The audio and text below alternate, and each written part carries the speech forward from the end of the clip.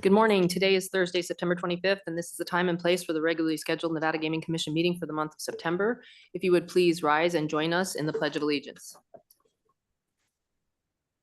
Allegiance to the flag of the United States of America and to the republic for which it stands, one nation, under God, indivisible, with liberty and justice for all.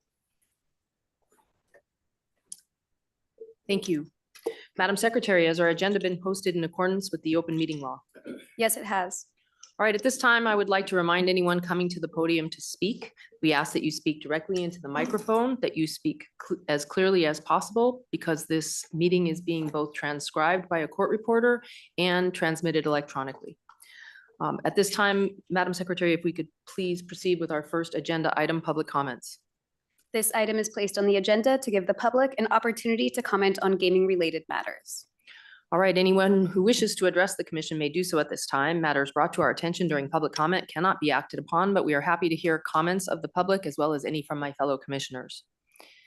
Comments by all will be limited to 3 minutes as a reasonable time, place, and manner restriction. If any of my fellow commissioners or myself ask any questions of the member of the public, the time needed to address those questions will not be held against those time constraints. If you have any handouts or copies of your comments to provide, please do not approach the dais with them. An enforcement agent will come and take them from you. I will first go to Carson City. Anyone wishing to make a public comment in Carson City, please step forward to the podium. All right, it appears there's no one present to make public comment in Carson City. Here in Las Vegas.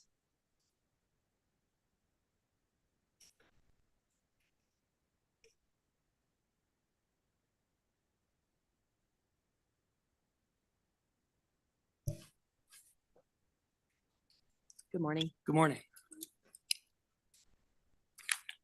My name is Robert Franz, R-O-B-E-R-T-F-R-A-N-Z. I'm here to tell you about my experience working at Red Rock Casino and my inspiration for my grandfather to be the best man I can possibly be. My grandfather was a respectable man. He was a paratrooper and an MP in World War II. When the war was over, he came home to Southern California and got a job. It's been about 30 years since he's passed. While helping to clean out his belongings, my mother asked me if I wanted his years of service pins for hydraulic research, the company he worked for. 5 years, 10 years, 15 years, 20 years, 25 years.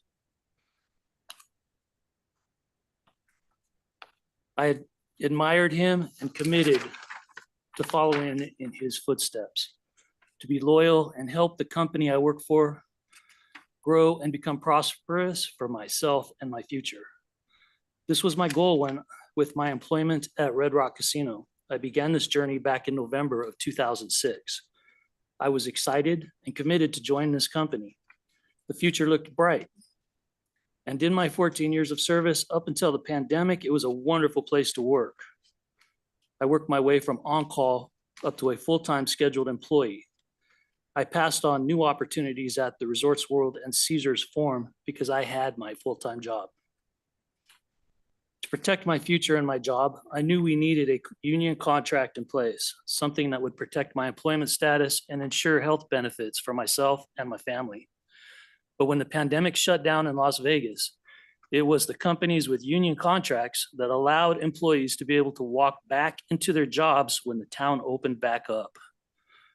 For reasons beyond my comprehension, this was not the case at Red Rock Casino. I was processed out of my full-time job in 2020 and asked to reapply and audition a year later for the job I had for 14 years. In spite of my years of excellent performance, my seniority was erased to 0. I had to start all over with this company. I will continue to battle for a union contract for Red Rock, so this experience does not have to be felt by anybody else. Thank you. Thank you. Do you wish to leave your comments? With Great. Thank you.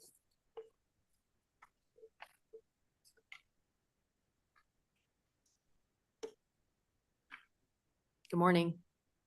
Good morning. Irene Dianen for the Culinary Union, DUYANEN.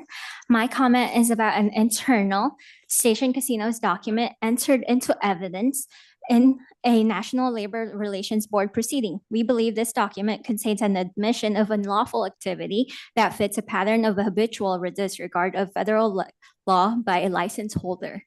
In 2021, the NLRB's General Counsel issued an unfair labor practice complaint alleging station casinos engaged in a scheme to use employee layoffs during COVID-19 pandemic to undermine unions representing or seeking to represent their employees. As part of its ongoing prosecution of that complaint, government lawyers entered into evidence a document that supports our belief that station casinos eliminated jobs it considered might be occupied by union supporters in order to undermine the union.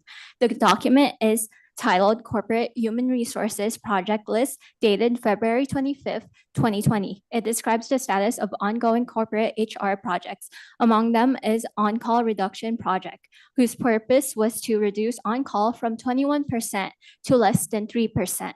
The project priority is marked high. It states in the comment box, the reduction of on-call employees will result in eliminating approximately 1,700 union votes for new elections, re-elections, deserts. The term desert refers to a process of a union status as bargaining representative is eliminated. The project list likewise references a recognition program rollout project marked high as a high priority. The document states, the purpose of this project is to aggressively pursue non-union strategy. We'll hire supervisory communication consultant for Spanish-speaking leaders in back of the house, continue to train supervisors and above on overall non-union strategy. The comment states, underground desertification strategy ongoing. Upon completion of reduction in on-call staff, we will aggressively pursue this back of the house issue. In sum, the corporate HR document indicates in late February 2020, as Vegas and the gaming industry were heading into the pandemic and shutdown, someone within corporate HR at station casinos had a project in motion to undermine the union by eliminating on-call jobs. And while it is unlawful for management to orchestrate a desertification, the document indicates that there was an underground desertification strategy ongoing as of February 2020. Station casinos later withdrew recognition from the union at Boulder and Palace Station based upon employee signatures on a petition the government alleges that the company unlawfully assisted in gathering. Today, please ask Mr. Welsh, Mr. Cootie, and Mr. Nichols if their employer has a habit of disregarding federal labor law. Thank you. Thank you. Well, you timed that just right. And the record should reflect she's handing a copy of her statement to our enforcement agent. Is there anyone else present who wishes to make public comment? There being no one else present that wishes to make public comment here in Las Vegas, that will close our public comment section. Madam Secretary, the next item on our agenda is the approval of the prior month's disposition.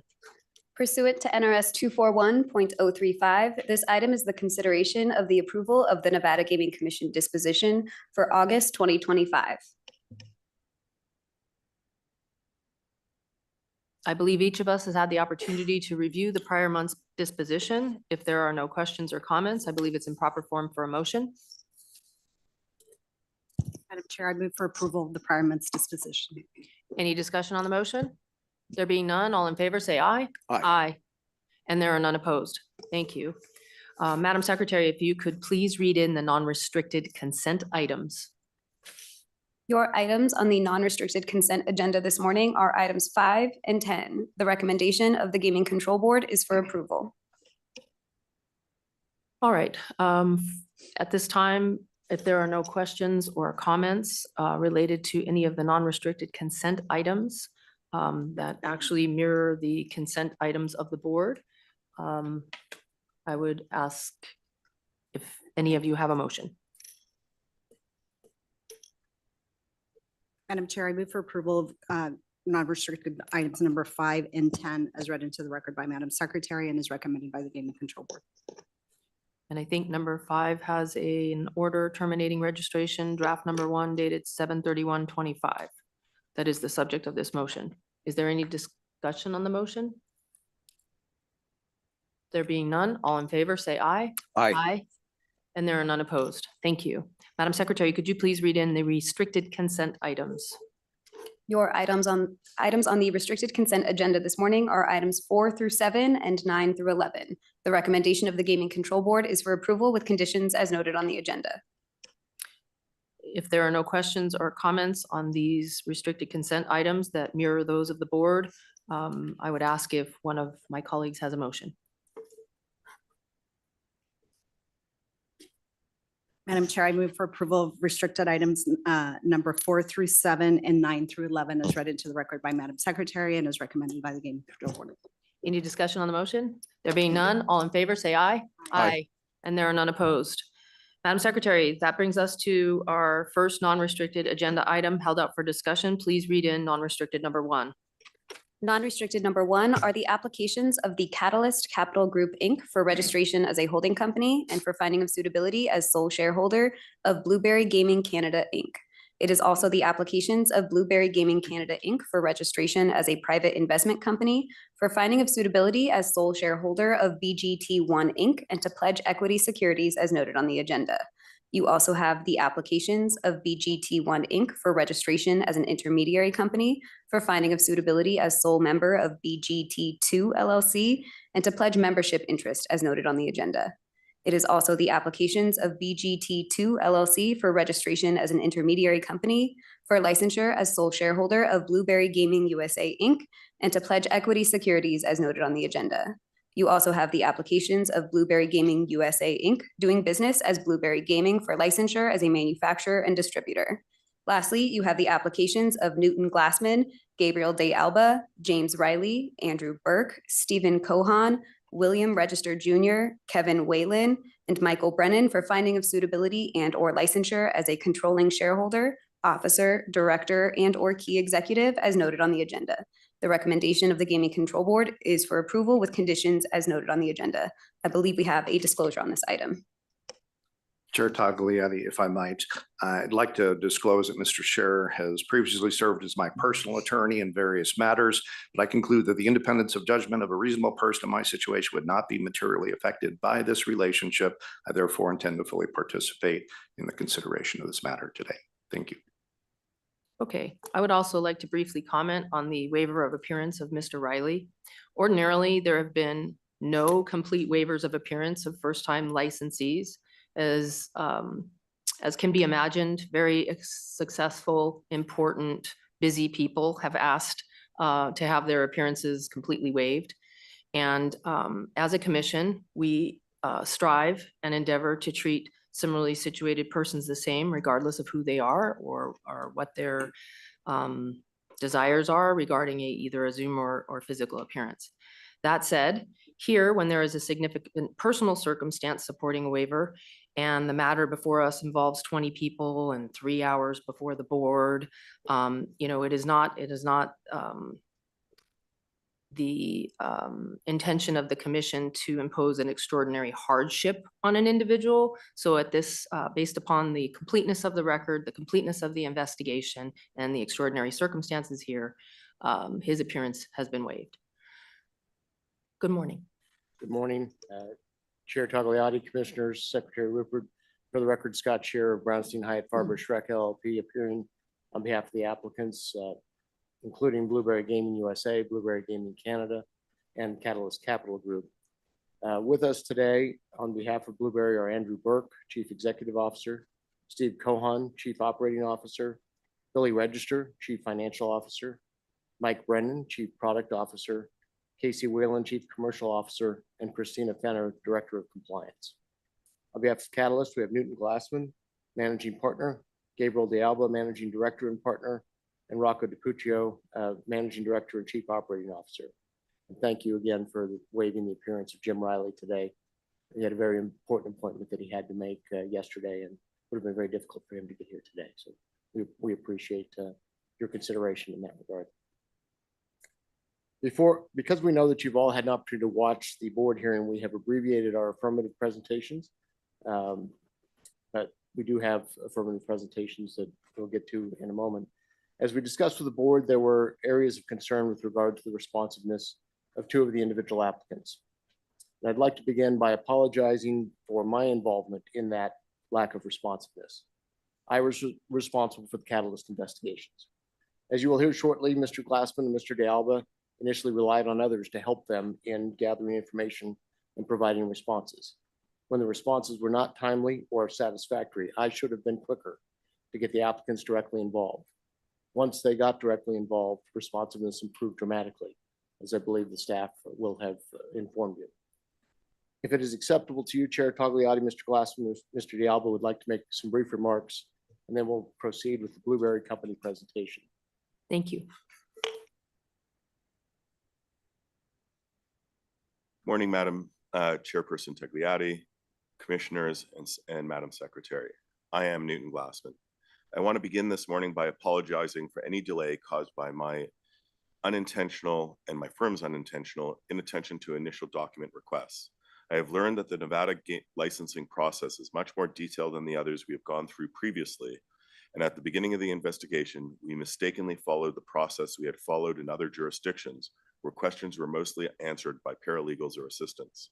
Ultimately, it was and is my responsibility to ensure that fully complete information was and is provided in a timely manner.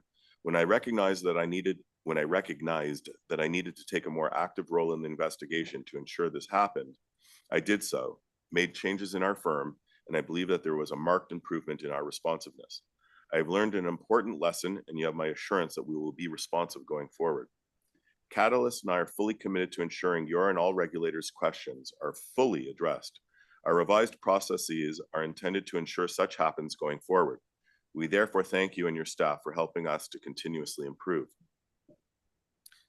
Gaming is not our only business and not what we spend our time on every day. We have many other businesses in which we are involved in one way or another. As I said, this experience has taught me and my firm an important lesson about the industry, Nevada,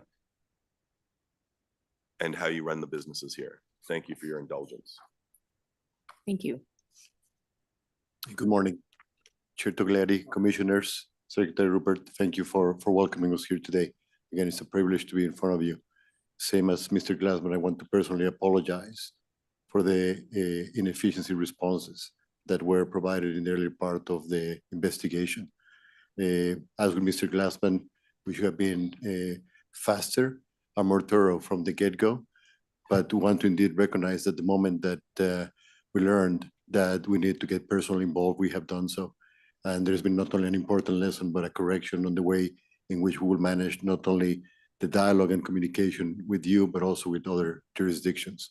Want to also again mention that it's a privilege to me as co-chairman of the Cirque du Soleil, only a key company in Las Vegas and the state of Nevada.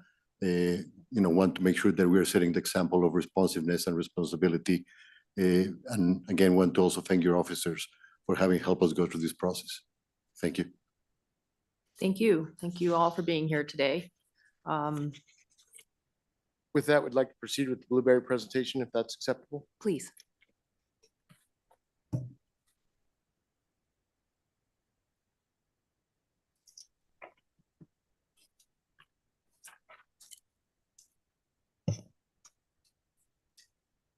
Good morning. Good morning.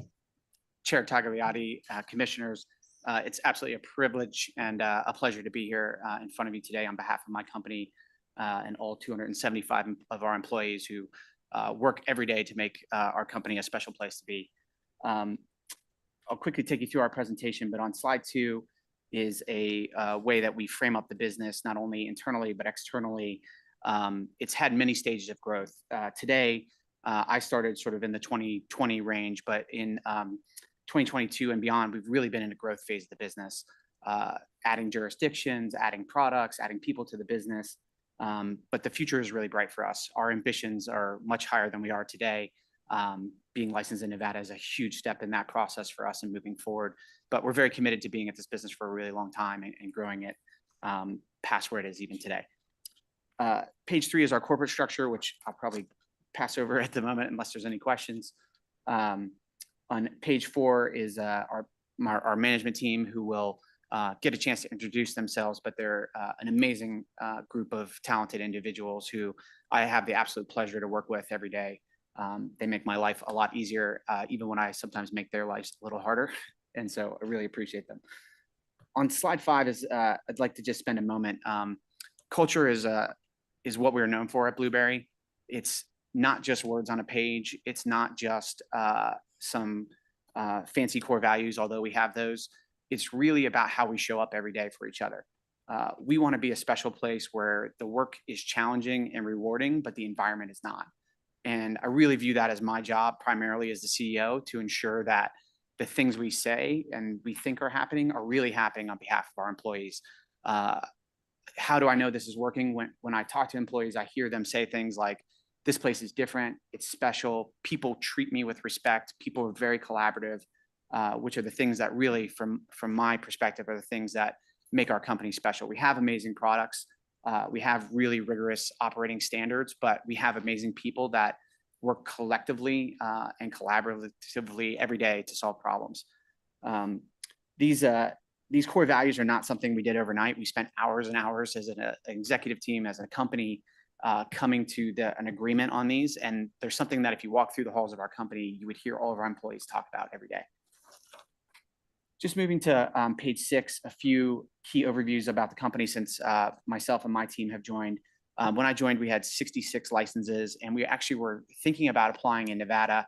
And I stopped that process when I started because I really felt like the business wasn't ready yet to be a Nevada licensee. I've worked at companies that have been Nevada licensees in my past. And so knowing what that standard was and what customer expectations in this market were, we really felt like we weren't ready. Today, we're in 194 jurisdictions with 10 more pending approval and another 12 that we're sort of working through. We've grown our footprint from approximately 1,000 units to 12,000 units. Revenue has grown 4 times, and our number of employees has grown pretty significantly over that period of time. We do business today with a number of notable Nevada customers, including MGM, the San Manuel Band of Indians, Boyd, Caesars, and Penn. And we've had really great relationships with them for a long time and are looking forward to doing business with them here in Nevada. Nevada is our home. I moved here with my family in 2011, sorry. My days are getting together.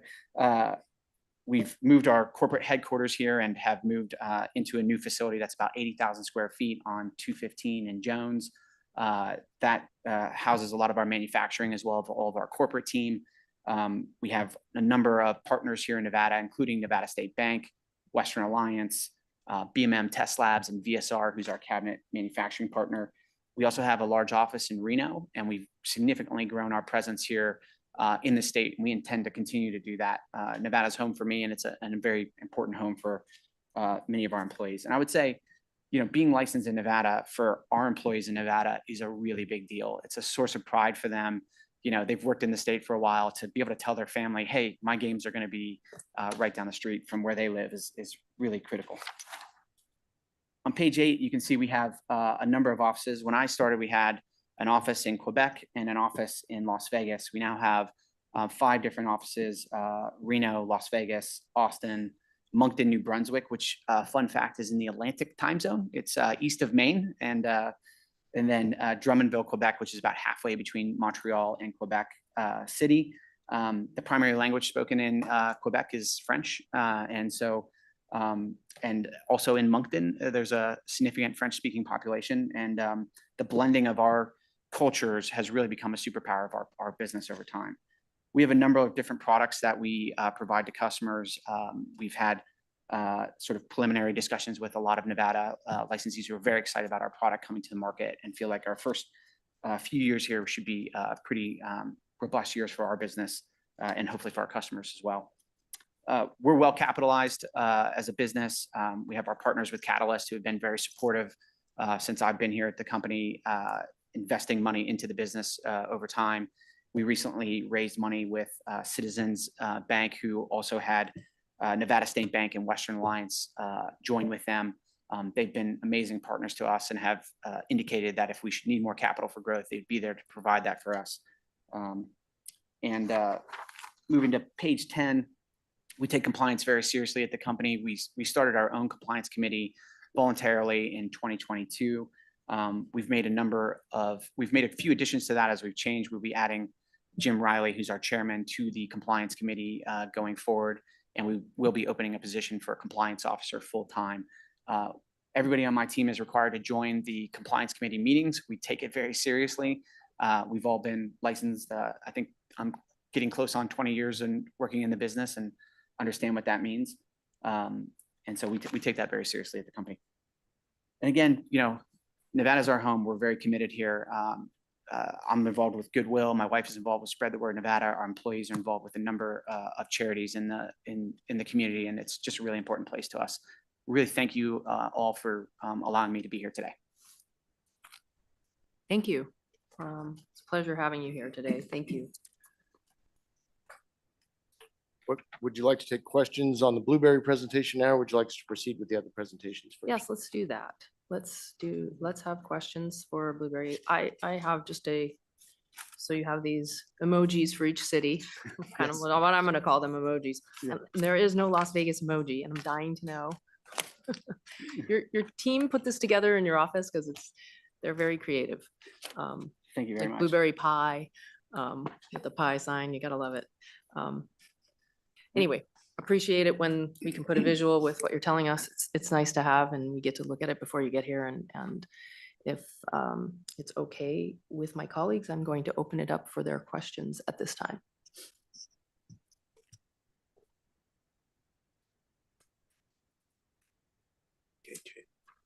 People are being shy this morning. Chair Tagliati, I'll proceed. Good morning. Morning. Welcome to Nevada. I know you've lived here for a while, but I'm just, you've been waiting for the moment to actually present yourselves. And I think you've got an experience of tough love from the regulatory bodies here in Nevada. But again, I'm excited to meet you. I think what you do is a great addition to Nevada and what it means to not only the state, but to gaming itself. So, good on you for doing all that. I do have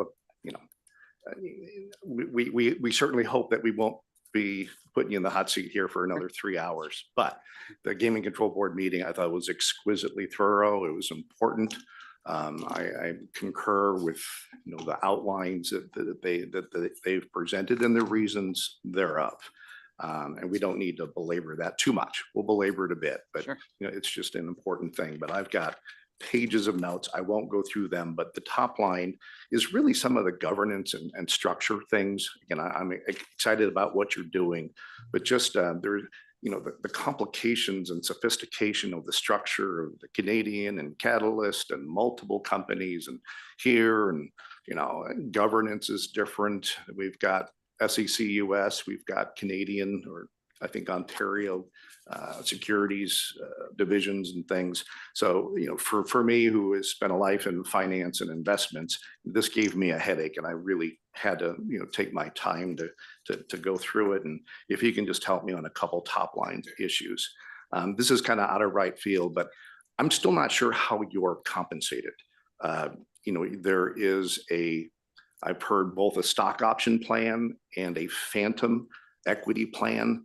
I think some of that may have come up out of rump, so that I don't know if it was actually discussed in the Gaming Control Board meeting, but could you discuss, how those options or phantom plans work? This is SEC World US, so I assume a 409A has been done and those kind of things, but I'm just trying to get a handle on your incentives. Sure.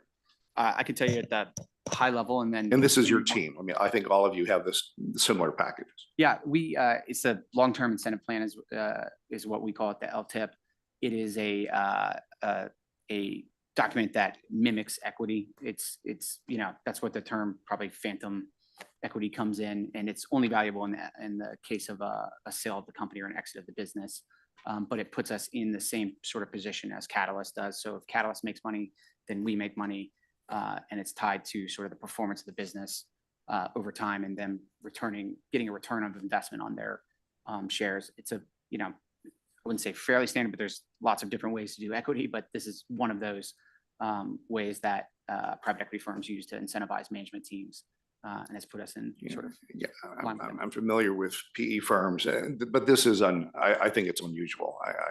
I'm not saying it's wrong. Certainly it's lawful, but is there not, you do not have vesting options with the strike price. Is that correct? That's correct. Only in a change of control is there hopefully a liquidity event Correct. for all of you, and that's predefined. I still, forgive me, but I just don't understand how you do the valuation, from, in a stock option, you have a strike price. So when there is a liquidity event, it's, X minus Y, and you have a number. I'm not sure how that windfall which I hope happens to all of you, is actually quantified for SEC and IRS purposes.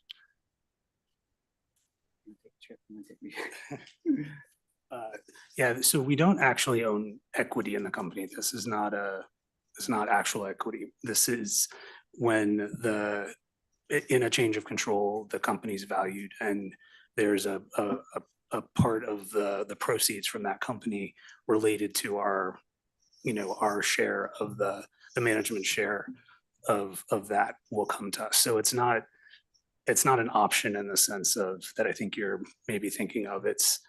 No, I know what I'm thinking of, Yeah. and I know what you're saying, but I just don't know how you quantify it. So there's a formula already determined that when Catalyst, as the PE firm, pays out the limited partners, they get their whatever, 80%, revenue comes in, all that, and that piece left over. There is a formula that defines what each of you get, the half dozen folks here in Nevada. Is that correct? Correct. Do we know that information? I'm not sure. I We just did. didn't see it. We provided the documents.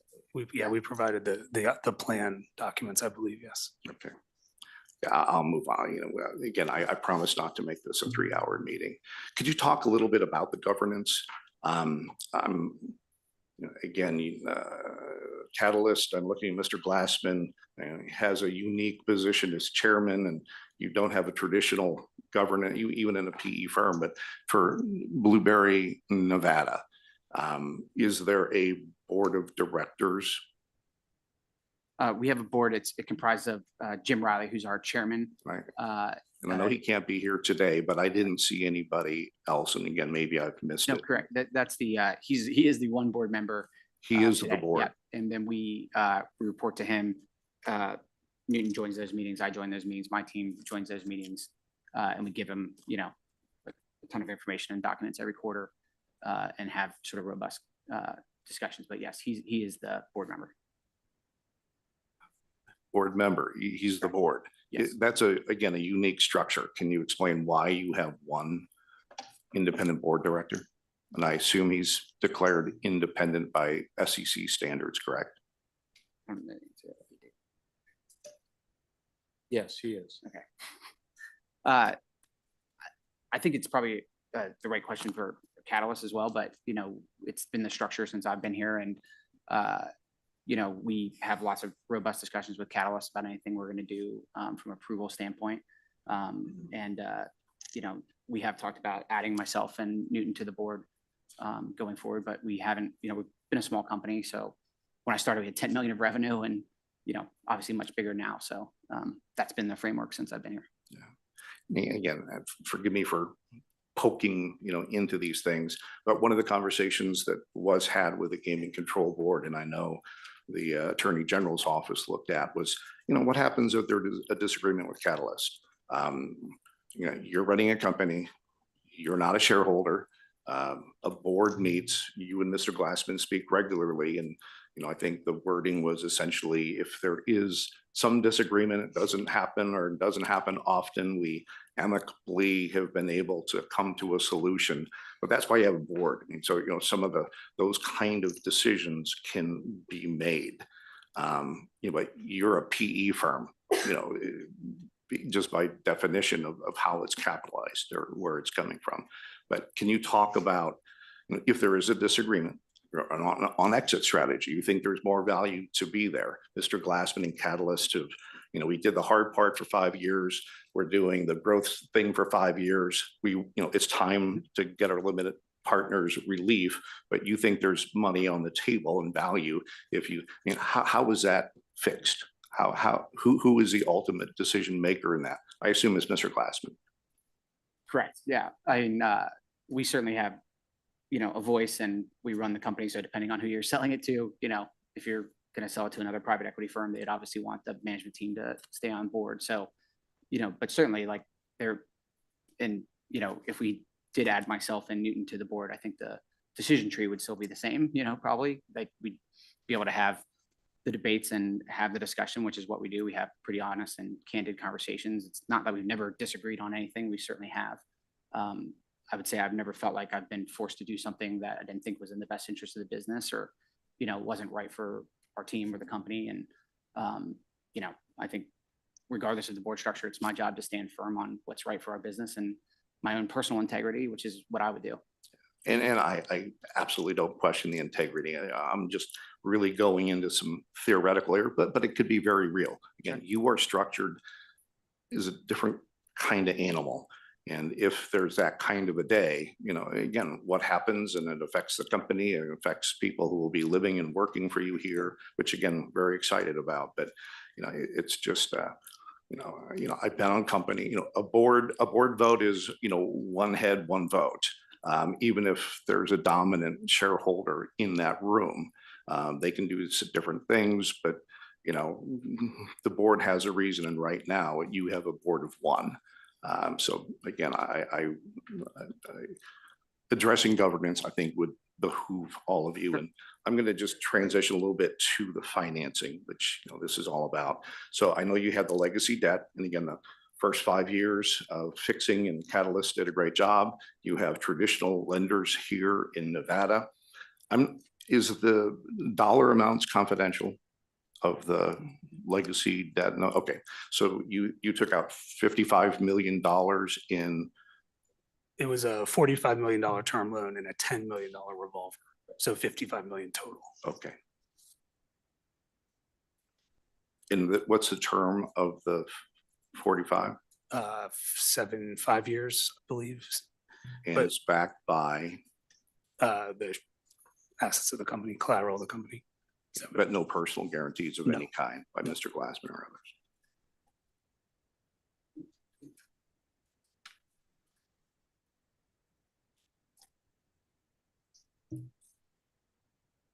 Mr. Glassman, I'll speak to perhaps later in the hallway, but I am curious about carried interest European style. That's again, you've got lots of new terms for this guy.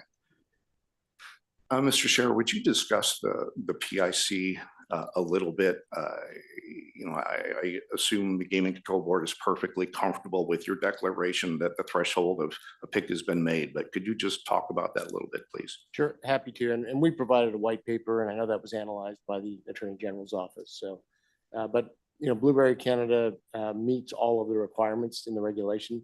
As a PIC, it's a privately held legal entity, not a natural person. It owns indirectly 100% beneficial interest in Blueberry USA, a corporation which is applied for licenses as manufacturer and distributor, and therefore has all the characteristics set forth in subsections A, B, and C of Regulation 15C010, subsection 1. And in particular, the economic securities of Blueberry Canada are held by Catalyst Fund Limited Partnership 3, holds almost 21%.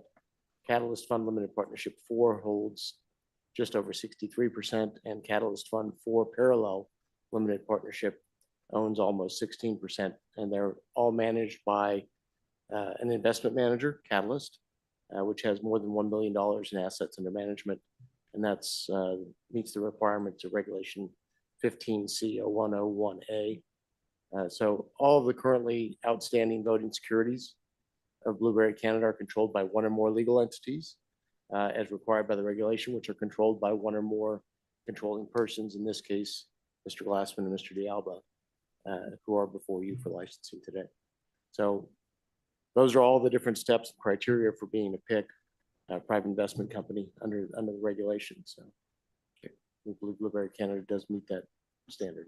Thank you for putting that on the record. That's important, obviously. The Compliance Committee. Mr. Scherer, are you the non-Blueberry Council member of the Compliance Committee, or is it Mr. Wachinski from Brownstein? No one from Brownstein. It's Mr. Waschinsky is not with Brownstein, but Oh, he's with Greenberg, I'm sorry. I think he's actually Independent. he's independent. So he practices on his own. Okay, just for the record, in your pamphlet, it's got him attributed to Greenberg. I don't think the intention was that. It was just that we consult with Greenberg and other jurisdictions if we need that. I think it's just probably a presentational. My mistake, I apologize. It's just how it was presented Yeah. on how I see it. Thank you. And the compliance officer, I know there was a lot of discussion, and appropriately so, with the Gaming Control Board. The positions in the budget for 2026, good. But can you just, why not now? I mean, why are you waiting Oh. until, next year? I can It- address that. We it actually seems to have be a- a priority, and Absolutely. Yeah, we actually have a draft of the job description already going. We haven't posted it yet, but we will be. And we're actively talking and reaching out to our network to talk to folks. So we will not be waiting for the 2026 budget. We'll be, as of our last meeting here, we've started our search. again, tough love is a wonderful thing, isn't it? Isn't it? Yes. And I am winding down. I just make sure I've got the highlights. Thank you for the indulging. Perfect. So again, I may have additional questions after I hear additional commentary from my colleagues and the responses. But, in all of this, I'm so excited about what you're doing here in Nevada and for the industry as a whole. I think it is exciting. It's fun. You found a space to wiggle into. Your team, we'll speak about the individual members, in the latter part of this presentation. But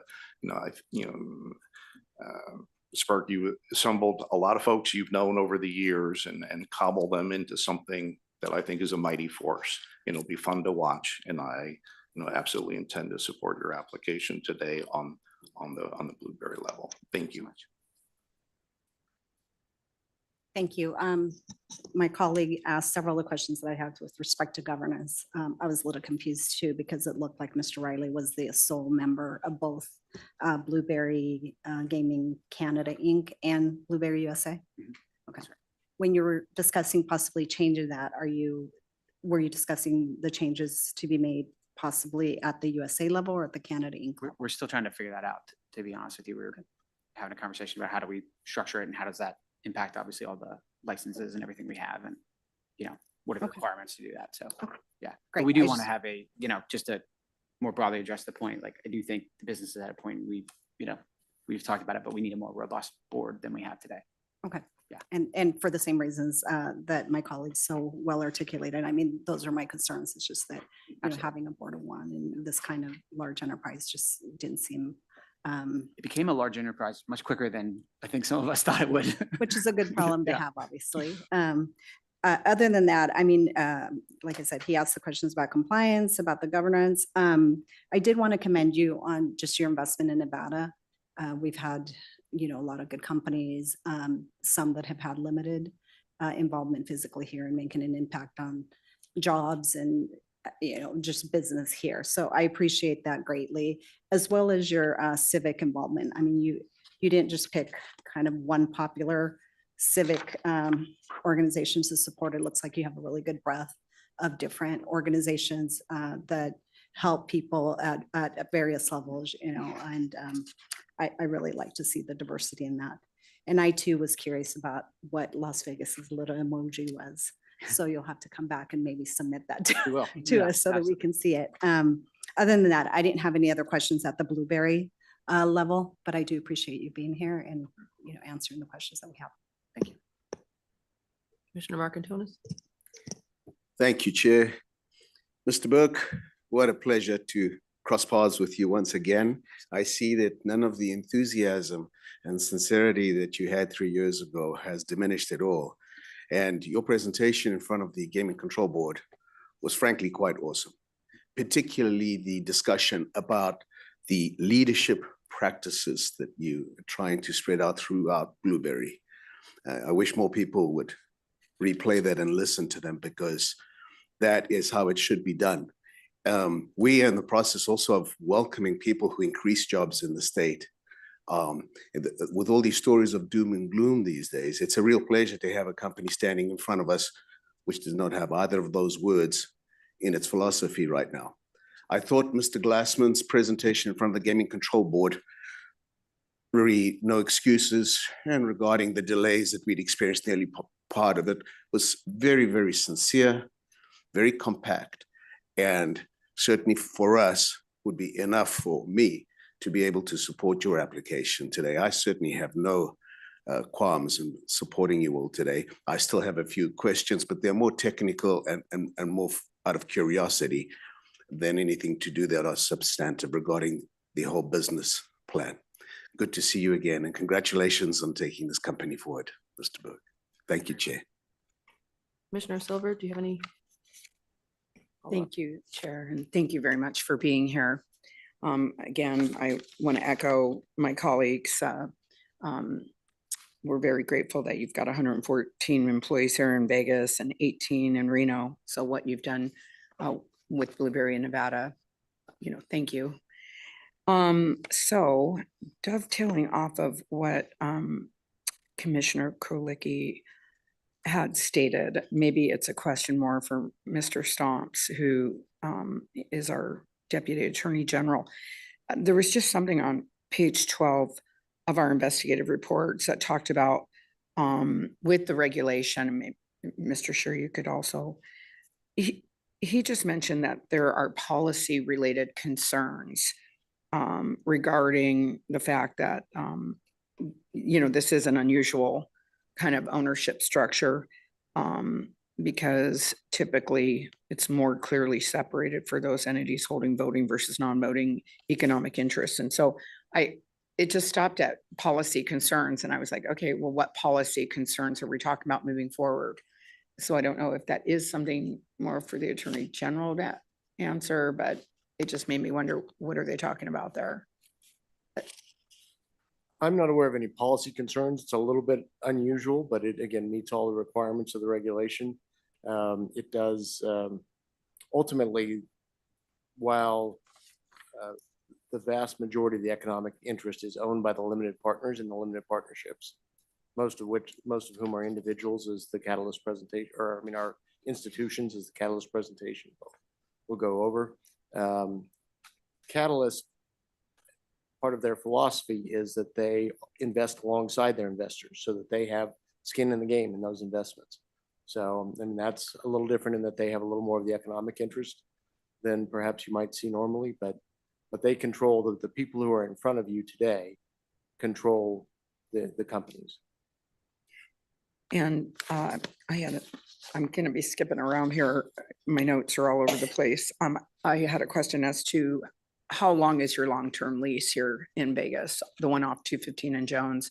Just curious as to how long that lease was. Yeah, it's 7 years with, I think, an option to renew. Yeah, we're very happy in that space and feel like we could be there for a long time unless we outgrow it, in which case we will not be leaving Nevada, I can tell you that. And I saw your customer base with some of the cruise lines, and I was just curious again as to what cruise lines that you were involved with. We're on Carnival, Norwegian, Royal Caribbean, Casey. Okay, That's yeah, pretty much. yeah. But many of the sort of bigger ships that you would see that have casino have our games in them. Some of the top performing games on those cruise ships, I'm also happy to report.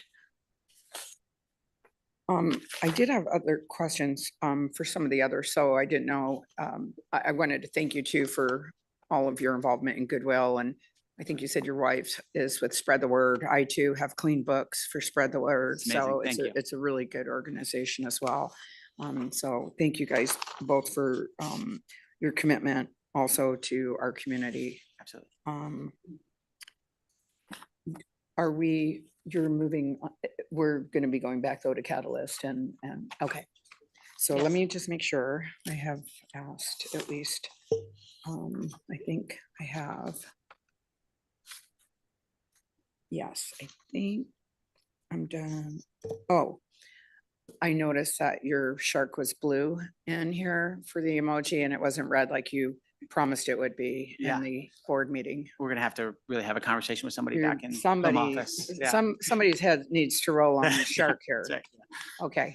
No, thank you so much. I really appreciate your presentation. Thank you. Thank you. I don't have any additional questions for you. I mean, it was a very thorough presentation before the board, and I'm thankful to the board members for all the questions that they asked and all the vetting they do to make our jobs easier. I think anyone that's been in National Charity League or Young Men's Service League has cleaned a book for Spread the Word Nevada for sure. Hours and hours and hours of book cleaning. And so we, as a commission and myself, love to see, it's one thing to say your company, but when you put your own time and encourage your families to do so, that, investment in our community is something that's just so great to see. So we all love it. I'm just very happy to say too that my wife was recently elected the board chairman of Spread the Word Nevada about a few months ago. So, Congratulations. yeah, That's awesome. we're really proud of her now. So I don't have any additional questions for them. Do you want to go ahead and? Our plan was to follow the order that we went in at. Perfect. In front of the board, which would be the Blueberry individuals. That's Starting fine. with Mr. Burke, since he's sitting here, and Mr. Register after him, and then we'll bring the other Blueberry individuals up, and then we'll go to the Catalyst company presentation, and then the Catalyst individuals. It's funny. It's like we feel like we know you because we watched you for so long. Yeah. But So so long. But if You tell an us what you need. abbreviated introduction by each of you, because we do, again, I think I stated at the beginning of this, we do not waive appearances, period, for first-time licensees. Whether it's Zoom or in person, we like to meet and greet and talk. And so we're glad you're here. We really appreciate it. I know it seems a lot to do it twice, but we appreciate and respect your commitment to our process. And so when you're ready. Thank you. I will. It has been, I've been working on or in the business almost 20 years, and this has been a dream of mine to be here and be in front of you. So to do it, 1 week and then another, that's okay with me. I'll come back next week if you need me. But as I mentioned, I think I grew up in Cincinnati, Ohio. My wife and I are high school sweethearts. We moved to California together after college. I worked at an investment firm called Alpine Investors, and my wife worked at PricewaterhouseCoopers. We both worked about 100 hours a week and never saw each other for a 5-year period of time. And the company Alpine owned a slot machine manufacturer called AGS. And so I eventually moved to Nevada in 2011 and joined that company full time and held various roles throughout the time I was there. Nevada again is our home. My mother now lives here. My in-laws live here. We had our children here. Very involved with the community. Have been at Blueberry now almost 6 years. And, it was a small company with a lot of really great people and $10 million of revenue. And it's turned into something really special. And it's something that I think my team and I are all proud of and happy to have it here in Nevada and to be here today with you.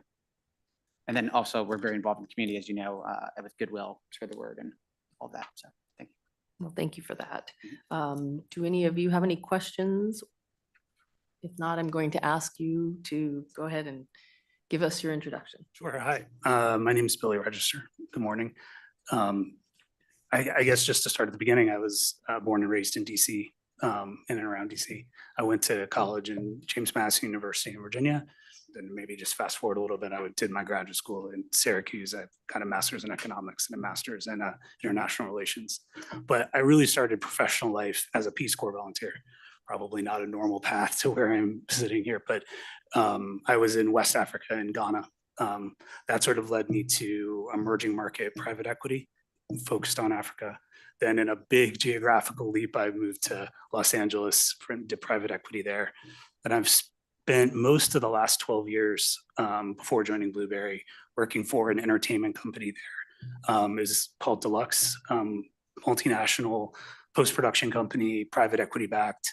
I started in corporate development there, which is basically internal M&A, went on to be a divisional CFO, and then finished out being the EVP of finance globally there. I met Andrew actually through a mutual friend here in Vegas in 2023, and he gave me the amazing opportunity to be part of his team, part of Blueberry's growth story, the culture he's building. We've talked a lot about that. It really was one of the main motivations for me joining Blueberry. It's really something special. So yeah, I have a pretty standard finance portfolio at Blueberry, finance, accounting, audit, all that kind of stuff. But I think one of my biggest sort of things that that's really valuable to me is being a good steward of the company for Blueberry, for our employees. Andrew touched on it. They're our biggest asset in a lot of ways. So, making sure that, we're supporting them and our customers, our vendors, and sort of the gaming industry generally here. Maybe just to finish up, I'm lived in LA for most of the last 17 years, but now I'm officially a resident of Nevada. I have been for the last couple of years. It's been really fun getting to know the city and what it means to live here, as opposed to just coming for the weekend. That's been really awesome. And being part of Blueberry and the chance to be part of the gaming community here is really exciting, and really looking forward to it. So thank you. Well, thank you and welcome to Nevada. We're thrilled you're here. Do any of my colleagues have any questions or comments before we have the next introduction? Thank you so much. Morning. Morning. Chairman Tagliati, Gaming Commission, Madam Secretary. I'm so excited to be here today. Oh my gosh, this is such a thrill. My name is Casey Whalen. I'm the Chief Commercial Officer. So I work with the kind of legal and contracts team, trade patents and trademarks and things. We work with the sales team, everything we do gaming related with regards to the land-based business in North America, so USA and Canada. Then the other things we're looking at online, international things as we explore that part. So been in gaming for almost 20 years now. I moved to the Silver State in 1997. All three of my kids were born here. My son graduated from UNR, my oldest. My two boys live and work in the state today, so super proud of that. I came here in a past life. I was actually never quite a great golfer, but I actually came here. Dwayne Knight recruited me to work for the men's golf team here at UNLV in 1997. So that's what brought me here, but I've been super proud to be from the state. And then in 2005, I met some friends and was introduced to Bally Gaming, and I took a job as a sales rep there, and I took various roles at Bally. I moved to Konami in 2012. Worked there for, Judge Assad knows Tom Gingoli and the people there. And I had a great run at Konami and ended up working and running Vice President of North American sales, all the sales for the domestic team there. And then my friend at the time, Andrew Burke, in top of 2020, said, "Do you want to have coffee?" I'm thinking of going to this company that's been around for a while. It feels like a startup. It's not really a startup, but it needs a lot of help. And we said, maybe we could take some things we learned at the big companies we worked at and breathe a little life into it. It's been a labor of love. It's been the best job I've ever had. The amount of dedicated employees, not only the legacy French, Canadian folks that have been with the team, some people actually 30 years. Actually, we saw this week, one employee started in 1992 of all things. I'm just so thankful for them, but then all the dedicated employees here in Las Vegas. And obviously you've seen all the growth we've had over time, but just today's such a monumental day. I'm super thankful to be here. We'd be honored and humbled to be able to bring our business to the Silver State and all the great people that live here. And so, I'm just thankful to be here. Well, thank you for that. And we appreciate having you here. Do any of my colleagues? Yes. Commissioner Silver. Chair Tagliati. Well, I want to thank you for being the golf coach at UNLV. You can see by the members' colors here who attended UNLV and are graduates, proud graduates of UNLV. So thank you for that. And I know you said the longest running employee was from 1992, which at that time you were apparently testifying on behalf of the Menendez brothers. So I'd be remiss without asking you why or what happened in 1992. It's so random that we get this in our investigation reports that you're friends with these two. Yeah. So I grew up in Calabasas, California. It's Southern Nevada, Southern California. And Eric, the younger of the two brothers, moved to my high school our junior year. We became friends. He ended up moving to Beverly Hills his senior year of high school, but we stayed friends. And when his parents were murdered, my mom said, "Gosh, if something ever happened to me like that, I'd hope somebody would have a place to stay. Do you want to see if Eric wants to stay at the house?" And so he literally stayed at the house for a month after the murders. And so long story short, I was there for a few monumental things at the old house where the murders happened. My mom testified, my sister testified. So we had a friendship before. I'm not here to take sides. I was just testifying essentially as who I knew as a person and a couple timeline things along the way, but that does come up in every investigation along the way. But he was never anything but a nice person to me, and that's just, it's been interesting for it to come back. And your mom made it out okay? Yeah, she did too. Okay, Yeah, good. and my sister. But yeah, it's funny, over time, people said, this, we're doing this made for TV, story. Do you want to do that? I said, I don't need anything to do with that. I don't have anything compelling to really offer, other than he was a friend of mine when I was 18. So. It's just interesting. Yeah, Yeah. my kids are obsessed by the new Netflix. Yeah, so okay. Yeah, Thank sure. you. Makes for sense. that. But much more interesting, Mr. Whalen got in about midnight last night. He did want to be here, cut short a very awesome surfing vacation, which is why you see him in the little caricature of them in the presentation Yes. holding the surfboard. So We did see that. Yeah. Well, thank you for being here and for cutting that trip short. We appreciate it very much. Who do we have left to speak to? Kohan? Mr. Brennan next, and then Mr. Cohen. Good morning. Yes, no surfboards or Menendez trials. My backstory, a little more boring. Grew up in Buffalo, New York. I went to University of Rochester, and I majored in English and political science. So like law was a potential option to take, and instead went into gaming through a route of working for a company that ended up becoming IGT. And about 4 years I've been here at Blueberry. My role is really a fun one, is really product strategy, games, all the widgets that hopefully we're able to bring here to the player base in Nevada. And so it's an exciting role as Chief Product Officer, Michael Brennan.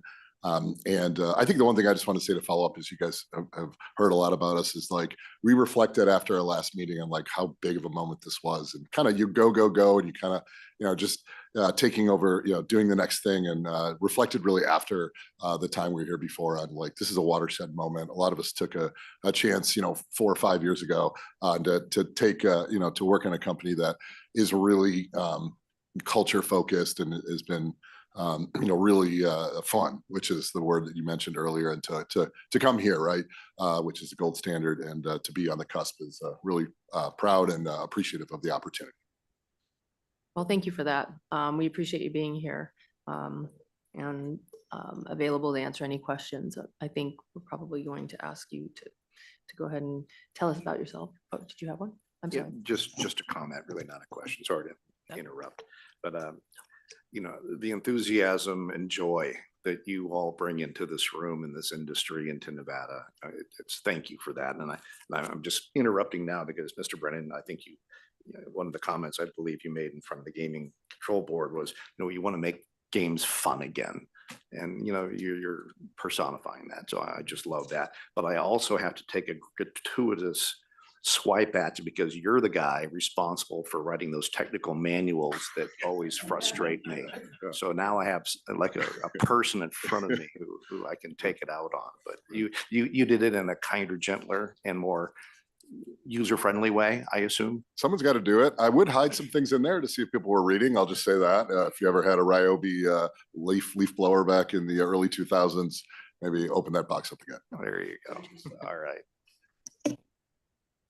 Awesome. Good morning. Thank you so much for the time today. Super thrilled to be here. I was trying to think of a word to describe it, and like humbled was the word that came to my mind. Been in Nevada for 15 years, moved here in 2010, grew up in Northern Illinois, did undergrad at Southern Illinois University, Edwardsville. It's different than the party school of Southern Illinois. There's actually 2 of them. And actually pursued and achieved my master's degree at UNLV here in town in 2016. Out of college, worked at a casino in St. Louis for just under a year, decided to move to Vegas with some family, and started working at Konami Gaming alongside Casey, Tom Gingoli, the whole team over there. I spent a little over a decade there across various roles from analytics, product management, sales, and sales leadership, and then joined Blueberry in January of 2021 as the VP of sales for the West, and then jumped over to the kind of operations side of the business, where I hold my role now as Chief Operating Officer. Get to take part in a lot of fun stuff throughout the business, help oversee operations, service, compliance, data, and IT. It's it'd be a shame not to shout out kind of all the team members that we work with. We have amazing vendors, customers, regulatory partners, but it really is all about the team members at the end of the day. That's what kind of drives us, keeps us going.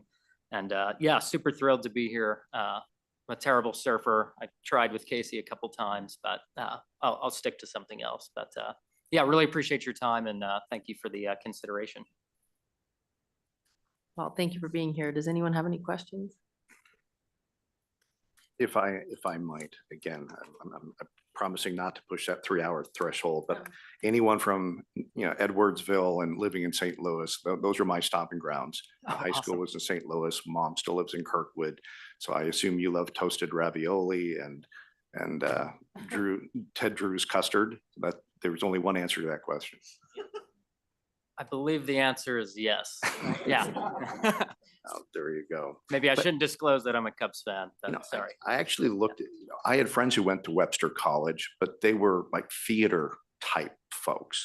And I had no idea that they had the technical, cyber type certificates and educational opportunities there. But could you describe that a little bit? Because that's just a part of Webster I'm not familiar with.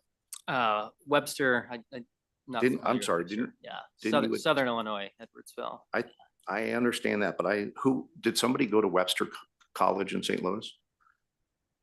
I'm not making that up. I saw that somewhere. I'll look in my notes. Yeah, but no worry. I'm sure it's if- an if- amazing program. But if Yeah. that's, Yeah. yeah. No, if that's not applicable, my apologies. There's a lot of words here. Yeah, no worries. Excuse me, thanks. All right, well, I appreciate, if there's no more questions, maybe it's time to move. We'd like to bring Mr. Glassman and Mr. Dialba up, and Mr. Glassman will lead the catalyst presentation. Thank you.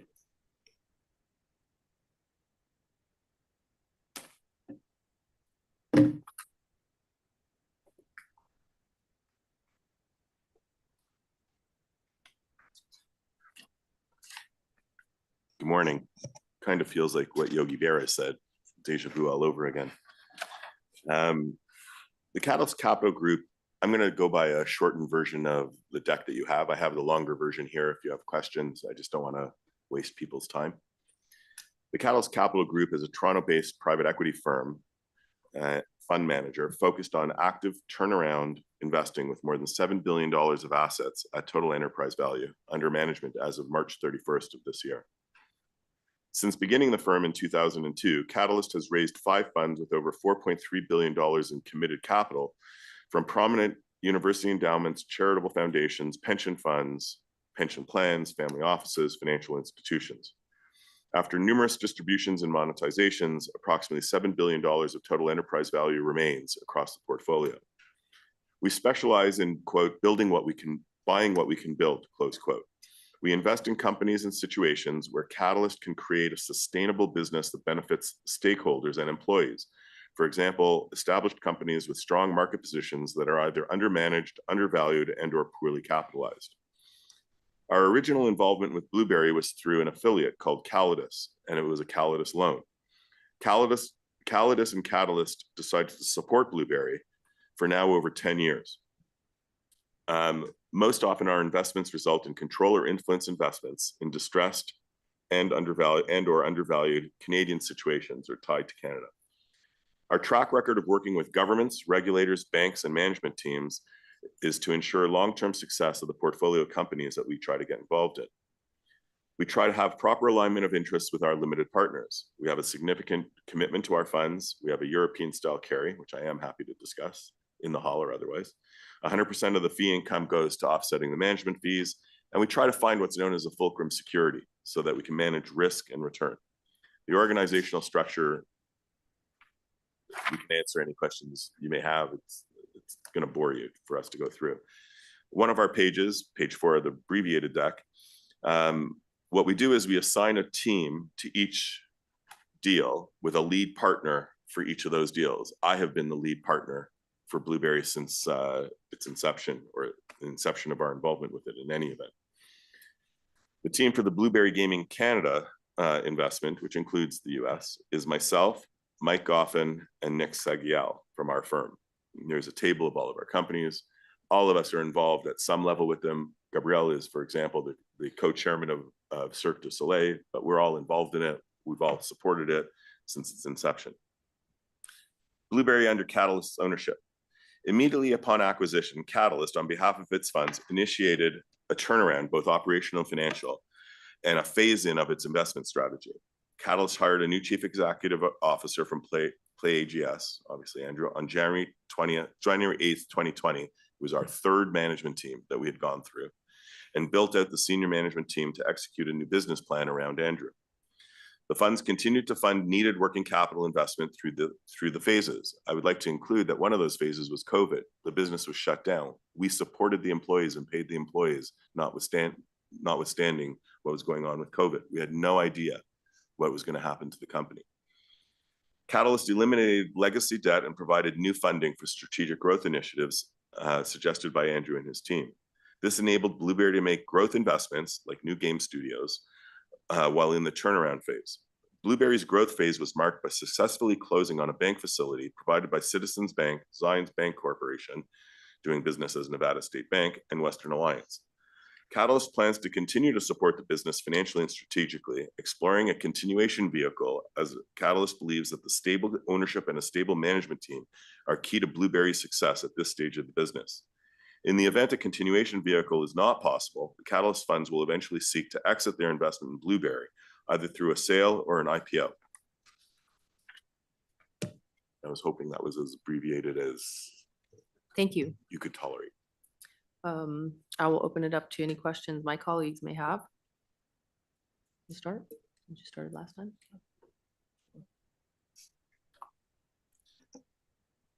Mr. Glassman, thank you. Again, I do feel like I know you because we've watched tape of you for so many hours. Totally appreciate the contrition that you've all represented in this process. We have regulatory colleagues throughout the country. Gold standard's not the right word because I think it's overused, but we are very thorough and we just need to make sure, it's what we do. And you now have learned that very well.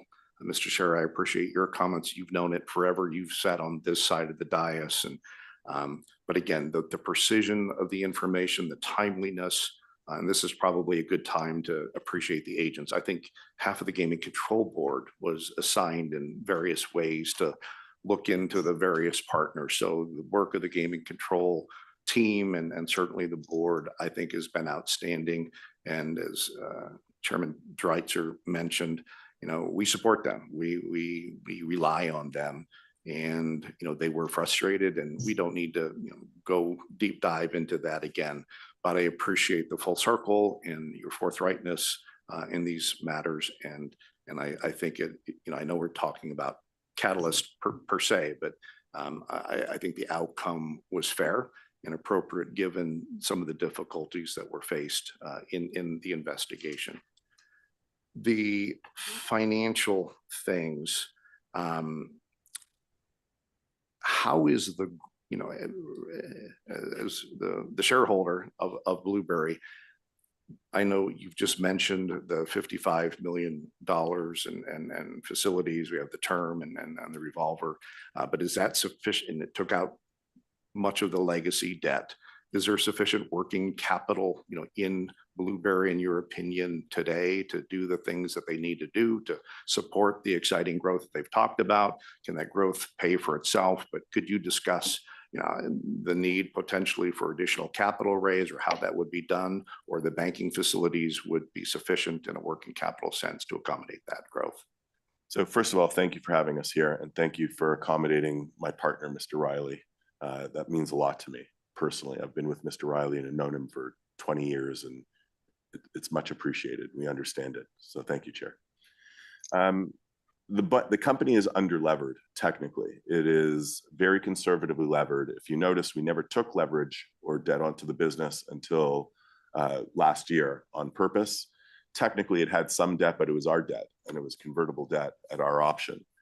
The short answer to what I think the heart of your question is, and if I get it wrong, I apologize, is that not only has Citizens and its syndicate indicated that they are willing and want and eager to expand the facility, they're standing ready to do so today as we speak. As recently as last week, we met with them and they pitched us on it. My comments to them were the same as they are to you, which is I would prefer to keep the company as conservatively levered as is reasonable, not under-levered, but certainly not aggressively so. That being so, the business is creating and generating cash and can fund its growth, its organic growth on its own. And we are not taking money out of the business so that the company can support and feed and fund its own organic growth. There are, in my opinion, a number of opportunities available to the company. Some of them may be too large to be funded through organic cash generated, internal generated cash. We have spoken with numerous banks about the opportunity to partner with them and expand the facilities or have facilities available for them. I think at the right time, if that's what the management team wants to do and it's supported by the board and Catalyst, that's what the business will do. But the short answer to your question is it generates more cash than is needed to fund its growth and its plan as it is today. That's a great answer, because so often, the revenue is out there, but you need to have the working capital to do the inventory. You're not an inexpensive business when you're building product, and if you had more cash, you could have more revenue. And again, that's a wonderful problem to have, but it's still a problem.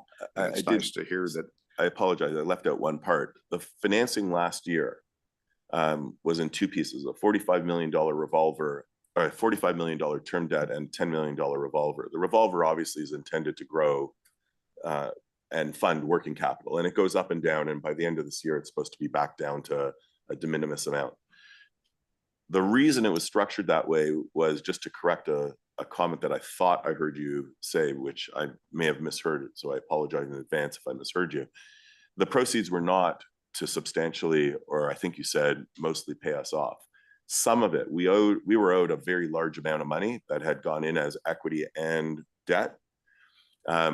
We only had the company put in place a term facility to replace a piece of our debt, which was not the majority of our debt. It was significantly less than our investment, for two reasons. One was because it reduced the cost of capital for the business so that it could have more cash flow, quite frankly, as well as improve the hurdle rate or make it more valuable for the management team. Their phantom equity would be closer to being what's called in the money.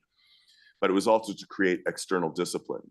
There is a level of value, in my opinion, of having external third-party lenders to whom you have to report on a regular basis with a very specific package that creates discipline for a management team that sometimes erodes when you become personally close to them. I am close to the management team. I consider all of them friends, and I'm very close with Andrew. Having external discipline so that they can, frankly, be educated and develop so that they can manage a larger business with more sophisticated lines of capital and multiple stakeholders is, in my opinion, both good for Blueberry, which means it's good for my investors because I'm a fiduciary for our funds, as are all of my partners, but it's also good for Nevada and for the business because it's another group of people that are watching what's going on and reporting in another way about the business. And I appreciate the clarification. We weren't, my comments were perhaps vague and incentivized you to make that comment, but I get it. I mean, I do. And just for the record, your Catalyst is registered with the Securities Exchange Commission as an investment advisor. Yeah, I forget this. I can ask Rocco, our COO. We are registered in the US. There's not an exemption. There's a category for a foreign. We're fully registered as domestic now. We are, like I said, we're fully registered as a domestic. Good answer. And KPMG is the Catalyst auditor. They are. Most recently. They have been since inception, 20 odd years. Who does the audit for Blueberry?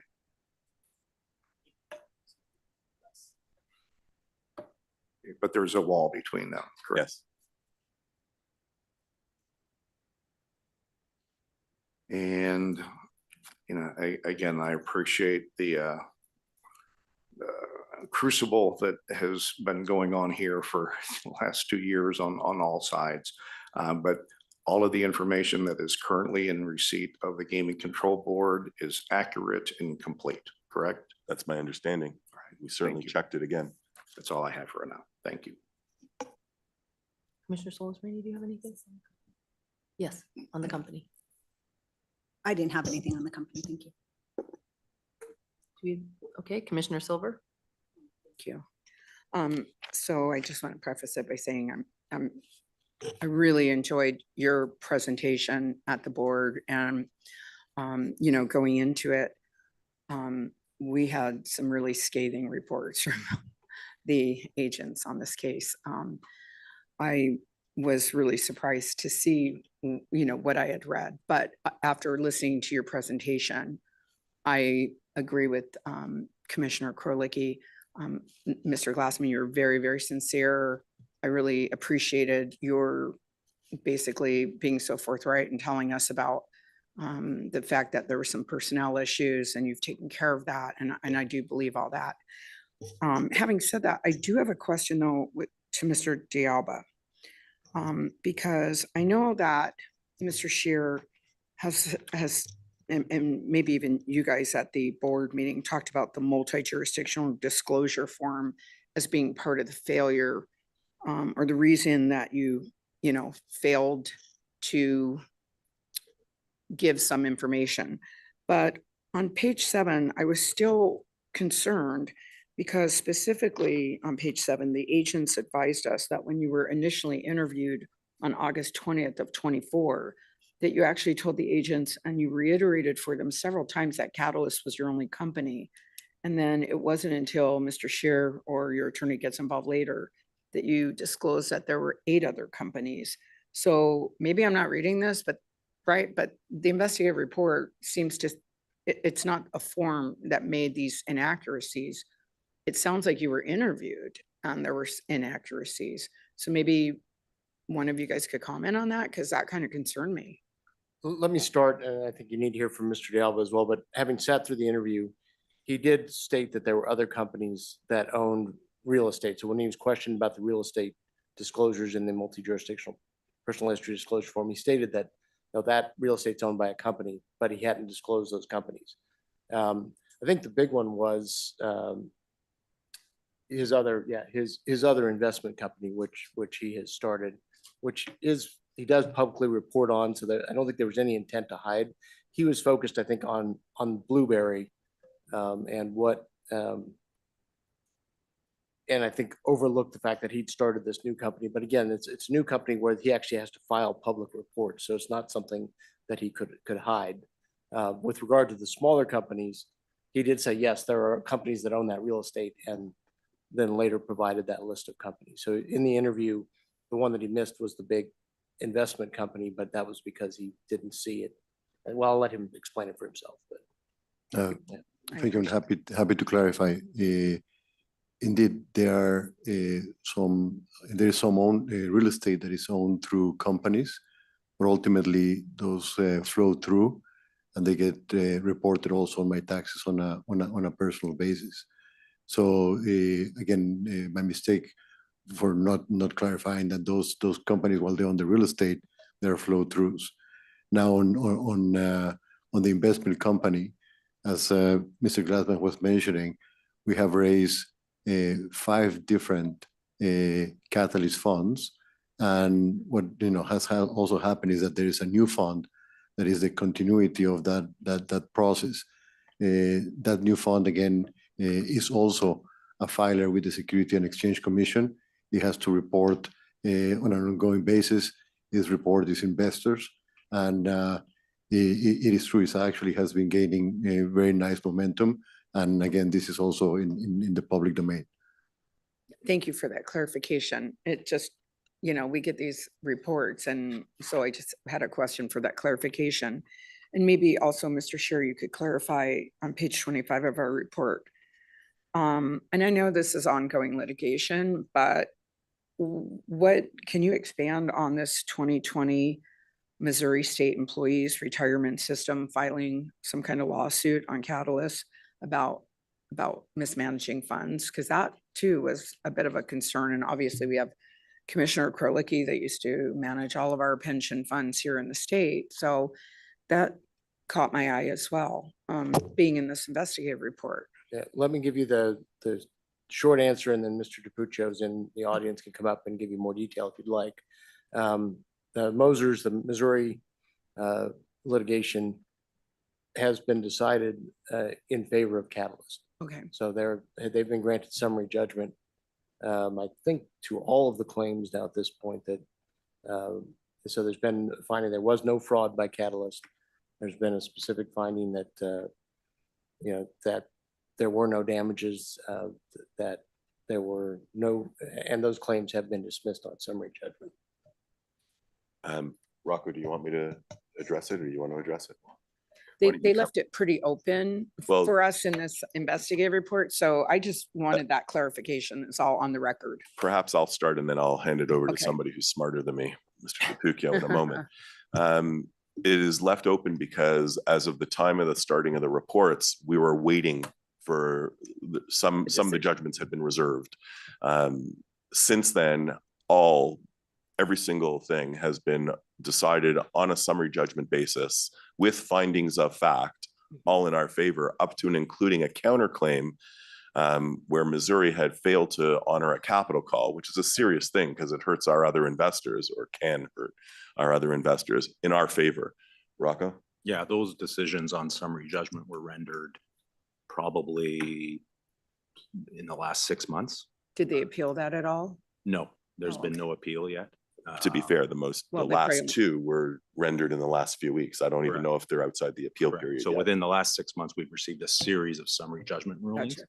So they weren't available when we were being interviewed by the investigators. Mhm. But I do believe we've submitted them. I know I gave them to Scott when they were received. So I think they- including the most recent ones. yes, I think they've all been submitted. So you should have them and you'd be able to read the. In my findings of opinion, the trial. the findings of fact and the actual reasons are quite stern. Okay, no, I really appreciate that clarification. And just finally, I wanted to ask Mr. Glassman too about it's really commendable, your David Foster Foundation related to the pediatric organ transplant. So if you wanted to expand on that as well, because it's something pleasant to talk about versus what we were Well, just talking about with litigation. For me, it's heartbreaking that families have young children that are sick, can't afford even their daily living expenses, let alone some of the medical treatments literally bankrupt families and they can never get out of it. I'm friends with David, have been for decades. And my initial interest, which I was going to talk about in our personal stuff, I happen to really like children. I had a child late in life through surrogacy on my own. His name is Graydon. He happens to be the only thing in the world that really, truly deep down matters to me. Prior to his birth, I had funded NICUs, neo-intensive care units in different jurisdictions. And as part of that process, David and I started talking. And some of the stories, I would get a phone call and I'd hear a story about a family that, aside from not being able to afford the treatment, it literally you're not going to leave your child in a hospital during treatment. So it costs people jobs, costs them 80% or so of the families end up being divorced. So I felt inside a need to try and help in whatever way I could. Since having my son, my sensitivity to it is like I couldn't imagine it. My son had, when he was 7, an accident and everything's fine. He was fine. But for the 7 or 8 hours before and during his treatment, I was shattered. So I can't imagine going through it for months as a family. And some of them have other siblings and other kids. Like, it's horrible to watch people go through. So it matters to me. Well, again, thank you very much for all of the questions that you've answered. And I'm fully in support as well with the conditions as they've been recommended. So thank you again. Are there any other questions for these folks as a company? Nope, there being none. Mr. Chair, thank you. Thank you. That brings us to the catalyst individuals. We'll start with Mr. Glassman. Pretty sure you now know that my name is Newton Glassman. I'm the managing partner of Catalyst. My educational background is that I born and raised in Toronto, Canada, went to University of Toronto undergrad, earned a whole bunch of academic awards, went to University of Toronto Law School, got a JD, went to Wharton, had an MBA, started my career in private equity, became an operator, and then came back to private equity. My work history is such that, like I said, I started in private equity at a firm called CCFL, ended up becoming an operator, including at First Service, stayed there a year and a half, ended up at Cerberus in New York in the early days, which was pretty high octane, including being involved in the Venetian's refinancing at the time. And went after Cerberus, saw an opening to start a firm called Catalyst, and in 2002 started Catalyst, actually June 14th, 2002, and on September 30th of 2002, Gabrielle joined me at the closing of the first fund. My responsibilities include pretty much 2 or 3 different levels. The first is that I'm responsible for the funds themselves. We manage money on behalf of third parties. We're fiduciaries. We're very serious about it. Sometimes accused of being too serious about it. So my responsibilities include overseeing that, plus some of the portfolio companies such as Blueberry.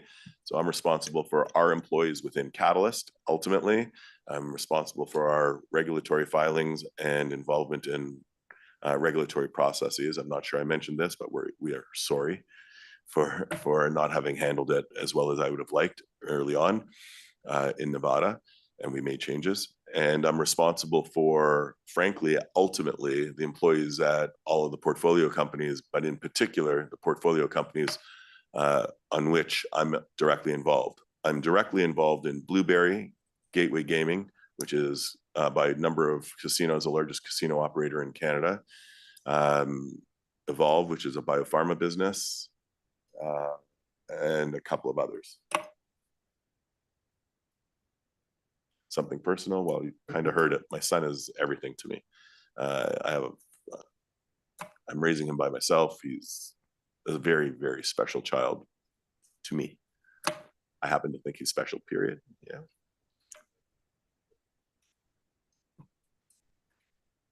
Again, thank you for having us. It's an honor to be in front of you. My name is Gabriel de Alba. I was actually born in Mexico, and I'm very proud to always have dreamed to come to the US and succeed in the US. I came here from university, started university in New York at NYU in 1992 to 1995. I was in a rush to get to work. I actually was able to major in 3 degrees. After finishing my undergrad studies at NYU, I started to work at a bank in New York called Bankers Trust, which was actually quite innovative and one of the earliest lenders to gaming companies. I worked at the bank, including during the 1994-1995 credit crisis, in which we started to participate in helping companies get financing when the markets were shut to them. That is really what I wanted to do. I wanted to work on helping companies go through these transitions of being over-levered, go through technology transition, or get repositioned.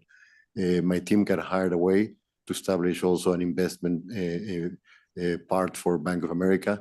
At the same time, I did an executive MBA at Columbia Business School. The team at Bank of America participated through the restructuring and growth during the late 1990s of many sectors, including the technology, telecom sectors. And while I was doing that, I also did graduate studies in mathematics and computer science from Harvard. I wanted to be able to apply these studies not only on the investment side, but on the operational side. So I left the bank and worked on a spin-off from AT&T called AT&T Latin America, which we were able to reposition and basically build the business all the way from the US down to Argentina. Ultimately sold that business to Bell South and to Carlos Slim from Mexico. And around the time of the sale, a former colleague of mine from Bankers Trust happened to be the roommate of Newton during his MBA, and ended up getting together. And we ended up learning that there were many transactions that actually he had worked for Cerberus, and I have worked for the bank, and there was a lot of commonality on the way we're seeing those deals and the turnarounds. Again, joined Catalyst basically from the early days, and my focus has been, as Newton mentioned, on several portfolio companies. I'm very proud and honored, and again, on what we have done for the Cirque du Soleil, in which we invested when the business was over levered. It had $1.4 billion of debt, and during COVID, it was fully shut. The previous sponsors did not want to really sustain the business, and we came in, reduced the leverage from 1.4 billion now to 500 million, make sure that all of the employees, including obviously all the Nevada employees, were ready to come back. I was very proud to be here, in the second quarter of 2021, when Las Vegas was one of the first places in the world to open, and getting back with employees. Only at the Cirque, we have an office here. We employ more than 1,000 people in Nevada, and I'm very proud of how we worked with the reopening of all of our shows. We have basically 7 shows right now.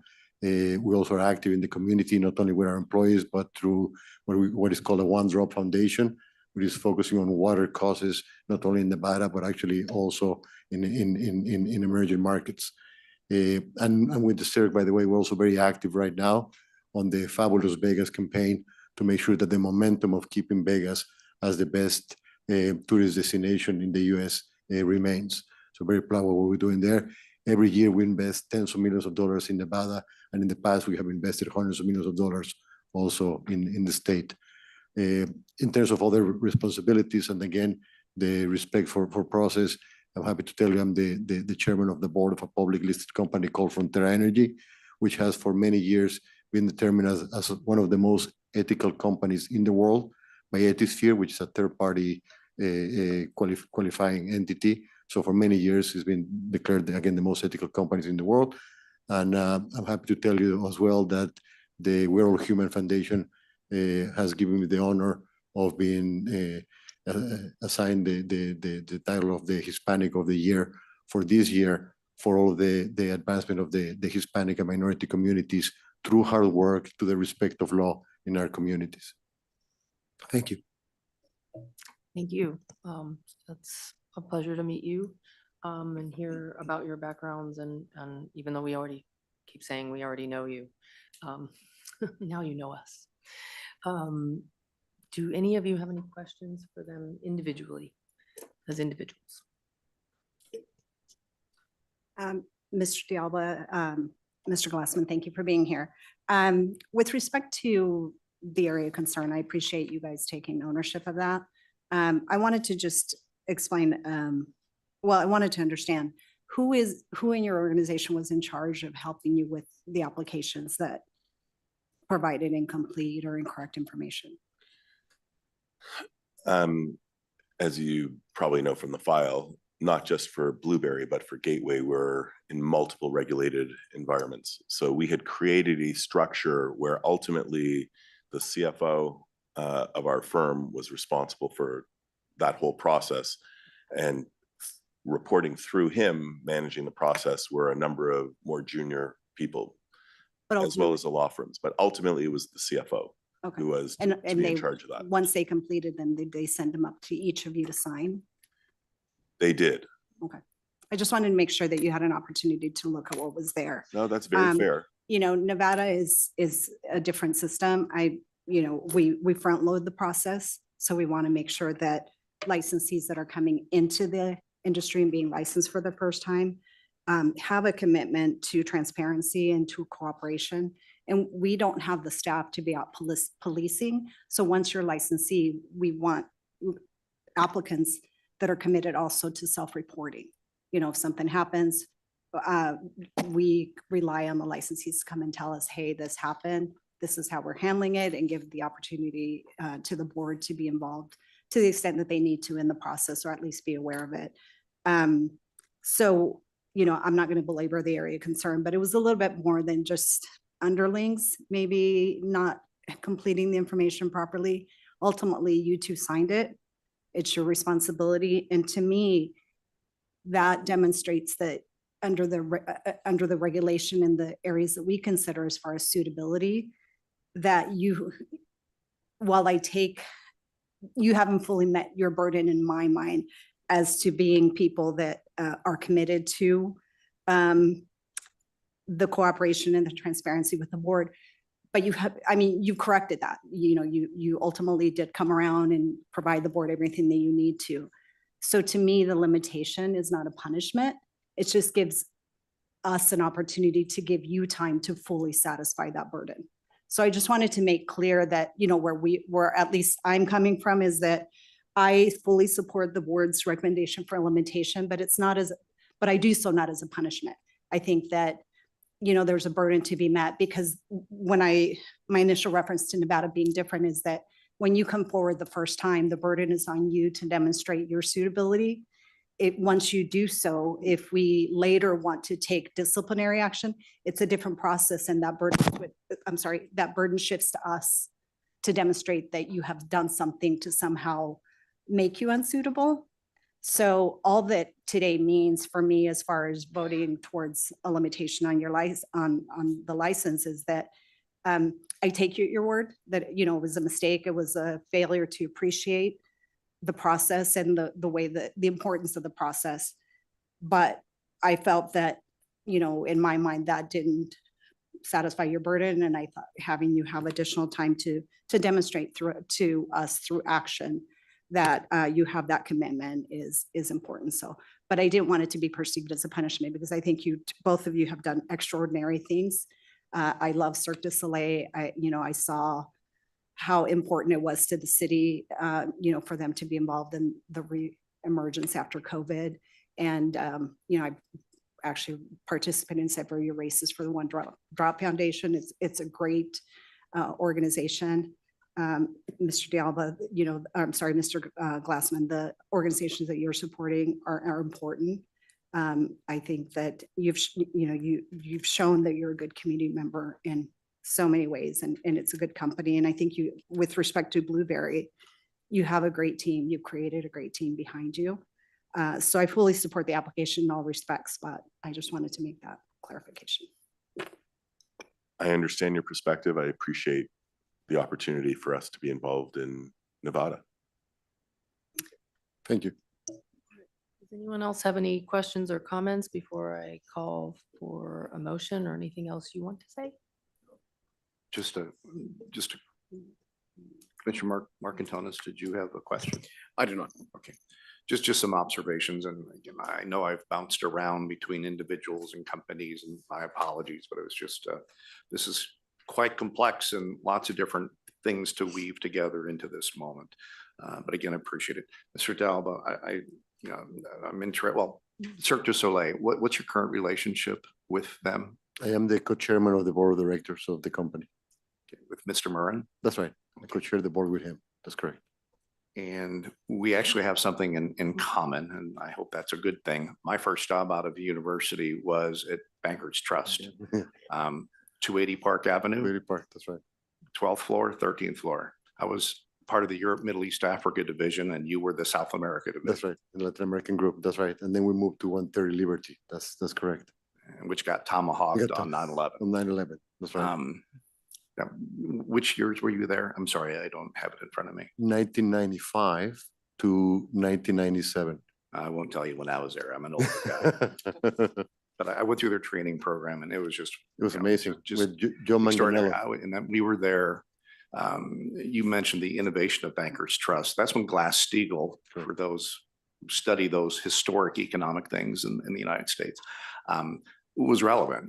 There was the banking side and the underwriting side, and Bankers Trust just kept pushing in that middle, to underwrite commercial paper and things like that. But it was an exciting place to be, just like Blueberry. I remember the summer when coming in as an analyst with Joe Manganiello giving us the credit training.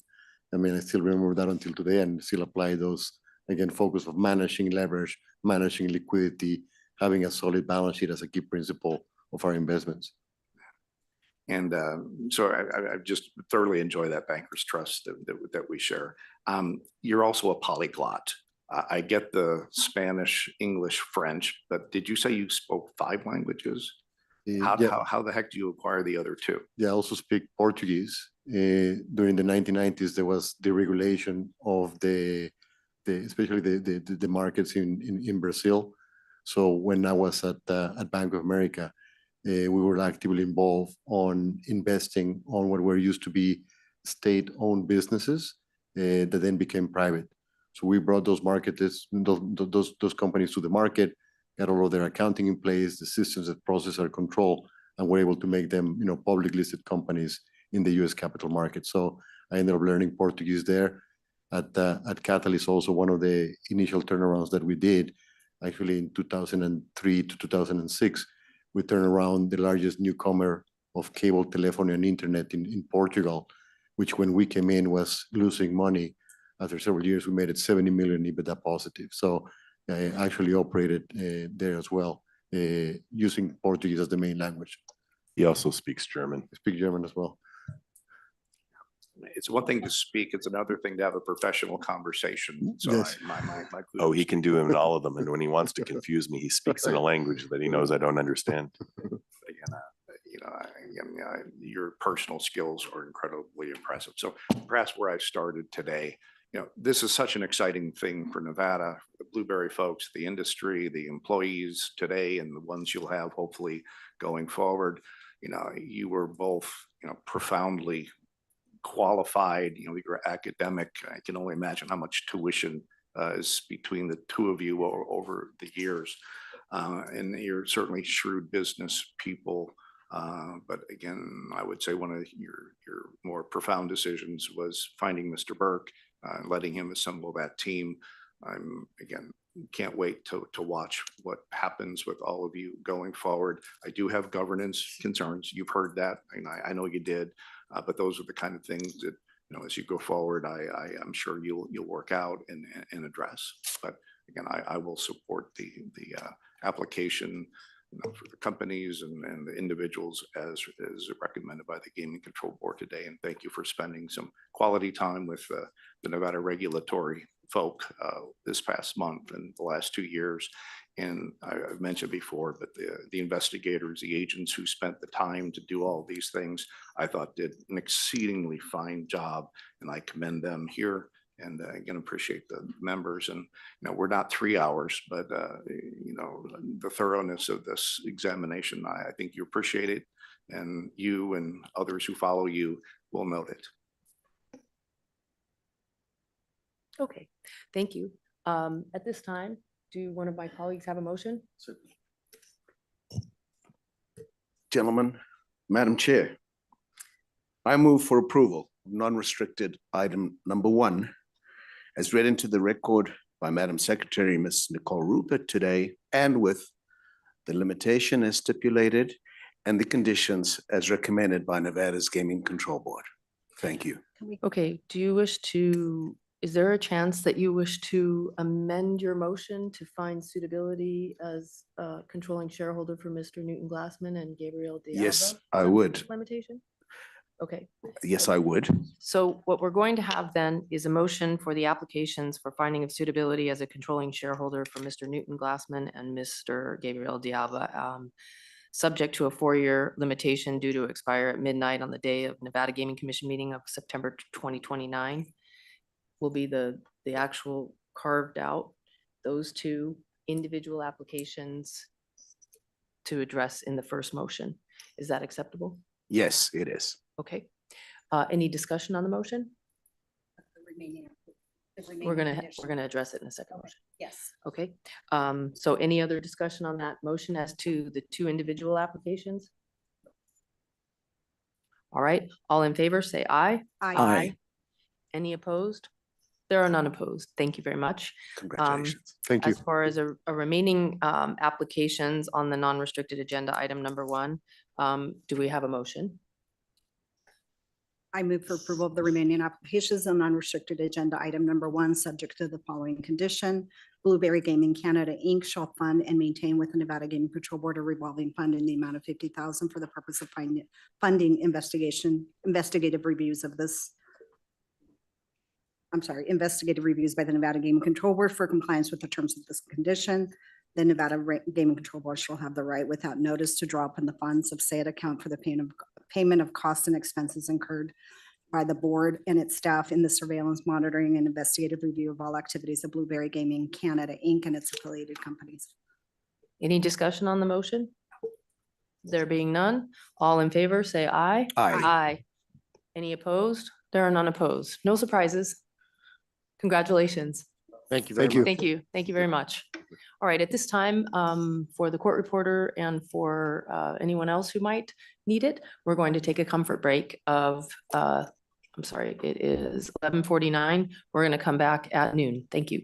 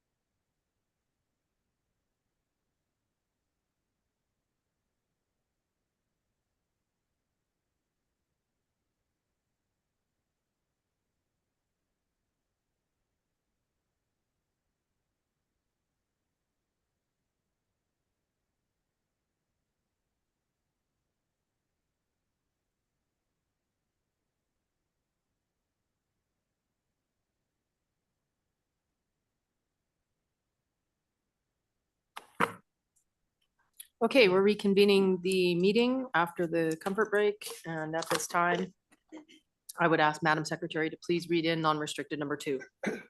Non-restricted number 2 are the applications of Cord Nichols for finding of suitability and or licensure as an officer and or key executive as noted on the agenda. The recommendation of the Gaming Control Board is for approval. I believe we have 2 disclosures on this matter. Thank you. Madam Chair, thank you. My disclosure is that both of my daughters recently concluded their work at Red Rock Resorts as seasonal workers in a non-gaming capacity. I nor either one of my daughters have a pecuniary interest in the outcome of this agenda item, and I do not believe that the independence of judgment of a reasonable person in my position would be affected by the relationship described on the record, and I therefore intend to participate. Commissioner Marcantonis.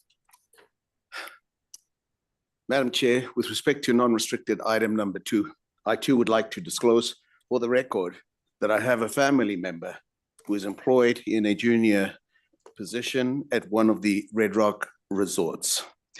I believe that the independence of judgment of any reasonable person in my situation would not be materially affected by this familial connection. So I intend to fully participate in the matter before us today. Thank you. Thank you. Good afternoon. Good afternoon, Madam Chair, members of the commission, Madam Secretary, Mark Rubenstein of the law firm of Reed, Rubenstein and Bogatz here on behalf of the applicant and Red Rock Resorts and Stations Casinos. With me at the desk here is Mr. Nichols. Also in the audience, we've got several executives from Red Rock Resorts and Station Casinos that I'd like to introduce, and so I don't have to burden the record on the next 2 items. We've got Executive Vice President, Chief Financial Officer Stephen Cootie, Executive Vice President, Chief Legal Officer Jeffrey Welch, Vice President of Operations Chris Fiamara, Director of Taverns Jason Straub, Senior Vice President of Regulatory Compliance John Pasqualato, and Senior Director of Regulatory Compliance Michelle Flater. And they're here to support Cord Nichols on this item and also help out on the next 2 items. As you mentioned a few times in the last item, I know you've watched the proceedings at the board. You probably saw Mr. Nichols' fairly thorough presentation of his background. If you'd like, he can do that again or provide an abbreviated version, or we can simply answer questions. Abbreviated would be great. Perfect. Thank you, Madam Chair, Commissioners, Madam Secretary. Thank you very much. Today, as it means a lot to me, and I know how important these meetings are and can't say thank you enough. I also wanted to start by saying thank you to Agent Doug Lippert. Agent Lippert was professional, patient, and truly working with him and the investigations unit was great experience, and I wanted to single them out and say thank you for that. I didn't see them in the audience today, but a little bit about me. I grew up in the Pacific Northwest. I started shortly thereafter, moved to University of Montana. Upon graduating University of Montana, I moved to this great city. I started in insurance. I worked for brokerages like Marsh McLennan, Robertson Taylor, and after a couple of years of that work, I made my way into the gaming industry.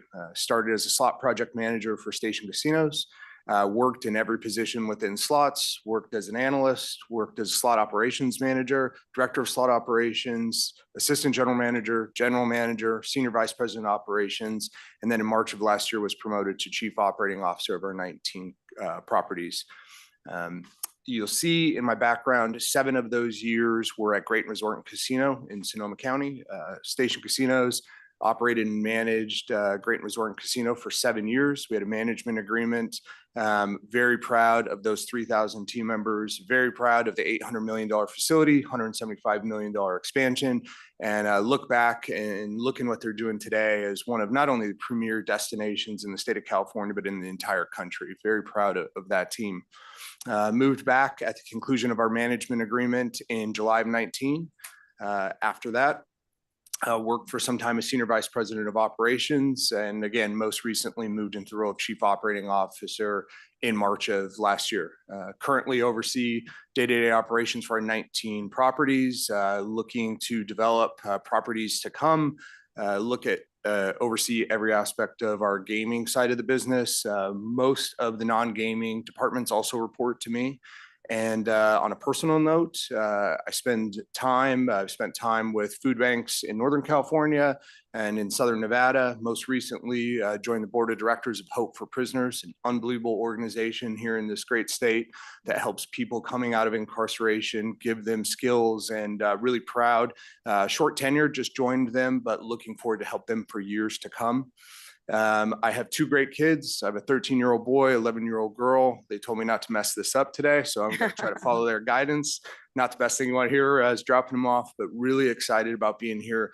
Proud to represent our 9,300 team members, proud to represent Station Casinos, proud of my 17 years with the company, and look forward to answering any questions you may have. Well, thank you so much for being here and for that introduction. I will ask my colleagues if they have questions or comments. Sydney, please go ahead, Judge. I just had a comment. I just want to thank you for your service with Hope for Prisoners. It is a great organization. I used to speak there regularly as a guest speaker. What a really, really cool organization and what it does. And so I was curious if Red Rock partnered with Hope for Prisoners at all as far as helping some of those individuals. Sure. Very proud to say we have people within our organization that came out of the program, and to see some of those stories unfold. We've had people that have made unbelievable strides from washing dishes to now running departments, which is a beautiful thing. And so we help out in a lot of ways. Personally, I help out, but yes, the company does in certain ways help out and facilitate events, and it's an unbelievable organization and incredibly proud. Well, thank you again for being here. I fully support your application. Thank you. Thank you. Mr. Nichols, if I wondered, without trying to put you on the spot, if what your take is on all this media about how we've become an overpriced city, but the amazing results that are coming out of the locals casinos, and of course, everyone has a say. People who are tourists and everyone who lives here has a say. What is your say? Sure. My say, I will take a step back, and I think I talked a little bit about in the board meeting about Red Rock's success. We sit right behind the best quarter the company's ever had. So when I see those that news break, there's a bit of a bifurcation between the local market and others, a little bit of a bifurcation between Red Rock's resorts. And I think what you see in our deployment of our operations is a lot towards the aspects of value.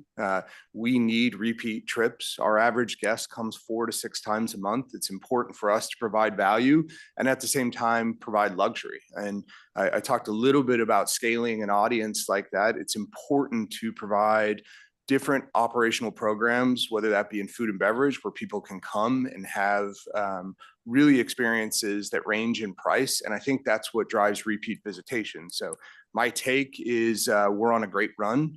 Very proud of what the company is doing. We're leaning into value and at the same time leaning into luxury. It's no coincidence that at the same time we're releasing cheeseburgers that cost a couple bucks. We're infusing a couple $100 million into Green Valley to make it one of the nicest casinos in this city, or nicest hotels in this city. So we're trying to do both, but at the same time, I see that bifurcation. What we're doing as a company is leaning into it, providing low entry points, at the same time infusing capital so people can have, in the local side, unbelievable experiences, not just in the hotel, in our restaurant program, and making sure our team members have what they need. At the same time, we're infusing money in all that guest-facing stuff. We're completely changing the back of house at all our properties as well.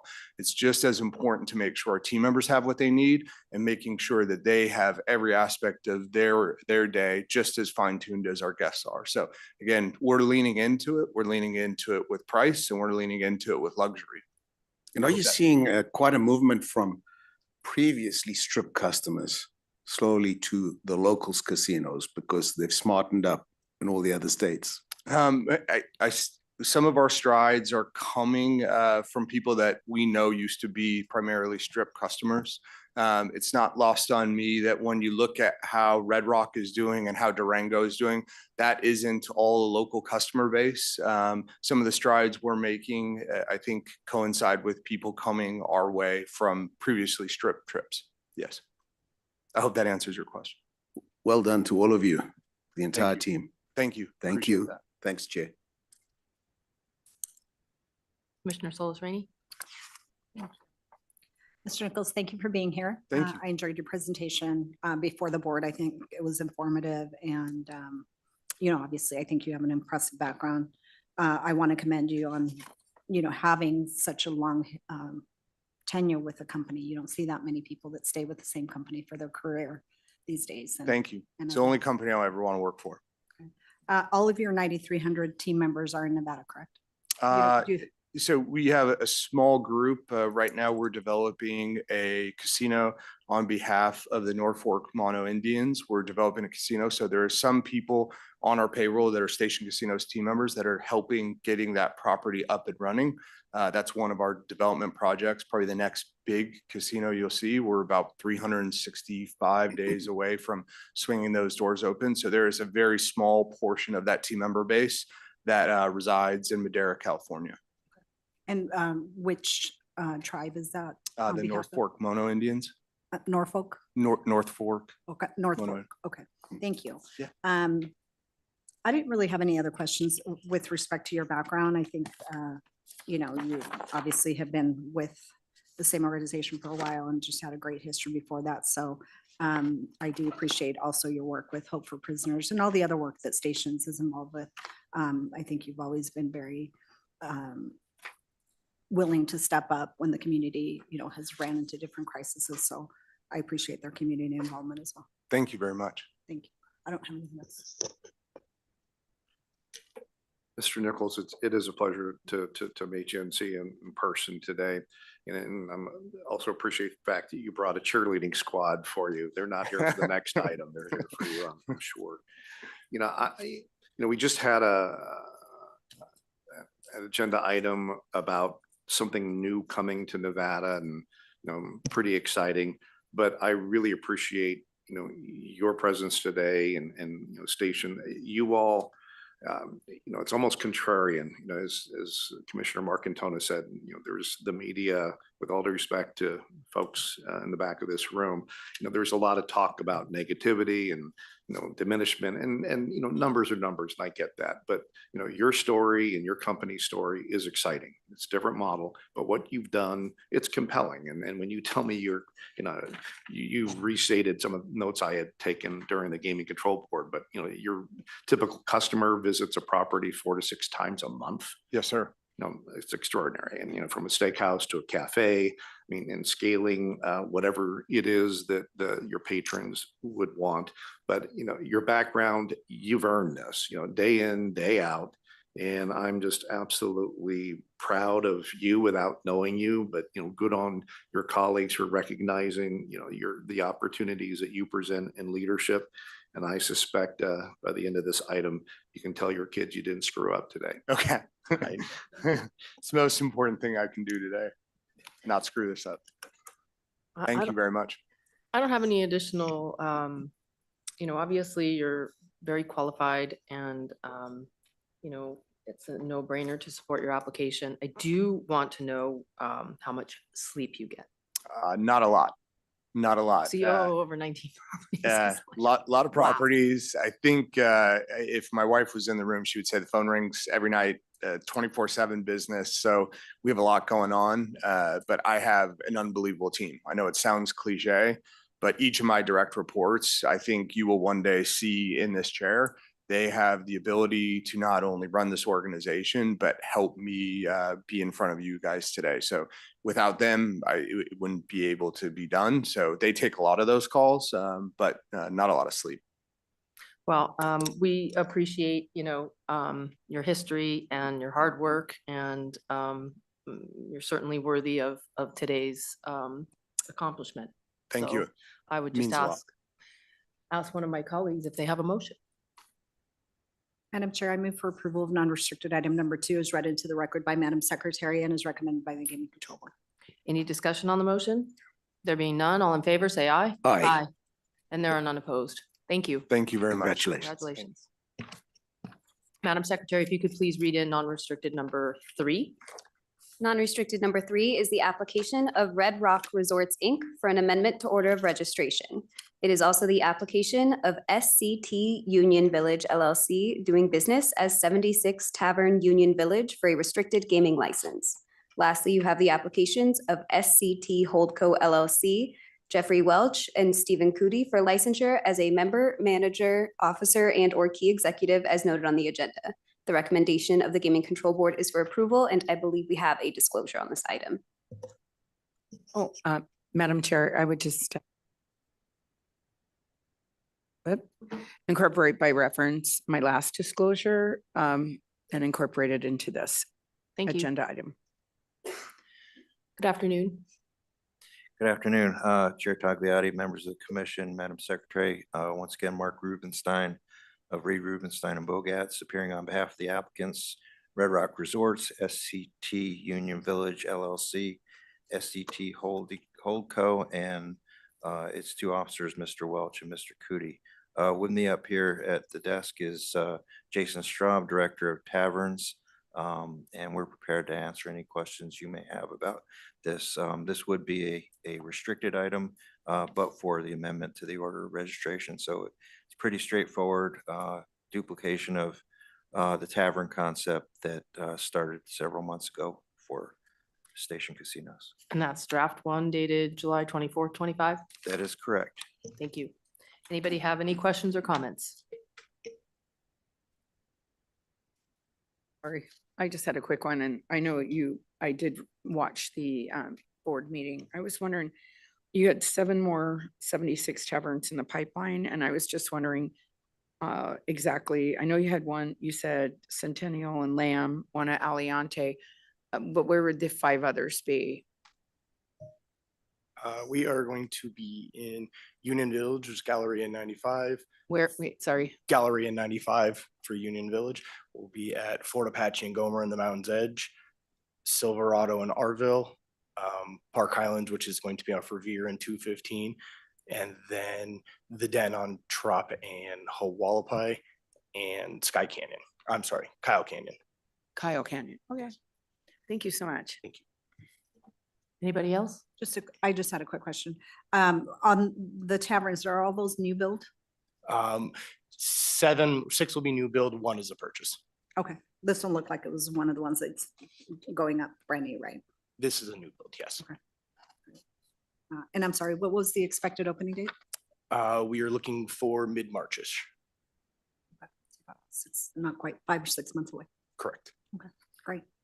I didn't have any other questions. Thank you. All right. If none of you have any additional questions, or it appears this is in proper form for a motion. Madam Chair, I would move for the approval of non-restricted item number 3 as read into the record by Madam Secretary and as recommended by the Nevada Gaming Control Board. Any discussion on the motion? There being none, all in favor, say aye. Aye. Aye. And there are none opposed. Thank you. Appreciate it. Madam Secretary, if you could please read in non-restricted number 4. Non-restricted number 4 is the application of Red Rock Resorts, Inc. for a continuous or delayed public offering. The recommendation of the Gaming Control Board is for approval, and I believe we have a disclosure on this item as well. Madam Chair, I just wanted to incorporate by reference what I've already disclosed in non-restricted item number 2. Thank you. Thank you. At this time, I believe we're here also considering an order draft 1 dated August 11th, 25, correct? Yes, Madam Chair. Again, for the record, Mark Rubenstein. Yes, draft number 1 dated August 11th. And with me up here is Mr. Cootie and Mr. Welch. We distributed a confidential written presentation that Mr. Cootie went through in fairly good detail at the board. He's prepared to do an abbreviated presentation, or we can just answer questions. Abbreviated would be great. Thank you. Go. Good afternoon, Madam Chair, Commissioners, Madam Secretary. I'll be using the same guide for the presentation so I can answer questions on all of the slides. But if I start on page 24, I'll walk through some financial results. Then Can I'll you walk- please say your name for the court reporter? Sure, sorry. Stephen Coody, Executive Vice President and Chief Financial Officer. So I'll spend some time walking through the financial results. Then perhaps we will go through, and Court touched on this, for the large growth opportunities that have been our focus over 2025. And then briefly, we'll talk about what's next, because while this is the start of 2025, as you said, we're committed to Las Vegas. We've got great things coming that we'll be prepared to announce very soon. So on page 24, Cord talked about how we're leaning into value, leaning into luxury. I think the results speak for themselves. The second quarter was the strongest quarter in our 49-year history, both from a net revenue standpoint and adjusted EBITDA standpoint. This marks the 8th consecutive record quarter of net revenue, the 4th consecutive quarter of record revenue. Q2 was driven by all departments. From a casino standpoint or gaming standpoint, we had the best revenue and profitability in the history of our company in any quarter. This was driven by robust visitation and spend per visit across our entire database, including regional and national. I think one of you asked about strip customers, so we do get our share of both regional and national customers. Hotel delivered its second best, our best second quarter hotel revenue and adjusted EBITDA in the history of the company, driven by increased occupancy as well as ADR, and food and beverage and catering, not to be outdone, while not a record, it was a near record. And then in Durango continues to shine. It grew both from a net theoretical win perspective, a visitation perspective, a spend per visit perspective in that surrounding Durango area, as well as added, since its opening in December 2023, 108,000 new customers to our database. Flipping to page 25, this all leads to incredibly stable margin performance since the onset of COVID-19, or the opening since COVID-19. 19 out of the last 20 quarters have been, we've had operating margins or LVO margins above 45%. And then going to the next page, this all generates strong free cash. So strong performance coupled with high margin. We've converted 54% of our adjusted EBITDA to cash flow. So last quarter is $124.3 million.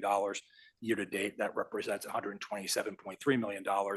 And this ability to consistently convert EBITDA to free cash flow allows us to strategically deploy this capital, which includes our ongoing developments at Durango, Sunset Station, as well as Green Valley Ranch. And then last page, supported by a very strong balance sheet. We continue to maintain a very low cost of capital structure, very flexible credit agreement, and ample liquidity with no short-term maturities. I think the nearest term maturity is February 2028. And we have a revolver balance of $155 million at the end of the second quarter, with the capacity to go to up to $1.1 billion. If I switch to some of the capital projects, I think one of the distinct advantages that we have over several of our strip competitors, as well as our national competitors, we own all of our real estate. Like every single, pretty much all of the exception, maybe a few taverns. I think that gives us ample flexibility, not in the downturn. You saw this during COVID, where we learned that every cost was variable with the exception of interest and rent. We didn't have rent, so we were allowed to have a lot of flexibility there. But it also allows our chairman and CEO and vice chair, Frank and Lorenzo, to invest and be very patient investors in their properties and do the right thing for their properties over the long term. So we don't think quarter to quarter, we think generational. And I think that is part of the reason why I think there's a differentiation between the performance of our local properties and some of our strip properties, is we do make some of the hard choices that may affect us quarter to quarter, but over the long term, our customers appreciate that. And so the last several quarters, we've been focused on three main projects that, Sunset Station, Green Valley Ranch, and Durango. As mentioned in Durango, we're continuing our next phase of the Durango master plan that consists of a high limit slot room and the expansion of the casino, where we'll add about 230 additional slots, including 120 allocated to our new high limit room. We're also adding a 2,000 space covered parking garage. That is, again, to provide easy ingress and egress to our customers, but also from a logistics standpoint, it positions us for our next phase of Durango, as whether it's the north phase, which is the podium, or the tower, which is the south phase, would take out a substantial amount of surface parking areas. We needed the parking garage in place before we could execute on those two phases. That project is approximately $120 million. It remains on track, on budget. We are expected to open the high limit room mid-December. And then the next page is kind of show a high limit, the rendering the high limit room. I think this is going to be one of the best, if not the best, high limit slot room in Las Vegas, including some of our strip competitors. Flipping to Green Valley Ranch, we have commenced a comprehensive refresh of our entire room base, as Court talked about, both our east and west towers. Our west tower is currently down. We expect completion of that west tower, my sense is mid-November.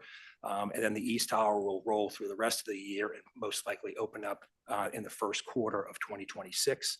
The total, and then we're at the same time, we're also taking down and refreshing our convention centers. The reason for that is we made ample investments in several of the restaurants, as well as the podium, including the high limit slot room, as well as high limit table rooms. And so we wanted to make the room product consistent with some of the amenities that we've actually put on the podium. And the project is $200 million, and currently we're currently on track. And the next kind of pictures you see on page 10, that's what the rendering of our typical room is going to be like. And on 11 is kind of an example of what our suite product is going to look like. So it's really, it's going to be from a local's perspective. It's going to be one of the, it's going to rival, if not best, Red Rock resorts in terms of the best suites in Las Vegas. And on page 12, we continue with our podium refresh to better position the property at Sunset Station to compete in Henderson. This is a $53 million renovation. It will be adding a new country western bar, nightclub, Mexican restaurant, new center bar, as well as a fully renovated casino space. Those amenities are starting to come online now, and this phase of the project would be complete most likely by the first half, at the end of the first half of 2026. And the project right now remains on budget. And then that goes, what's next, right? So we're expecting to spend about $325 to $375 million in capital. So when Court said we're going to lean in, we are leaning in. And I would expect that number to be very similar in 2026, even though we're going through our budget process. I kind of have a sense of where that number is going to be. We'll continue probably with our same store sales refreshes, but we're also working on 3 larger projects. One is at Cactus, which is that 127-acre site between Las Vegas Boulevard and I-15 south of Cactus. We're working on a site at Inspirada, as well as a continued kind of expansion of that master plan. As I mentioned, the garage will be done in Durango in mid-December. We would then be immediately ready, if Frank and Lorenzo want to go that way, to start on most likely the north phase of Durango, which is the podium phase of the Durango, effectively adding more amenities, movie theaters, more expanded casino, more F&B options, more things to do. So Durango will start looking a little bit like Red Rock in terms of a true integrated resort. We are working on the design, the entitlement, the planning of all 3, as Frank and Lorenzo wanted the optionality to launch one of those in the near future. So I'd imagine that over the next 2 quarters, we will be in a position to announce one of those for our next large project. With that, I pause for any comments or questions. Okay. So thank you for that explanation, Mr. Ku. 2 quick questions. First of all, where did you said 108,000 new names in the database, and did I hear that correctly? You did. And well, where did they come from? I mean, it's not like suddenly a new suburb opened with new condos right next door to the. Well, I think mainly the Durango sub area, which is we measure as an 8 to 10 minute drive around Durango. And so when we first started Durango, we looked at a variety of demographic metrics to ensure that this is the right investment. Several of the and we do this for roughly 22 economic zones. And then we break those economic zones into kind of 3 distinctive kind of groups. One, the groups that we have a large integrated resort, such as Red Rock, Green Valley. 2, where we have developable land, such as town centers, such as what was at the time Durango, as well as Cactus and Inspirada. And then 3, what I would call a jump ball, where we neither have a large project or developable land. And the 3 metrics that really stood out from Durango, that really, it's from a spend per visit perspective, from a visitation perspective, and going back to the signups from a new carded perspective, or cards per adult, population or penetration. Right. The Durango area was much lower than all the large 7 resorts or the large 6 resorts that we had open. And so we knew that we were under penetrated from our customer base. And then when you add to placer technology, which is very helpful, but also very scary, and you can track cell phone usage within that area and see where people are going. And what you could see there before we had Durango is you could see people moving west, going to east to our competitor properties or going to Red Rock. And so by putting Durango there, we knew we were going to grow those metrics, this particularly the penetration from a carded perspective, but also take share from our competitors and grow that market because people were moving past that resort into our competitor zone. And that's part of the 108. That's fair enough. But you know, if one looks at the last 10, 15 years, if you go right back to Sunset Station, just because that's how old I am, I was around when that opened. But the words high limit didn't used to be coming out of station casinos at the time, Red Rocks resorts. Now we hear it more and more in the development plans, the new high limit room, the new high limit this, high limit that. And Red Rock, you added it. I think you have 2 almost now. Is that a strategic decision for the company? Because going after high limit when you're dealing theoretically to a locals population implies that we're also now deliberately taking aim at the high limit rooms in the Strip and elsewhere, which is great. I mean, I'm not criticizing it. I'm just saying, is it a philosophical decision now, a strategic decision? It is definitely a strategic decision. I'm going to quote Corden that we're leaning into this, right? So we have a new high limit room at Santa Fe, new high limit slot room. We have new high limit rooms at Green Valley, both slot and tables, as well as new high limit rooms and at Red Rock, both slots and tables. And obviously Durango, they're new all around. I think there are a couple of things. One, yes, our PD efforts are centered at taking some folks from the Strip. But locals, as I talked about with the board, not only are we growing just from a population base at 1.7%, most of those folks are coming from our state to the west, about 40% of them. They're bringing more and more wealth. So they're bringing more and more disposable income. And whether I think this was foresight on Frank and Lorenzo's standpoint, all of our properties or developable properties happen to be where those folks move. And so you're seeing the development of high limit rooms at Green Valley. You're seeing the high limit rooms at Red Rock as well as Durango.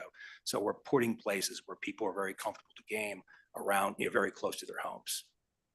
Excellent. Thanks for that. Anyone else have any questions? I do. Comments? Thank you, Madam Chair. I noticed you finally mentioned Santa Fe Station. I'm just wondering when Santa Fe was going to get a refresh. Like soon? It seems like you're in our lunchroom. I would, well, I'm not prepared to announce today. I think it's fair to say that we will be moving in the Santa Fe's direction in short order. Soon. Yes. Okay. Thank you. You're welcome. Commissioner Krolicki? Thank you, Chair Tagliati. Mr. Cootie, thank you for being with us today. Mr. Walsh, Mr. Rubenstein, always a pleasure. I'm going to stand back for a second. I can't tell you over my few year run here on the Gaming Commission, how many times your name, Mr. Cootie, comes up as a mentor to somebody coming in front of us for something. So you've got a vast following, and whatever you've done it in a way that people just respond well and respectfully and are grateful for your leadership and mentorship over the years. So, good on you. Well, thank you very much. A couple things. One is, I'm taking a risk of using a sports analogy, but I love how you use data. It's like, a baseball coach or football, using all these statistics to, know how you're going to roll out a game plan. And I suspect, your brothers and sisters in the gaming industry do very similar things, but you've taken it to such a level, especially on the local level in that market. Could you talk a little bit about that? I think you said something like 70%. I think you said the Gaming Control Board meeting, 70% of the future Clark County growth will be within just a few miles of your anticipated projects going forward. Mm-hmm. Yeah, we are an extensive user of data for 100%. And I think this is one of the advantages that we have of being in this, primarily in the same market for 50 years. This goes from not only new growth. So when we study demographic growth, we use applied analysis of a firm out of Nevada that is used throughout, I think through a variety of large projects. They help me understand the demographics, the population growth, the discretionary income growth, the personal income growth, and the household and where those folks are moving. We also use firms like CB Richard Ellis, where they tell us where folks are going, where folks have the ability to move, where the housing is going to, where the housing is growing, where the new developments are growing. I think we also, development is in our nature. So every one of our 9,300 people feed into that organization of just what they hear, boots on the ground in terms of what new developments are going to be. I mean, I think it starts there. And then it goes to that 50 years of history of knowing where customers move and knowing how they play.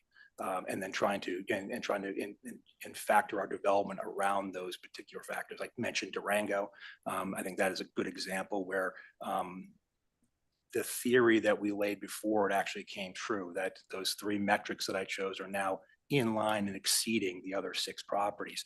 And then also from a cannibalization standpoint, knowing that if we talked about, the market is only so big, it's 2.2 million people. People have primary properties. Like, so for example, there's a person that has primary play slots or cards at Red Rock. We knew that there was going to be some cannibalization. Perhaps that person lived in Town Center, which is split right in the middle between Durango and Red Rock. We were able to model out what we anticipated that cannibalization was going to be primarily from Red Rock, and then using examples like Sunset and others that we opened up, and then since opened up Green Valley, we also were able to model out and project what we think the backfill is and how Red Rock will recover from that cannibalization. And that goes into our development models as well, because I think we want to be, as I mentioned, we own our real estate. We want to be incredibly patient when developing. We want to see how Durango Phase 1 was absorbed, how Red Rock from a cannibalization standpoint was able to recover. And knock on this, they actually, the models actually were pretty true in terms of the way Durango would perform. And they were also pretty true in terms of the cannibalization we expected at Red Rock. And so now those models are being refined when looking at the master plan, the continued master plan of Durango, but also let's call it a new box at Cactus, because Cactus is going to be, it's a different, completely different location. It is a completely different, it's going to have different cannibalization patterns than Durango.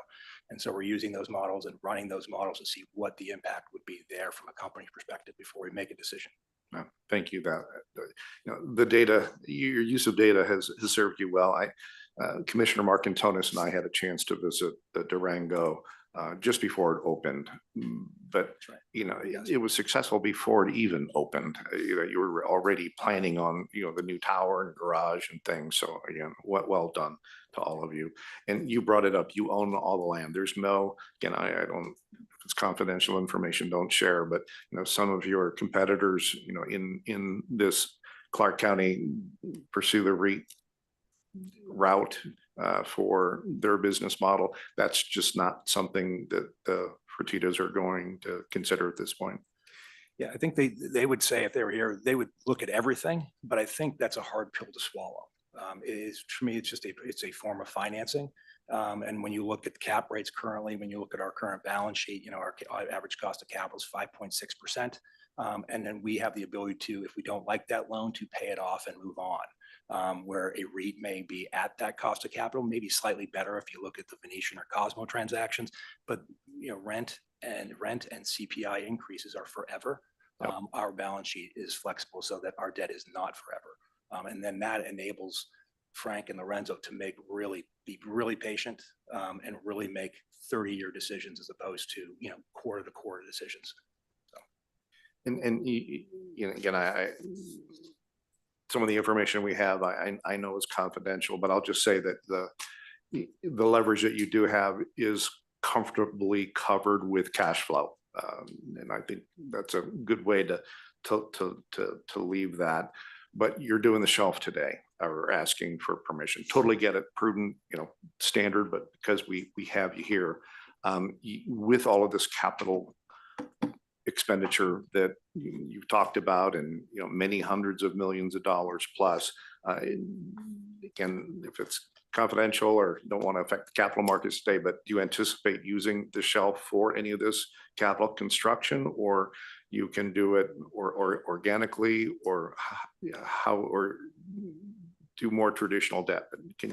How is the new construction you've been talking about being financed? Sure. And so the shelf currently, there are no plans to be active the shelf. So that's, I think I mentioned that in the board meeting. So very public, that there are no plans to go to the capital markets.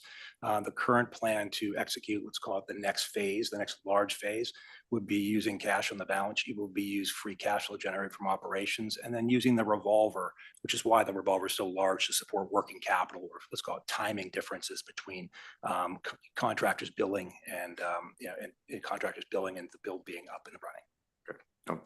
Great answers. Again, my kudos to you and your company for just being durable in what many consider a difficult time for Nevada and then certainly Southern Nevada. But your business model is working, and I just applaud you and the culture and the folks that you have assembled around you, and certainly the Fertittas at the top. But good on you, and happy to support the application today. Thank you very much. Well, I think we all agree. We appreciate a thorough update, even though you're just here for the shelf. To be able to have all this information and just makes us feel so good about, there is a lot of bad news, but it's not all bad news. And so thank you for being here, answering all our questions. If nobody has anything additional, I would call for a motion on non-restricted number 4. Can we, Mr. Rubenstein, can we confirm we're working with draft 1 dated 8/11/25? That is correct. Is that correct? Okay. Asked at the beginning instead of the end. Sorry, I didn't, That's okay. I probably forgot. It's been, I move for approval of non-restricted item number 4 as read into the record by Madam Secretary and recommended by the Gaming Control pursuant to the draft 1 dated August 11th, 2025. Any discussion on the motion? No. There being none, all in favor, say aye. Aye. And there are none opposed. Thank you. Thank you very much. Appreciate you. Madam Secretary, could you please read in non-restricted number 6? Non-restricted number 6 are the applications of Poker Palace Investments LLC doing business as the Poker Palace for a non-restricted gaming license, including a racebook and sports pool, for licensure to conduct off-track pari-mutuel race wagering, and for licensure as a manufacturer and distributor. It is also the application of GR Regency Gaming LLC for licensure as sole member and manager.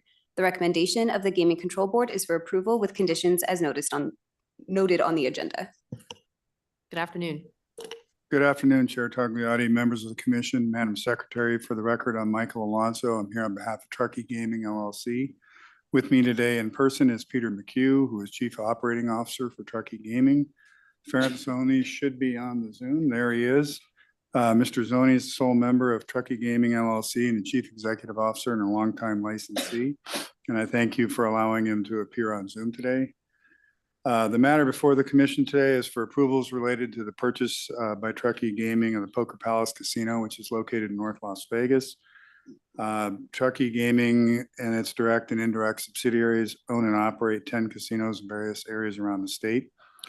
The Poker Palace fits right into Truckee's focus on smaller local gaming operations. The deal with the sellers was signed in May. If the commission approves this matter, Truckee's plan is to consummate the purchase transaction on October 1. Then they would seek a temporary closure from the chair of the board so that construction work on the extensive remodel refurbishment of the Poker Palace can commence, and then try to complete that work in approximately the first quarter of next year. And we would be back in front of the board and the commission prior to the reopening of the property. I went over the financing and the remodel details in front of the board. I'm happy to go through that, all very straightforward. And then the conditions that are on the agenda and were approved by the board, we are satisfied with and happy to move forward with. And with that, we stand ready to answer any questions that the commission may have. I don't think we need you to go over it again, so I think I'll just ask my colleagues if they have any questions or comments.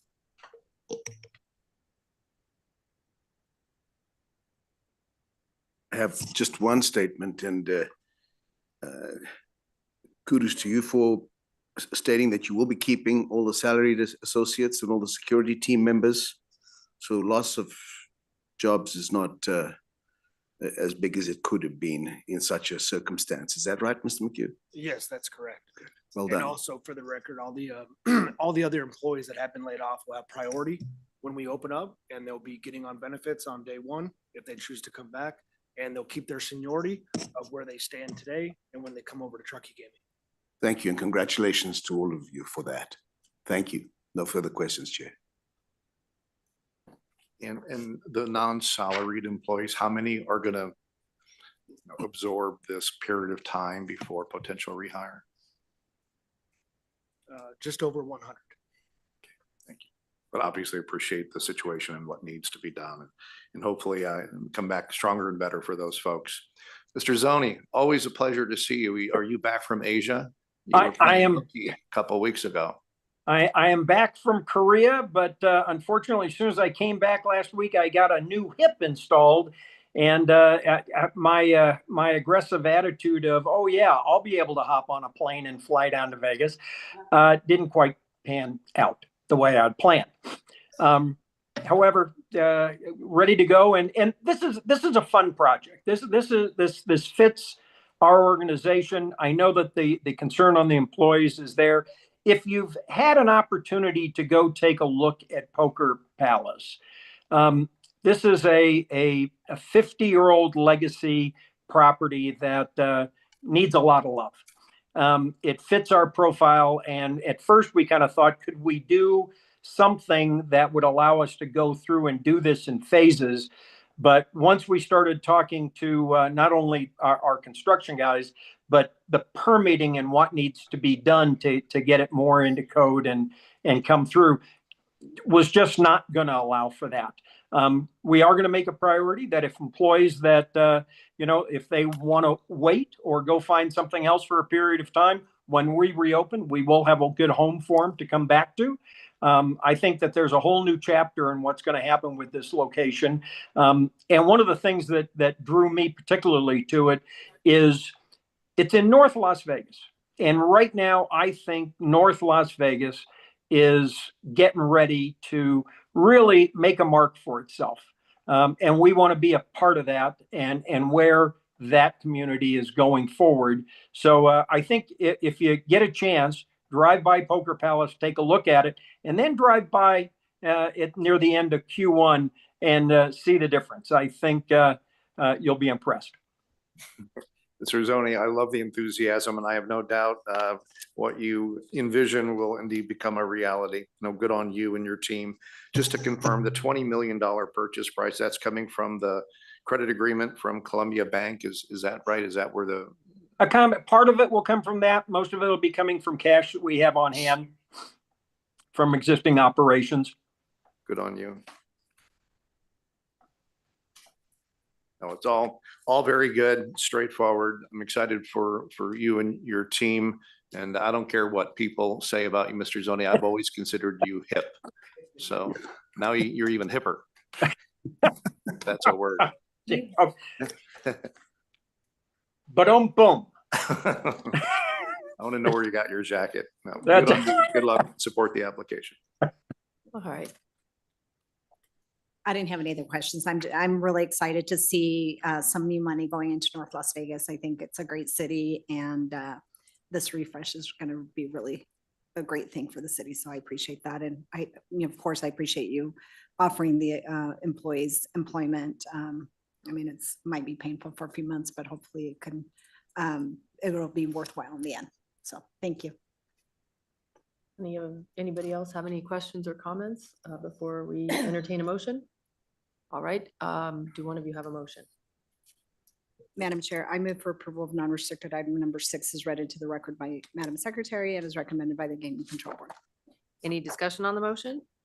There being none, all in favor, say aye. Aye. And it appears there are none opposed. Thank you very much for being here today. Thank you. Sir. I hope No, you've, thank you. Thank you Yep. for letting me attend this way.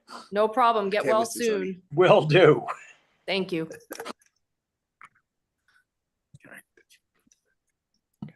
All right. Madam Secretary, if you could please read in non-restricted number 7. Non-restricted number 7 is the application of Light and Wonder Inc. for continuous or delayed public offering. It is also the application of LNW Gaming, Inc. to guarantee securities and hypothecate assets in conjunction with a continuous or delayed public offering. The recommendation of the Gaming Control Board is for approval. Good afternoon, Chair Tagliati, Commissioners, Executive Secretary Rupert, Connor Shea, Brownstein, Hyatt, Farber, Schreck, on behalf of Light and Wonder.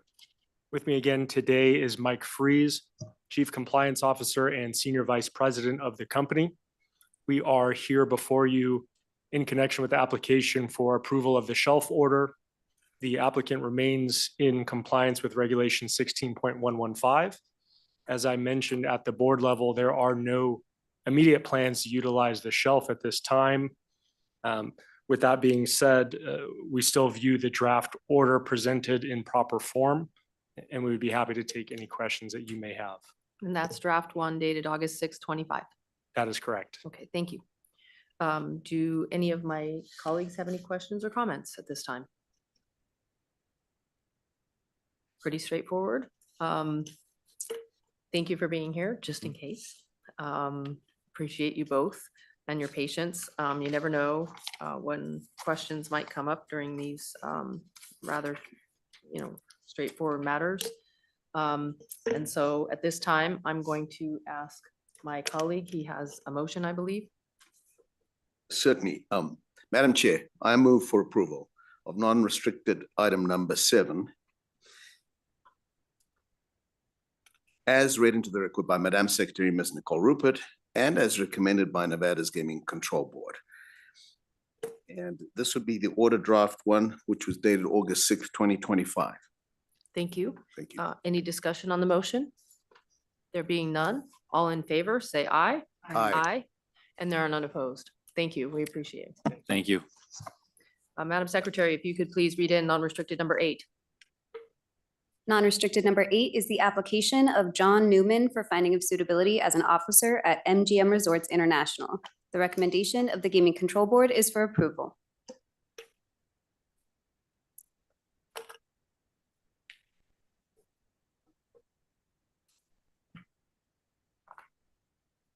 You're not John Newman. On its way.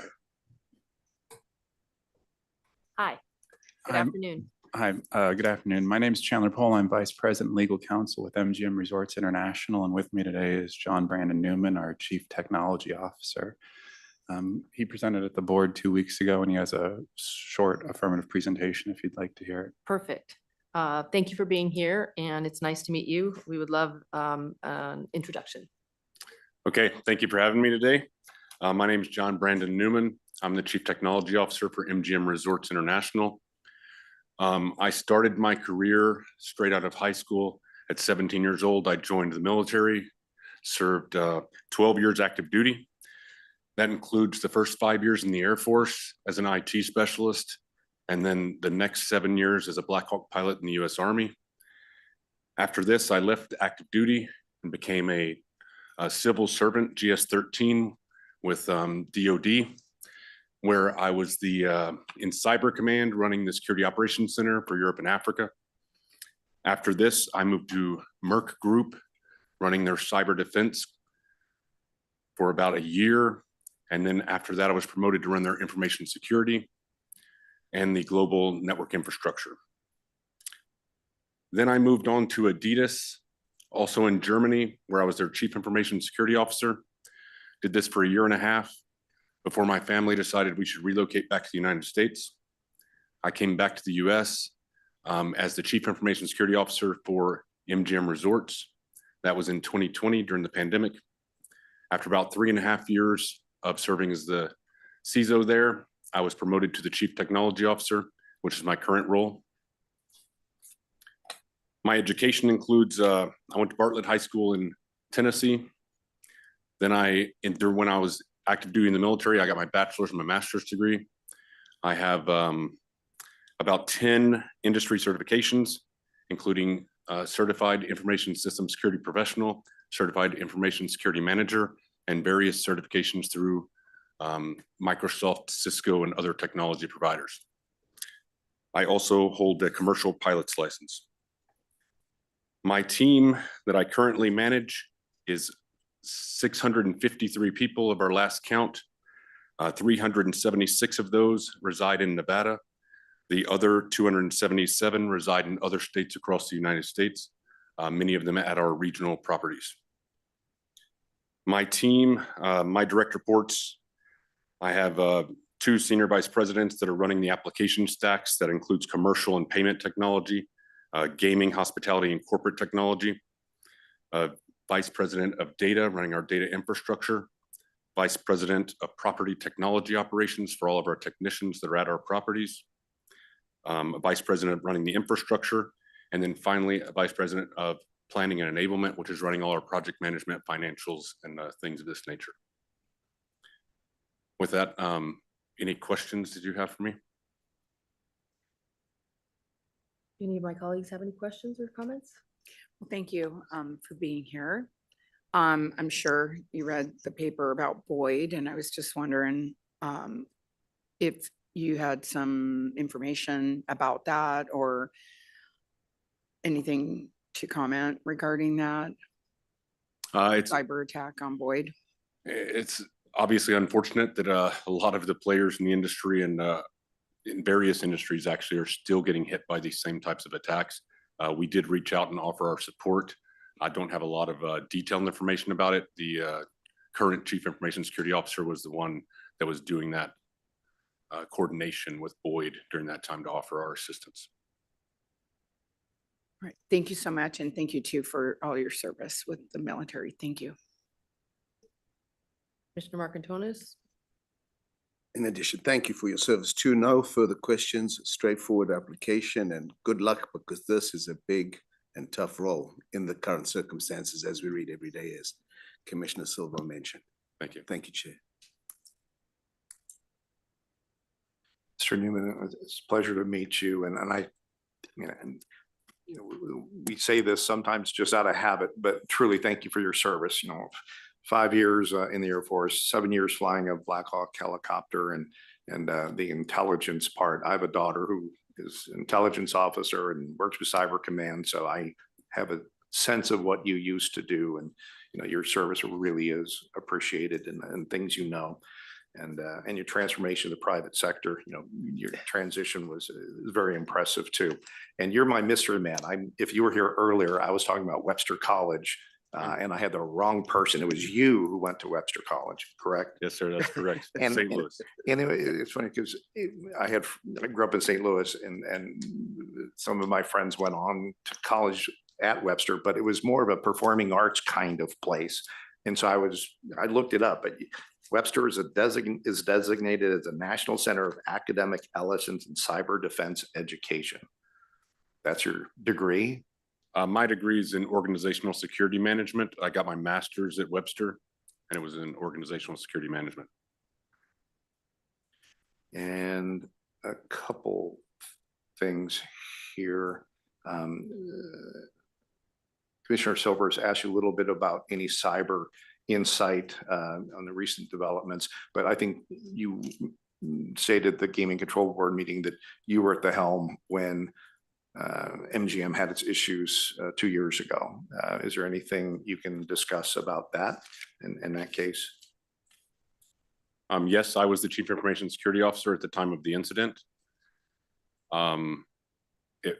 It was obviously a very difficult time for us responding to that incident and rebuilding the environment. We have put in numerous controls to reduce the risk of any further occurrence of this, and we keep our eye on all the threat intelligence across the industry, including keeping up with the various threat actors that are still hitting people in our industry.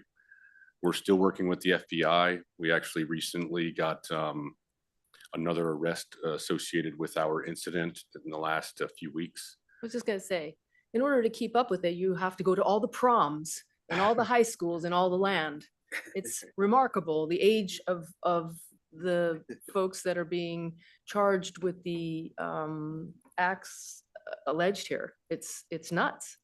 And It's very unfortunate. They use these people to distance themselves from the actual law enforcement because these players are normally the last mile that are the touch points, but they're not the brains behind the operation, unfortunately.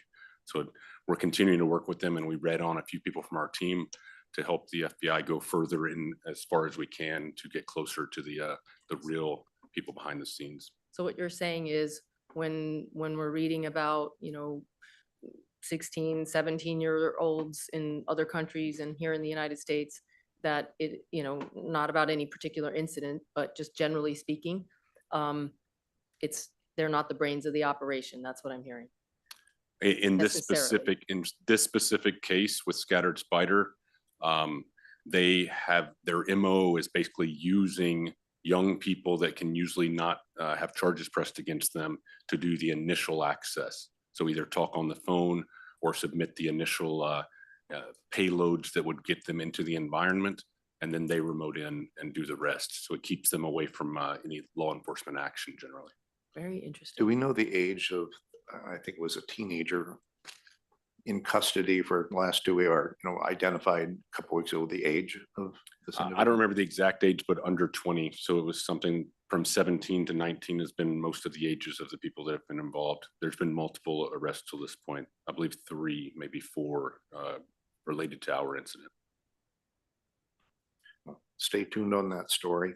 And we've gone a whole meeting without talking about AML efforts and things, but does your job at all touch on any money laundering kind of things? Could you just describe your role and how it touches? It's another negative story that MGM had recently, but how your role and Chief Technology Officer touches AML efforts. We usually provide the data infrastructure for the AML applications that are used by our compliance team. But the actual AML processes and the people working in those systems are under our Chief Compliance Officer. But when technology is involved, which is almost always now, we will facilitate the gathering of that data, building out of the systems that support them, and the CISO, our Chief Information Security Officer, will support them on protecting the information that's in there, because there's often sensitive information in those databases. And thank you for that answer. I think I anticipated that, but it's fascinating. But has that role changed in the last 6 months? The role of just who's responsible for AML? More attention paid to how the technology can improve AML efforts? Yes, we have new systems. I don't know if it's 6 months. I would say within the last year, we've implemented new, more advanced systems for AML detection. Good on you. No, you're eminently qualified. I love the Missouri part of you, and I'm happy to support your application today. Thank you. With respect to these applications that you're talking about, that support AML and some of the other gaming functions, are most of those commercial packages, applications that you purchase, or are some developed in-house? The AML ones are commercially purchased applications. Okay. Yeah. What percentage of the applications that you use generally are developed in-house versus purchased commercially? Certainly more purchased than developed in-house. If I had to guess a percentage, I would say probably 70% purchased and 30% developed in-house. The 30% would usually be things like our e-commerce site and our applications, like iOS applications on iPhone or Android. I was just curious. It's, obviously as technology has gotten more sophisticated, I would imagine that there'd be more commercial. In the old days, and I don't want to date myself, but more than things were developed in-house, because there just wasn't enough out there, that had been developed. So it was all very customized. But now it seems like I would have expected the trend to change, and it seems like it has. So thank you. I didn't have anything else. I mean, you're very qualified. Your background is impressive. I don't know why you want to live in Florida instead of Nevada, but you're here a couple weeks a month, so that's good. And yeah, happy to have you here. Thank you. Thank you. Okay, if we have no other questions, I have no concerns whatsoever about your background. Very qualified and support your application. So at this time, if we have a motion. Did item number 8 as read into the record by Madam Secretary and as recommended by the Gaming Control Board. All right, a motion has been made for approval by Commissioner Solis Rainey, even if the beginning of it I don't think was recorded. It's okay. because it's documented, and I would ask if there's any discussion on the motion. There being none, all in favor, say aye. Aye. And there are none opposed. Thank you very much. Thank you. Appreciate you being here and answering our questions. All right, Madam Secretary, could you please read in non-restricted number 9? Non-restricted number 9 is the application of Golden Route Operations doing business as Gold Bar, doing business at Love's Travel Stop number 978 for a non-restricted gaming license, slot machines only. The recommendation of the Gaming Control Board is for approval with conditions as noted on the agenda. Good afternoon, Chair Tagliati, Commissioners, Madam Secretary. For the record, I'm Erica Okerberg, Nevada Gaming Counsel to the company. Here with me today is Deputy General Counsel Jamal Goodrich. We're before you today in connection with an application for a non-restricted license for Gold Bar at the Love's Truck Stop in Carlin. This would be to operate 40 machines. The intent, assuming approval today, would be to open the location on about October 7th. We provided a brief overview before the board, and so we are happy to answer any questions that you might have. Exciting. Carlin. Indeed. I know Commissioner Kurlicki is going to have something to say, so we're going to go right to him first. I love Carlin, the heart of gold country for the state of Nevada.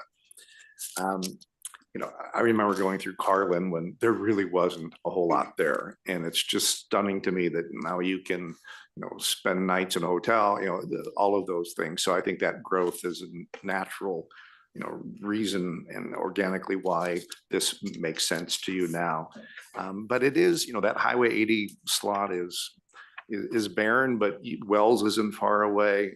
Elko is, not 30 minutes away, the town. But could you, there's enough need on that Highway 80 corridor for, obviously the answer is yes, but there's need for this kind of business in Carlin. Could you talk about that decision? Jamal Goodrich, Deputy General Counsel, Commissioner Tagliati, Commissioners, Madam Secretary.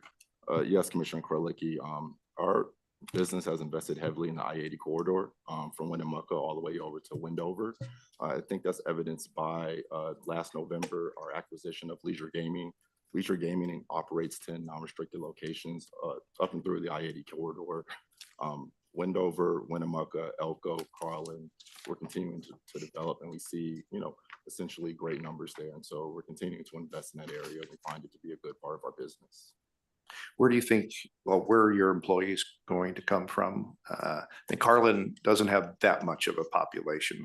I anticipate they'll be commuting from either town of Elko or Wells or something. Exactly. Winnemucca, Elko, Carlin, that stretch. Winnemucca is not, that's a couple-hour drive. That's a long commute if they're coming from Winnemucca. Yeah, mostly Carlin, mostly Elko. Okay. So yes. Good.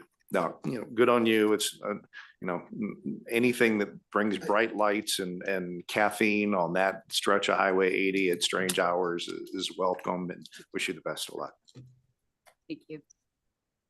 Agreed. Does anyone else have any questions or comments? If not, I would ask, I believe Commissioner Solis Rainey has a motion.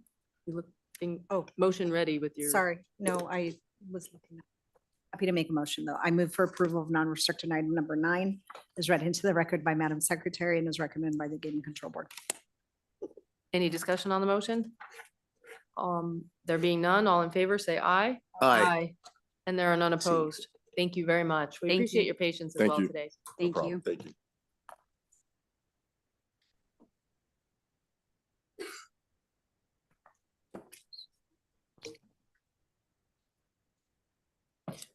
All right, Madam Secretary, if you could please read in non-restricted number 11. Non-restricted number 11 are the applications of Nevada Video Inc. for a disposition of securities as noted on the agenda, to issue securities as noted on the agenda, and for a transfer of interest as noted on the agenda. It is also the applications of the Angela M. Hastings 2024 Irrevocable Trust, the Teresa K. Hunt 2024 Irrevocable Trust, and the Peter M. Mondas 2024 Irrevocable Trust for registration as a holding company and for licensure as a shareholder as noted on the agenda. Lastly, you have the applications of Angela Hastings, Teresa Hunt, and Peter Mondas for finding of suitability as a trustee and beneficiary as noted on the agenda. The recommendation of the Gaming Control Board is for approval. Good afternoon. Good afternoon. Good afternoon, Chair Tagliati, Commissioners, Executive Secretary Rupert. For the record, I am Victoria Noam with the law firm Greenberg Traurig. Here with me today is Erica Okerberg. Also in the audience today is one of the applicants, Angela Hastings. Available from Carson City are applicants Michael Mandas and Kim Hunt. And finally, we would like to thank you for waiving the in-person appearance of Peter J. Mandas, who is available via video conference. So at the board meeting, our co-counsel, Michael Bonner, provided a brief affirmative presentation about the proposed transaction. And as the commissioners have had an opportunity to watch the board meeting, we'd like to kindly offer to either provide another brief affirmative presentation or to go straight to questions that you may have for us or the applicants. A brief presentation would be great. Of course, thank you. I assume we have everybody on. Do we have everybody on? Oh, okay, we do. Thank you. Perfect. Just Thank you for checking. because we can't really see on the screen, so I'm sorry. We can't see. But you do. her. You have your people. Okay, perfect. Thank you. All right, so we are here before you today regarding the facilitation of a transaction to change the estate plan for the Mandas family. As you know, Nevada Video Inc. is the sole owner of Hobie's Casino. Currently, the company owns 100% of the equity interests are owned by the Mandas family through 4 trusts, which have previously been licensed. Following the proposed transaction, 100% of the equity interests of the company will remain with the Mandas family through different trusts.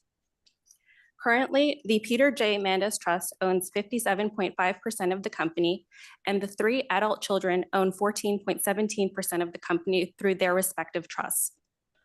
The family's estate planning council has prepared the proposed transaction to facilitate tax efficient estate planning in anticipation of a sale that we expect to come before you in December.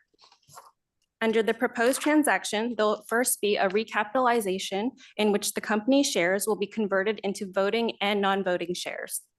Next, there will be transfers of interest among the trusts that will ultimately result in the Peter J. Mandas Trust owning 25% of the company and each of the adult children owning 25% of the company through 2 trusts each. And that concludes the overview of the proposed transaction. I'm happy to answer any questions you may have about that, or we can turn it over to the applicants as well if you have questions for them. Thank you. Appreciate the presentation. At this time, does anyone have any questions for council or for the applicants? I did. Thank you for being here, and thank you, Ms. Hastings, for being here. And I heard Judge Assad ask how you were related to Judge Hastings, but I missed that. I don't know why. Okay. Oh, you're right. Oh, okay. All right. I wasn't sure of the connection. Okay, because obviously Judge Hastings took my place in municipal court in Department 6 after I left municipal court many years ago. And then it would be your mother-in-law that was my neighbor. Is Jenny still with us? Oh, okay. I lived right around the corner from her 20 years ago. Okay. Well, I wasn't sure the connection. I couldn't hear in the audio. So very nice. Is she still in Desert Shores? She sure is. Okay, great. Thank you so much. Well, send her my best son because she was, like I said, one of my neighbors. Thank you. Okay, because none of that, none of the responses of Ms. Hastings was recorded by the court reporter's benefit. She wouldn't have been able to hear it.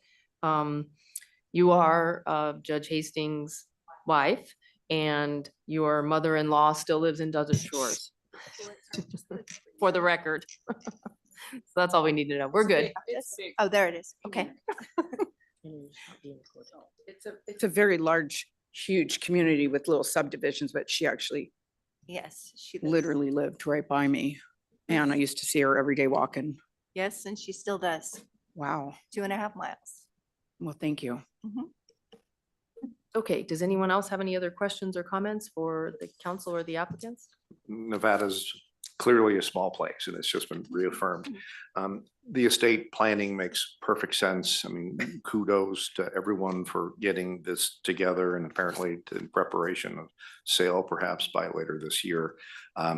Just we've had other estate matters in front of us, and some of them are extremely contentious, if not even litigious. But all parties in this are happy and content with what's being presented today. There's no contention or no counter No, we had a conversation. family meeting. It was all discussed. Perfect. All right. I'm happy to support.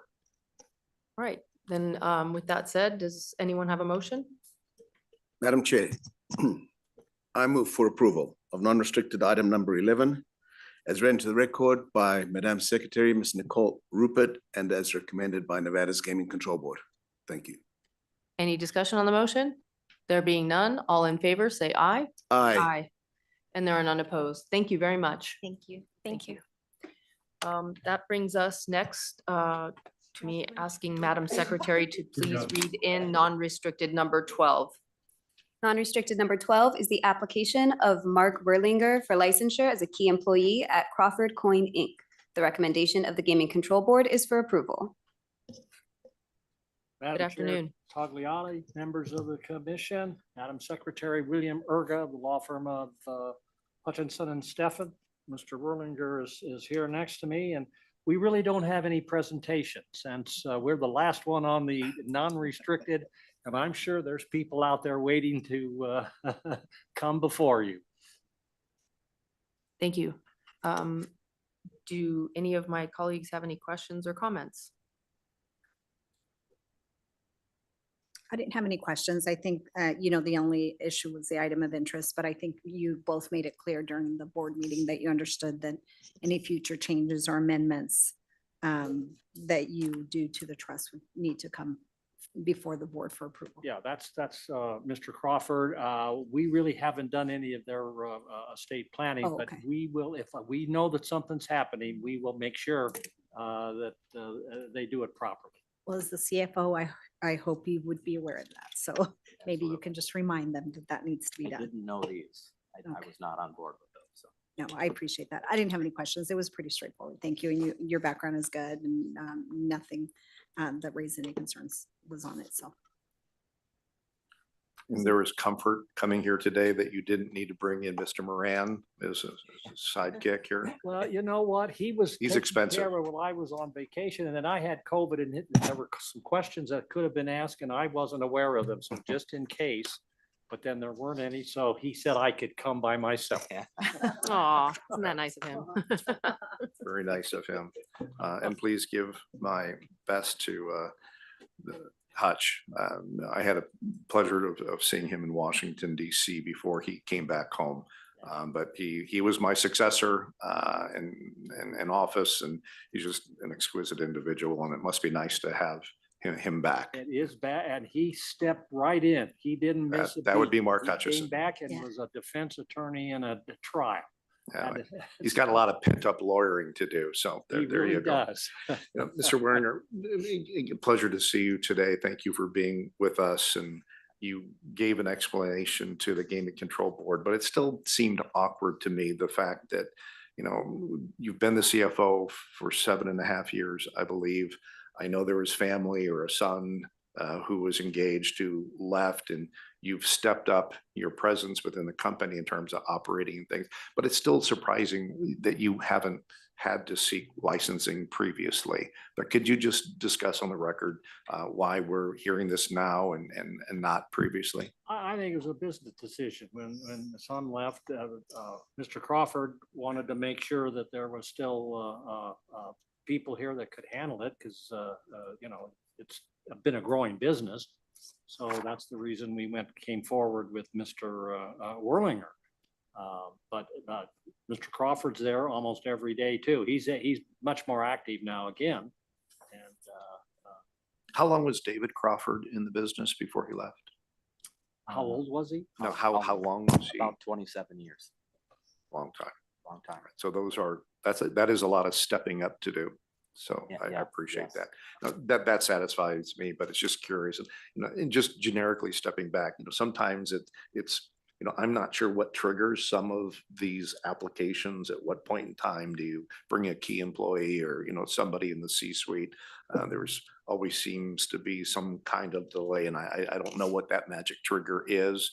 But, obviously you've all met that trigger and that's why you're in front of us today. And I'm happy to support your application.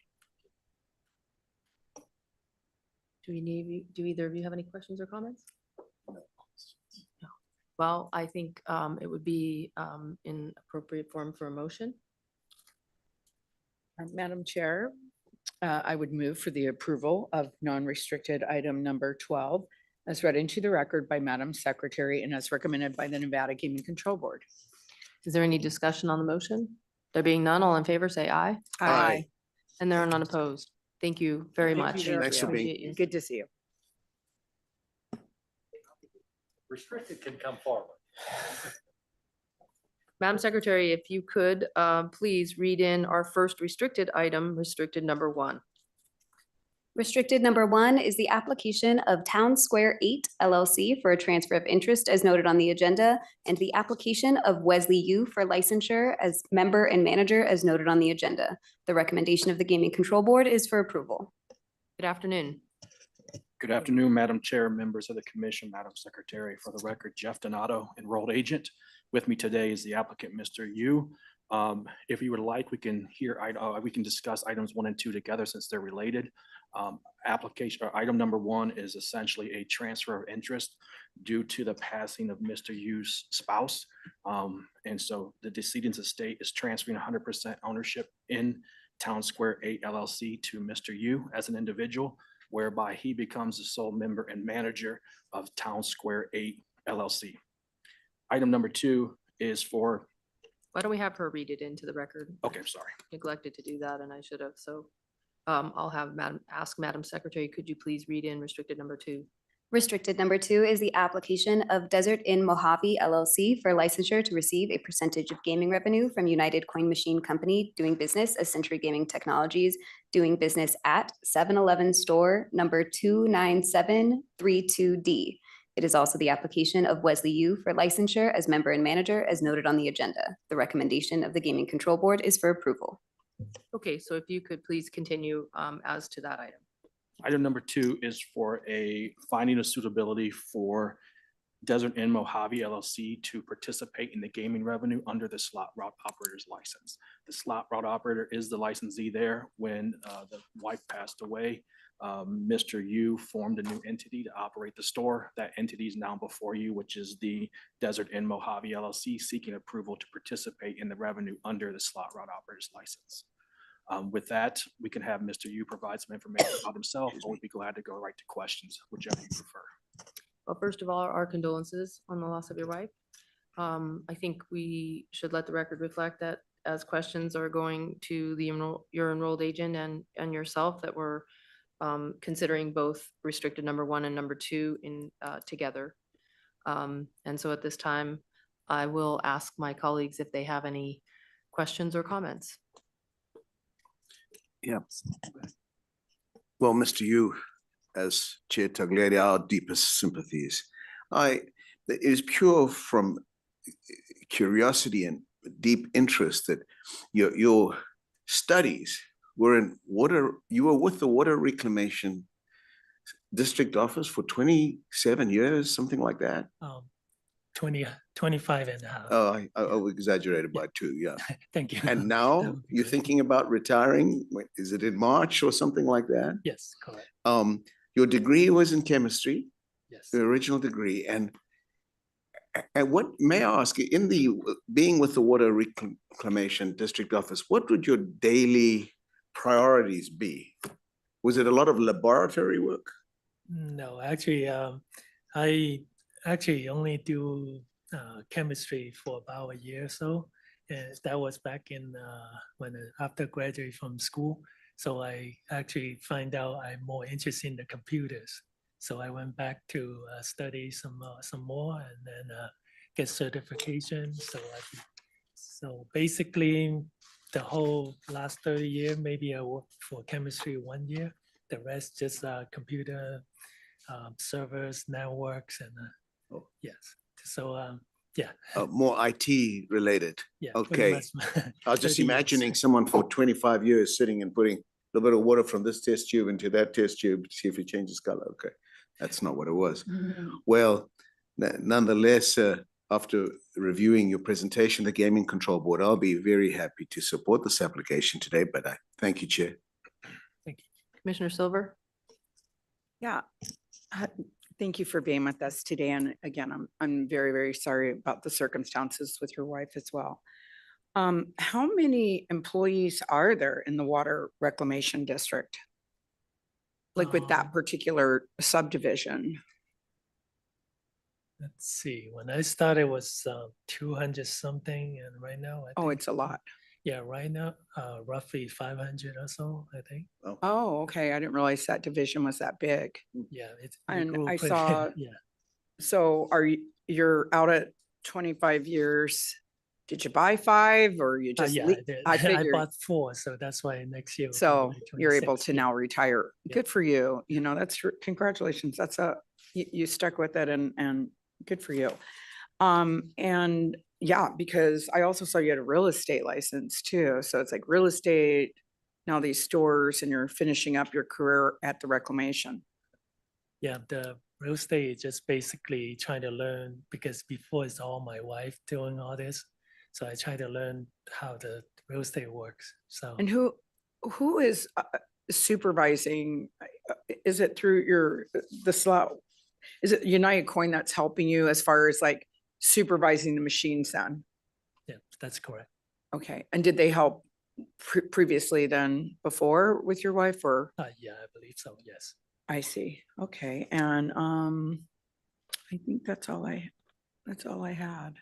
Thank you and good luck to you. And good luck in your retirement. Thank you. Do either one of you have anything else? Thank you, Madam Chair Tagliati. Mr. Yu, very nice to see you in person today, and you've had a complicated past year or so, and I appreciate the circumstances that have brought you forth today. Just a couple questions. Did you say you worked 100 hours a week? Did I? And I was at the gaming. So what retirement means not 100 hours, it means, 50 hours. Yes. That's what it's going to be. Yes.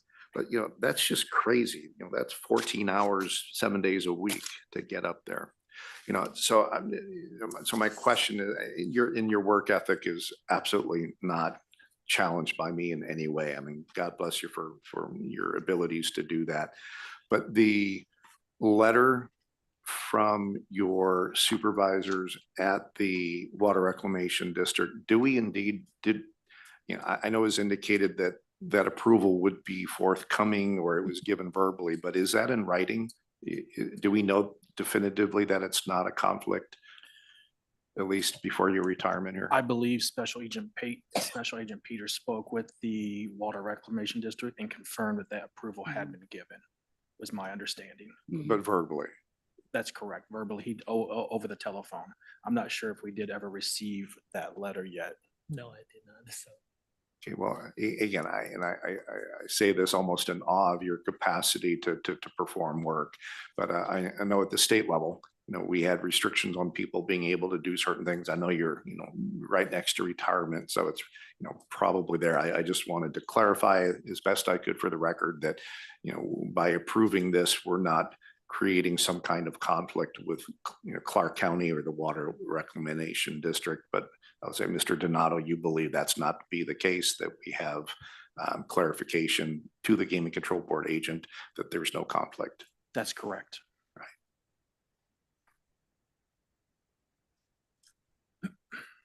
And you're from Guangdong province in Guangzhou? Yes, that's correct. The #1 feeder market in years past for the state of Nevada and Las Vegas. Those tourism visas were a hot item at the consulate in Guangzhou. But I appreciate your presence, your work ethic and what you've brought. Your wife would be very proud of you, and I wish you all the best as you proceed and in your retirement, working harder than most. Thank you. Right, if there's nothing further at this time, does anyone have a motion to make? Madam Chair, I move for approval of restricted items number 1 and 2 as read into the record by Madam Secretary and as recommended by the Gaming Control Board. Thank you. Any discussion on the motion that addresses those 2 agenda items? No. There being no discussion at this time, all in favor of the motion, say aye. Aye. And it appears there are none opposed. Thank you very much. Appreciate it. Thank you. I'd like to thank Special Agent Peters for all his work on these applications. Thank you. Madam Secretary, could you please read in restricted number 3? Restricted number 3 is the application of ABH Ventures 6 LLC doing business as Burt's for a restricted gaming license and the application of Albert Hamika for licensure as member and manager as noted on the agenda. The recommendation of the Gaming Control Board is for approval with conditions as noted on the agenda. Good afternoon. Good afternoon, Chair Tagliotti and members of the commission, as well as Madam Secretary. My name is Danielle Oberlander. I'm from the law firm of McDonald Carano, and here with me today is Mr. Albert Hamika and Mr. Dennis Gutwald in the audience. As Madam Secretary read, we're here today on ABH Venture 6 application for a restricted license and Mr. Hamika's application for licensure as a member and manager. Mr. Hamika has come before the board and commission twice now. This will be his 3rd location, which he plans to open in November 2025. If you have any questions, we're ready for them. Thank you. At this time, I'll start on my left here. Do either one of you have any questions or comments? The only comment is, I watched the board meeting and I just really appreciate all your enthusiasm and your passion. And you are just so impressive. I loved listening to your presentation. I know you're going to do great. Of course, you're UNLV grad and a Gorman grad too, it sounds like. And your wife's working 1 billion hours at Southern Hills. So you guys are just amazing. It's just wonderful to listen to. So I didn't really have anything to say except for, I'm really glad you named your Layla Hookah Lounge after Judge Assad's puppy. But other than that, thank you so much for being here. Commissioner Marcantonis? My only question or even concern was to say to you that I hope that you'll be able to always be cognizant of your own and your wife's health as you lead 2 very dynamic careers parallel to each other. So good luck going forward. And I'm pretty certain with your enthusiasm and your energy, you will be very successful. Thank you so much. Thank you. When did you graduate, Gorman? Class of 2013. So close. Night of the Gales. 2023. So close. Night of the Gales. God, 2023. Yeah, I knew it was very recently. I forgot how recently. It's great to have you here. It's it's exciting to see you so excited. And it helps remind us of the entrepreneurial spirit that made this town what it is, right? And it's awesome. Thank you. Thank you. I appreciate that. I don't know if my colleagues have any questions or comments.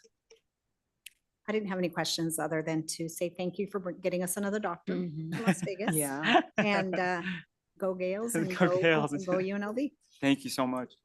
What type of physician is your wife? Neurology. She's doing neurology.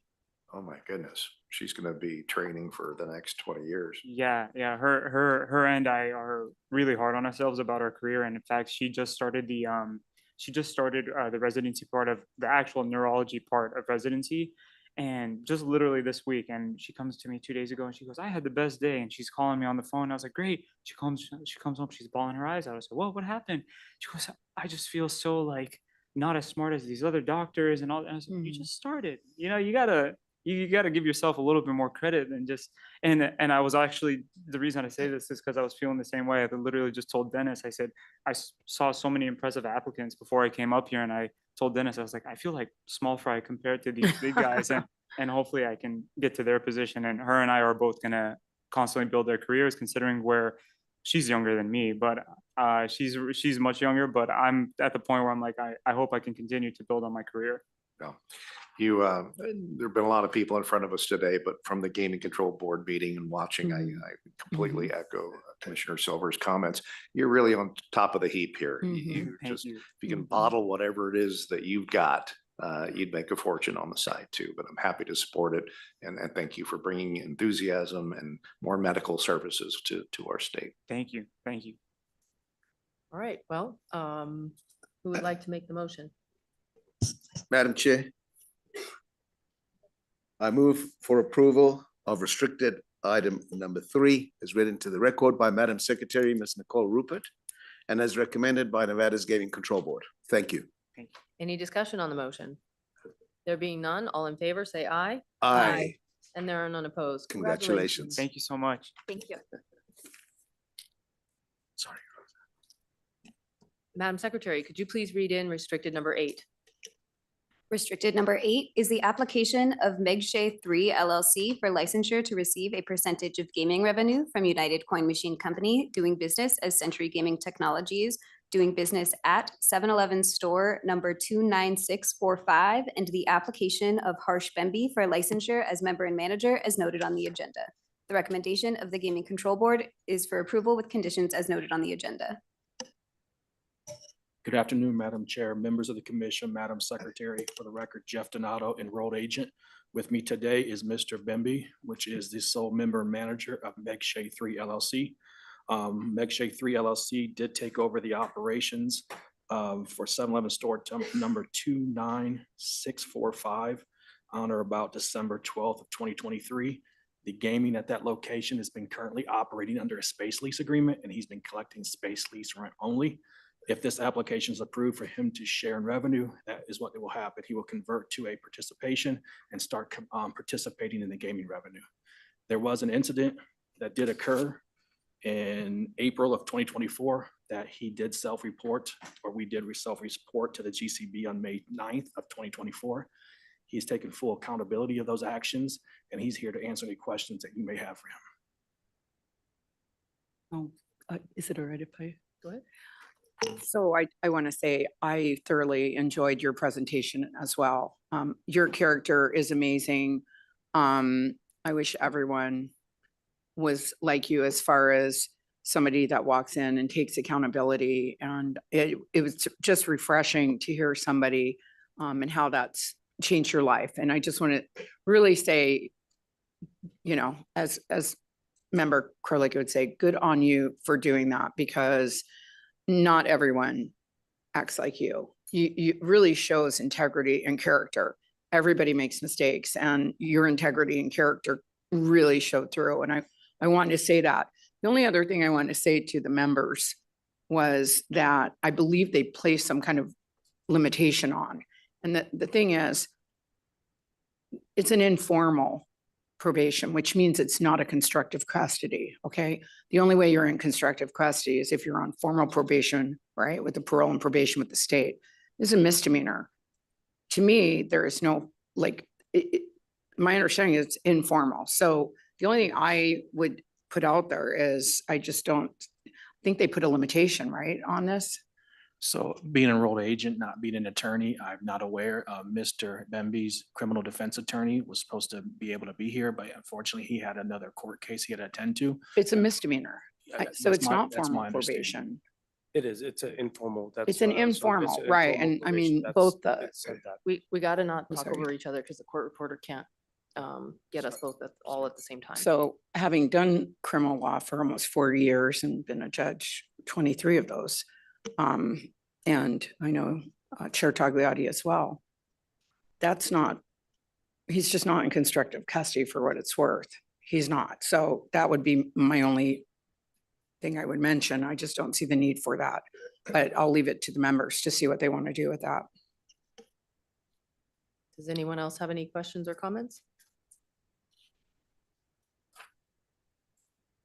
I echo Judge Silva's comments about the sincere expression of your regret. And I wish that more people would look at things in life as you so eloquently encompassed when you spoke in front of the Gaming Control Board. Mr. Bemby, I certainly have no hesitation in supporting the application. And actually, I agree with not being an attorney, I certainly would be open to whatever Judge Silva and Judge Tagliati recommend. Thank you.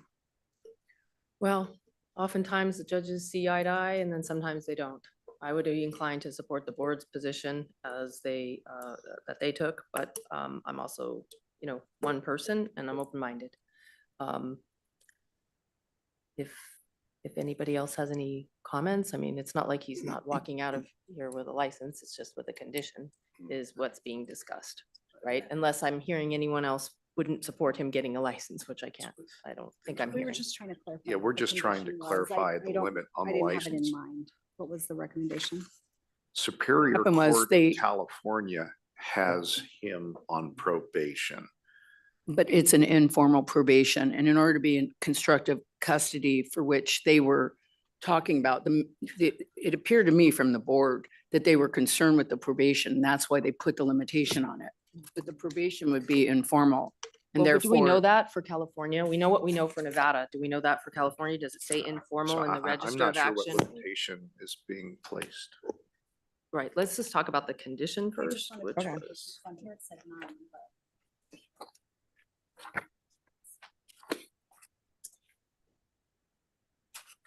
Mr. Bird, what was the recommendation from the board? The condition that the board recommended was in regard to Meg Shea 3 LLC's license to share in revenue and Harsh Bemby's license as member manager of Meg Shea 3 LLC. Harsh Bemby shall fully comply with and remain in compliance with the terms of his probation imposed by the Superior Court of California, County of Los Angeles on or about June 6, 2025, relating to his conviction for the charge of driving with 0.08 blood alcohol content. Thank you. I just wanted to clarify that. I didn't have it in mind and my document said none under conditions. So I just wanted to make sure that I knew what we were talking about. I just want to echo, obviously I too appreciate you self-reporting this, but given the recency, I think that the condition is appropriate whether or not it's formal probation or not. For me, it wasn't the fact that you're in constructive custody, but rather that this occurred just slightly over a year ago. So anything else? And Mr. Bemby, I'm going to pile on here. I mean, kudos to how you've handled a very negative incident into a very positive, and your conversation with the Gaming Control Board was inspired and important. But again, there is a court action in California, and that's real, and I want to respect that. So I will support the recommendation as provided by the Gaming Control Board. And just to reiterate kind of my position, I think I don't know a whole lot about the Superior Court of the state of California, but what I do know is I don't want to live in a world where we give a license to someone and then they violate their informal probation and we don't know. You've done great by telling us and again, applauding. But I'm just saying, if I'm treating similarly situated persons going forward the same, I'm more comfortable with the board's approach personally. So that's what I'm going to do if someone makes a motion or if perhaps there's an alternative motion, then we can entertain that and see how it goes. I don't have any problem with that at all. I just listened very carefully to the reason they put it, and that's all. I just want to put it out there. I just didn't think he was in constructive custody. However, I have no problem with that at all. Understood. Ready for motion? I am. Okay. I move for approval of restricted item number 8 is read into the record by Madam Secretary and is recommended by the Gaming Control Board. Any discussion on the motion? All right, all in favor, say aye. Aye. Aye. And there appears to be none opposed. So there was a lot of chatter up here, but it's the same as the board and there is no change. No, it's fair. It's fair commentary. I totally get it. So there's no surprises. We appreciate that, appreciate the ability for him to Thank you. prove himself here, and he accepts those conditions and he will move forward with this behind him. And we also want to thank Agent Rybold for all her work on these applications. All right, thank you very much, sir. The court reporter had suggested a comfort break after the restricted items. Can we go through the next two? Yes, still, or yes, is she? Okay, just want to check. Be respectful of that. At this time, could you, Madam Secretary, please read in restricted item number 12? Restricted number 12 is the application of Golden Route Operations LLC, doing business as Golden Route Operations, doing business at Grand Tiki Las Vegas for a restricted gaming license. The recommendation of the Gaming Control Board is for approval with conditions as noted on the agenda. Hello, welcome back. Greetings, Chair, Commissioners, Madam Secretary, Jamal Goodrich, here on behalf of Golden Round Operations application for Grand Tiki. I did give a brief affirmative presentation during the board's meeting, but I'm happy to answer any questions you have today. Well, we appreciate you being here to do that. Do any of my colleagues have any questions for council? All right, well, we appreciate you sticking around in between your two items. It appears that this matter is ripe for a motion at this time, and I would ask if Madam Chair, I move for approval of restricted item number 12 as read into the record by Madam Secretary and as recommended by your Gaming Control Board. All right, any discussion on the motion? There being none, all in favor, say aye. Aye. Any opposed? None. Thank you very much. Thank you, Commissioners. Madam Secretary, could you please read in restricted number 13? Restricted number 13 is the application of United Coin Machine Company doing business as Century Gaming Technologies, doing business at Circle K number 2709584 for a restricted gaming license. The recommendation of the Gaming Control Board is for approval with conditions as noted on the agenda. Good afternoon. Good afternoon, Chair Tagliati, members of the commission, and Madam Secretary.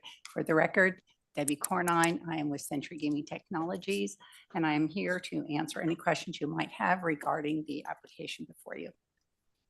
Do any of my colleagues have any questions or comments on this matter? No, we appreciate your patience in waiting for your matter to be called. There are no questions, it looks like, at this time, so I would ask Commissioner Marcantonis has a motion. Certainly. Thank you for being here and your patience, Ms. Cornine. Madam Chair, I move for approval of restricted item 13 as read into the record by Madam Secretary, Ms. Nicole Rupert, and as recommended by Nevada's Gaming Control Board. Thank you. Thank you all very much, and I'd like to thank the agent. Wait. Oh, I want to make sure. And that includes the conditions as recommended by the board. So that is the motion before us. Any discussion? There being none, all in favor, say aye. Aye. Aye. And there are none opposed. No. Now go ahead. I'm sorry to interrupt you. no, I'm just in a hurry. I have a flight, but All right. thank you all Thank very you. much. And thank you to the agent for her work on this application. Safe travels. Appreciate it. Thank you. All right, at this time, we're going to take a comfort break. It is 1:45. We're going to come back at, right, is that clock right? 1:46. If we could come back at 5 minutes to 2 so that we can address the gaming employee registration and the rest of the agenda items.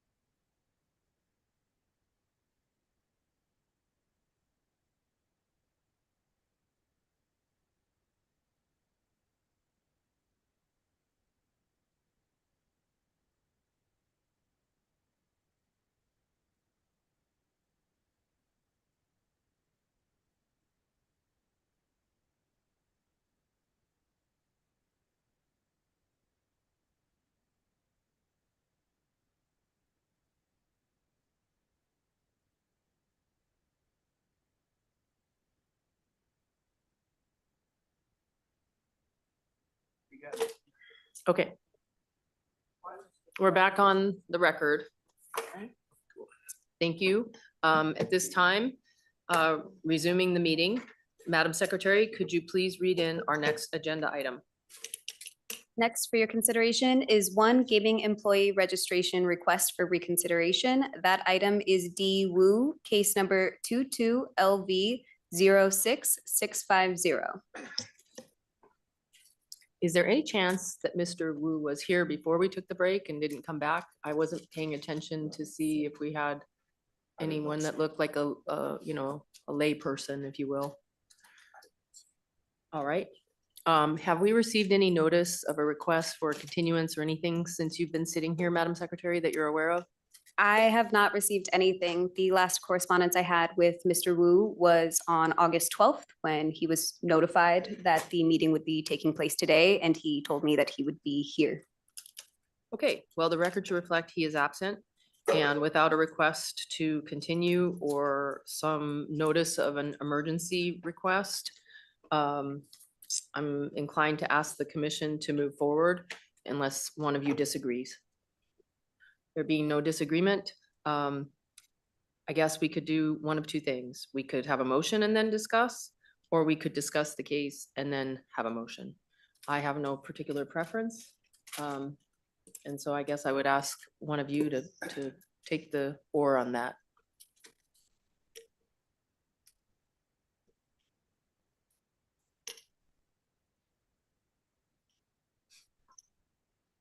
Certainly I can attempt to do that, Chair.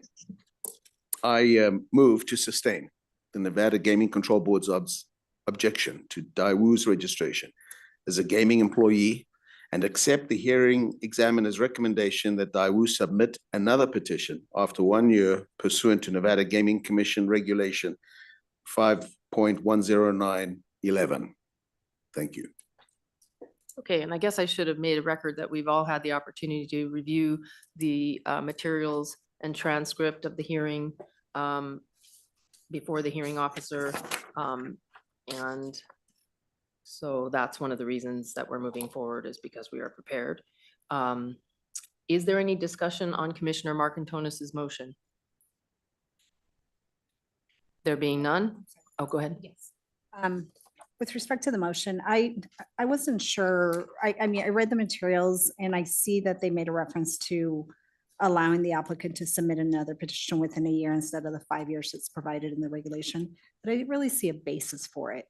I mean, this seemed to be a kind of egregious crime, and he just got off of probation in June of 2024. So I don't know, I would be more inclined to have that be a longer period. Okay, so would you, are you interested in having a vote on your motion, or would you be interested in modifying your motion in light of what Commissioner Solis Rainey is saying? What's your preference? Well, if we have a vote on my motion, those who agree with Commissioner Rainey then could just vote against my motion, and then a new motion will be done. Is that the procedure? Sure. Okay, in that case, Or you could modify your motion. well, only if I agreed with it. Right, exactly. I could I didn't comment make a motion too. because there's a motion pending, but I was just I just- suggesting that this period should be longer. I'm gonna ask for more discussion on the motion once we know what the motion is. So he's, Commissioner Marcantonus is saying he would like to leave his motion as is and have discussion and a vote. And then depending on what happens there could be another motion if that's appropriate. So that makes complete sense and is understood. And so at this time, Commissioner Silver, you wish to make comment on the motion? I agree. Yes, I agree with Commissioner Solis Rainey's suggestion. It's beyond egregious, and to me, he should have been incarcerated. I can't believe he got the charge he got, and I can't believe, well, once he gets the charge, he's going to get probation, but it's pretty bad. So I'd be okay with the longest we can do.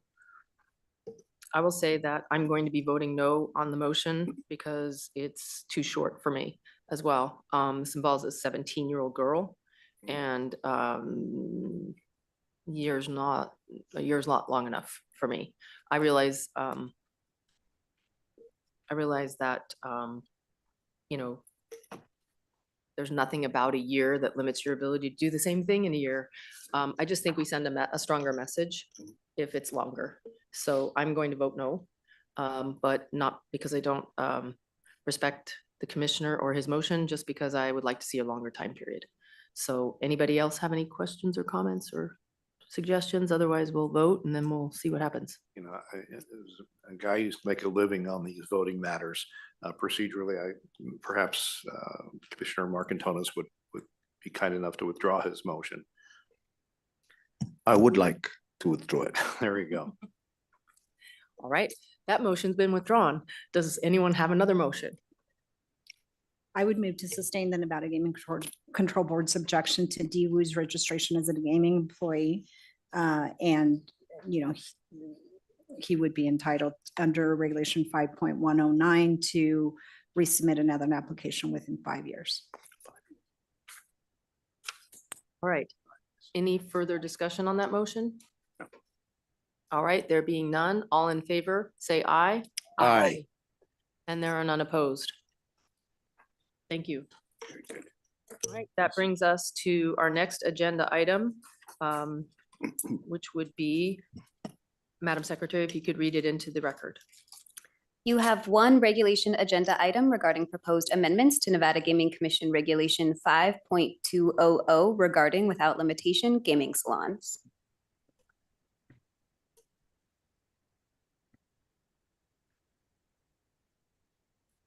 Senior Deputy Attorney General Michaela is here. We have a chief here from enforcement, Chief Torgerson, and Supervisor Robert Nickel, I believe. So Yes. Senior Michaela, when you're ready. Good afternoon, Chair Tagliati, members of the Commission, Madam Secretary. For the record, I'm John McKellar with the Attorney General's Office. Before you today for possible adoption are regulatory changes regarding gaming salons. These changes originated in a workshop held on December 12th, 2024. During that workshop, 4 main points were raised with regard to industry-desired changes to gaming salon regulation. 1. The financial criteria for admission into a gaming salon should be lowered, and guests should be allowed to be present in a gaming salon without the salon patron for a longer duration. 2. Poker should be specifically contemplated as a potential revenue generator in gaming salons. 3. Slot minimums in gaming salons should be at the discretion of the licensee. And 4. A licensee should be able to more easily temporarily convert a gaming salon into a public gaming space. The slot minimums at the time of that workshop were set by statute and could not be changed by regulation. Based on this, the industry worked with the legislature this past session to change this through the passage of SB 459. With the passage of SB 459, Chairs Dreitzer and Hendrick and the Enforcement, Audit, and Technology Divisions held discussions with the industry concerning gaming salons. Further discussions were held during a public workshop conducted by the full board on August 20th, 2025. These discussions resulted in the board recommending the draft you have before you today, dated August 20th, 2025. The proposed language in the draft lowers the financial criteria for admission into a gaming salon. Specifically, it lowers the financial criteria from $300,000 to $20,000. This change is found in subsection 2D1 of the draft. The amount was lowered during the workshop from $50,000.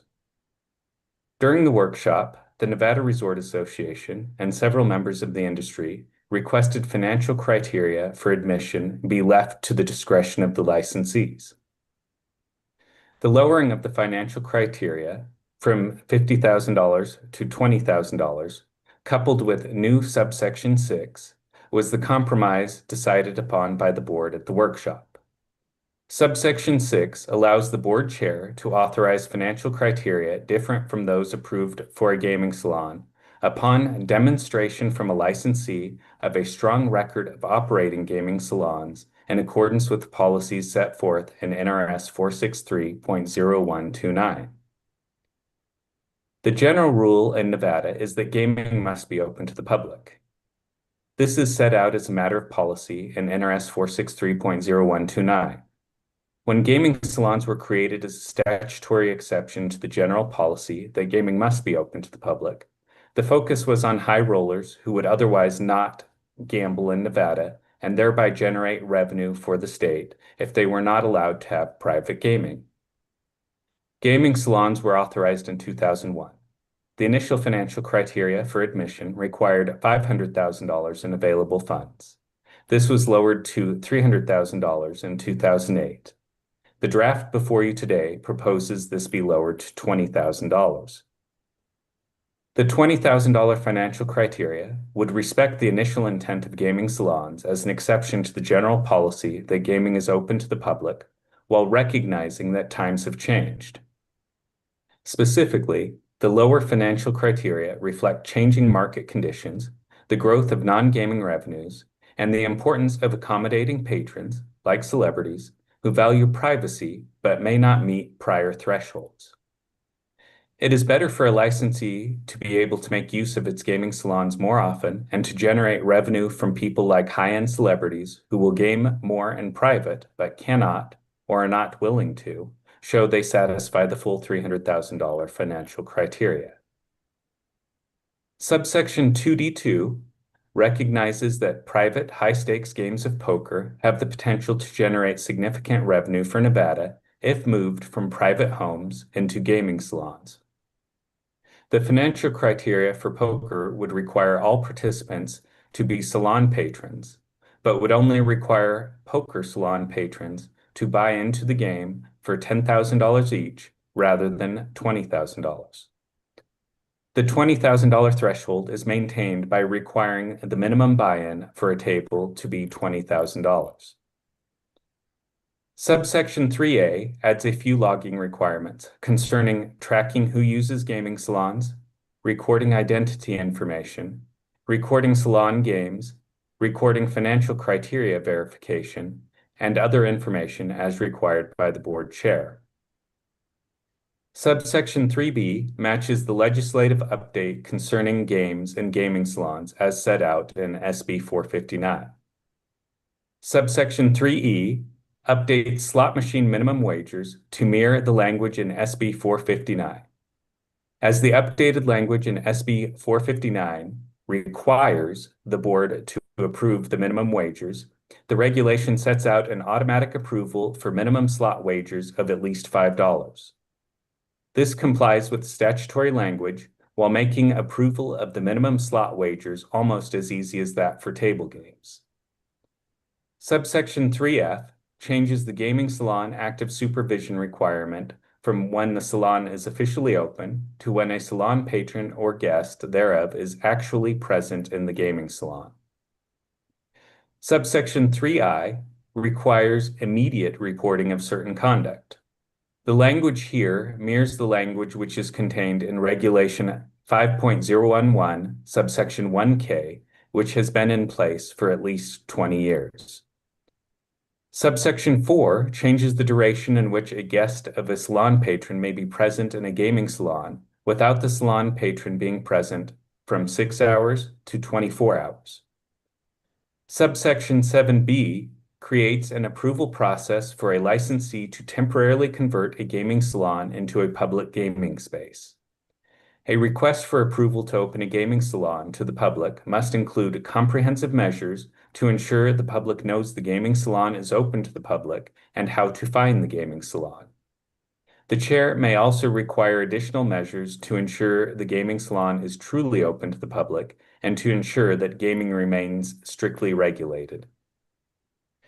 These changes are before you for adoption, and I ask that you adopt the changes as recommended to you by the board, reflected in the draft dated August 20th, 2025, effective upon your adoption. And I am happy to answer any questions you may have. Thank you. Thank you. Appreciate your work on this as well as the boards and all the interested industry folks who are here and likely had input at the time that this was heard. I would open it up to any comments or questions that you may have. Commissioner Solis Rainey indicating she has questions. Thank you. Mr. McKellar, with respect to the logging requirements in section what is it? 3A3. It says that information necessary to ascertain that government issued identification for each salon patron and wagering guest was examined and is on file in the licensee's records. How do you determine if a guest is going to be a wagering guest or a non-wagering guest? It's if the guest wagers at a table, that's a wagering guest. If the guest does not wager, then they're not a wagering guest, and they would just have to be in the log based on their name under subsection 3A1. So are they logged at the, maybe that's my misunderstanding. I thought the log was something that was the information in the log was placed in there before they were allowed entry. So is this something that's contemporaneous with them actually wagering as opposed to when they're entering? It's a logging requirement. So whenever one of those activities occurs on the log, then it needs to be entered into the log. So if there's a guest present in the salon, then that guest must be logged. If that guest wagers, then the information in 3A3 would be required to be placed in the log. Okay. So are all people that are allowed entry are logged, and then separately the information in the identification is added as they wager? Is that? That would be the requirement. Under 3A1, the log needs to include the guest's name, and then under 3A3, if that guest places a wager and becomes a wagering guest, then they have to include information that the licensee examined the identification and has such information on file. Okay. Thank you, and apologies. That was actually what raised my question, is that in 1 and 3, guest was kind of referred to differently. So they're logged in as guests, but then if they wager, then you satisfy the identification requirements. And my concern with that was, that I thought this was all information you were gathering before they went in. So I didn't know how we would keep track of them once they were in there. But I understand the point now and the clarification. Thank you so much. Does anyone else have any questions? Just a statement. Just one or two observations, and as usual, excellent work, Mr. Michaela, but I do not fully agree with this. And perhaps that's because I was around when the gaming salons were put in the first place in the late 90s, in the first 2-3 years when it was in 2000. I don't really remember. But the thresholds were put in as protection for the operators too.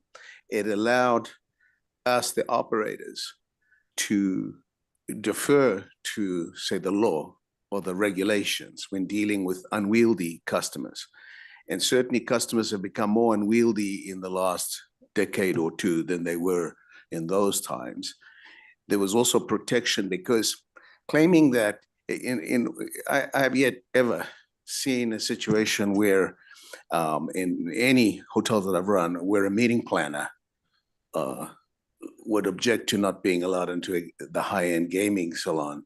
So what I would say to my colleagues is that it's a high-end gaming salon. That's the point. It's not a VIP concierge lounge. At least that's how when I operated.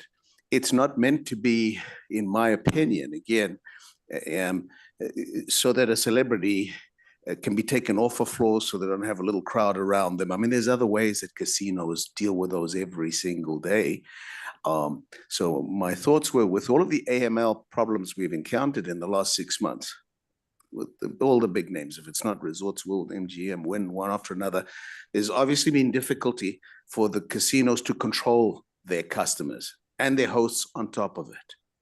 And the hosts are pressured sometimes by the customers with whom they may have relationships.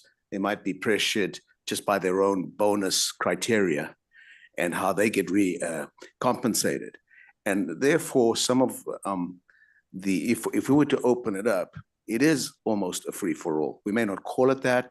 I'm sure that if we put a lot of my colleagues, and we did, I saw there were a lot of fine people who voiced their thoughts on this, but strictly speaking, as an operator in the places that I was involved, and I think it provides some protections. Certainly, I wouldn't agree with this down to $0 or $25 or $1,000. I empathize with Chief Torgerson's point that we do not have the enforcement agents to be policing all these guys. We've struggled to police all of our casinos on other matters too. And certainly I would prefer personally to recommend a higher threshold at least to make sure that we provide some CYA or backup for the staff who have to man these things. That's just my thoughts, 2 cents. Thank you, Chair. Is there an operator or the Nevada Resort Association that would like to be heard? Good afternoon. Good afternoon, Madam Chair, members of the Commission, Madam Secretary. My name is Virginia Valentine. I'm with the Nevada Resort Association. And with me is Charlie Stone. He's the Executive Vice President of Casino Operations at Wynn Resorts. And I did ask Charlie to join me here since at the Control Board hearing, we did have some questions about operations and wanted to have him available to you. I gave a longer presentation at the Gaming Control Board meeting. I do think in light of Commissioner Marcantonas's point that questions that it might be worth going through some of those about how gaming has changed. So if you'll bear with me, Chair, I'd like to go ahead and make a little bit of a presentation. So first off, we are very appreciative of all the work that's gone into this by Chief. I always get the stuff before Deputy AG wrong, but from Mr. Michaela, also from Chair Deitzer, Chief Torgerson, and even Chair Hendrick before that. So during the workshop held last December, several changes were mentioned, and we've gone through some of those. What we did talk about increasing the value of gaming salons to patrons and operators. The most impactful change probably in the regulation is lowering the financial criteria. There were two other things that came up at that time, and those were addressed in statute, and that was the need for a table game. Obviously, if you don't have anyone playing at the table, it doesn't make a lot of sense to have a table. And then there was a minimum $500 wager at the slot machines. So with the GCBs not expressing concerns about those changes, we advocated for the passage of SB 459, and that removed both of those requirements. So we're very happy to see that those changes will be effectuated in the proposed amendments. And that was in 2001 when gaming salons first came into being in the statutes. And they passed SB 283, and that required the Gaming Commission to adopt regulations for licensing and operation of gaming salons at the time. At the hearing, Bob Fess pointed out that NRS 463.408 already delegated to the GCB chair the authority to restrict gaming on the floor or elsewhere and could already make exceptions for special events. At that hearing, Mr. Fess articulated many reasons to support the creation of salon gaming, including the desire for privacy, personal security, and respect for varying cultural customs. He asserted that security and surveillance could be maintained while operating salons. Since the 24 years that gaming salons came to exist in our statutes, a lot have changed. In 2001, less than half the states had any form of legal gaming. Now all states except Utah and Hawaii have some form of legal gaming. Tribal and commercial gaming have expanded dramatically, as has illegal gaming. Las Vegas itself has changed with the introduction of professional sports and large-scale entertainment venues. Resort casinos attract a diverse group of visitors. In addition to international guests, including professional athletes, actors, entertainers, and other high-profile individuals. This evolution from gaming capital of the world to sports entertainment capital of the world has changed the definition of high-value customers. Some of these guests are seeking exactly the same level of privacy and security as salon patrons envisioned in the passage of legislation and articulated by Mr. Fess in 2001. Much of the testimony from the 2001 hearing applied to the financial requirements. And I'll quote Mr. Fess here, there are certain premium international casino patrons who fortunes and interest in gaming result in wagers of tens of thousands of dollars. Those patrons are accustomed to the highest standards of hospitality, which include security and privacy during gaming activities. SB 283 requires the Gaming Commission to adopt regulations for the licensing and operations of gaming salons, which will allow for the first time casinos to operate on an equal playing field and attracting those customers to Nevada, a business we don't have now. And to ensure that gaming is conducted honestly, competitively, and free of criminal and corrupt elements, all gaming establishments in the state must remain open to the public, and access the general public to gaming activities must not be restricted in any manner except provided by the legislature. Again, those arguments made by Mr. Best for legalizing salon gaming apply today and in support of lowering front money requirements. In 2005, high-value guests who do not meet the current financial criteria also are accustomed to the highest standards of hospitality. They prize their security and privacy in gaming activities. They have the capability to generate significant gaming revenue for the state, as well as tax revenues on food, beverage, lodging, retail, entertainment offerings.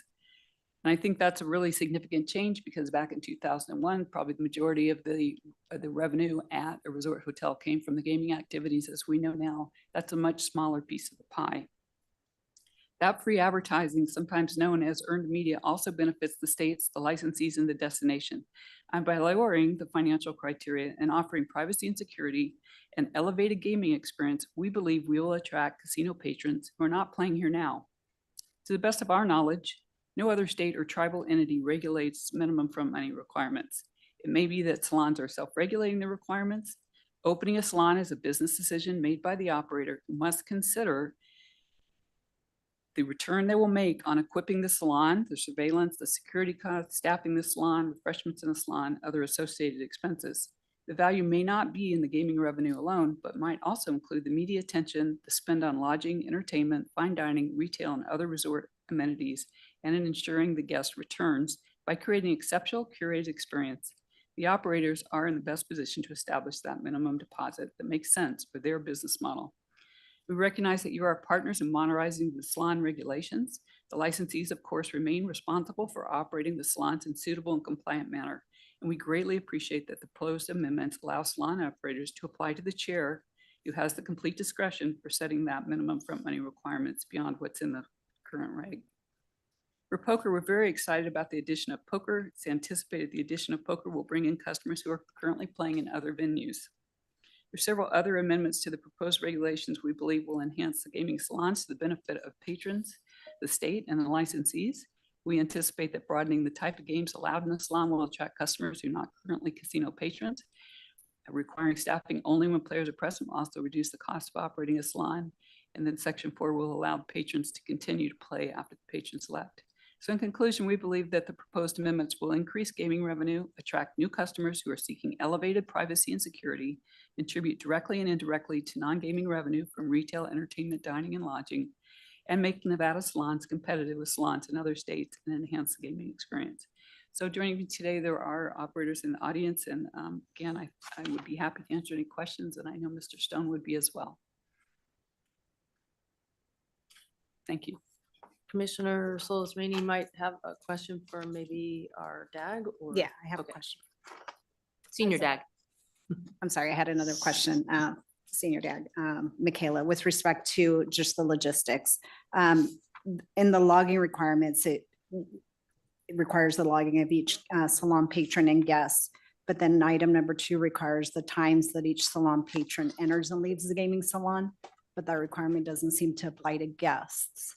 And since guests under the proposed amendment can now stay in there for 24 hours, like, why aren't their entry and exits required to be logged?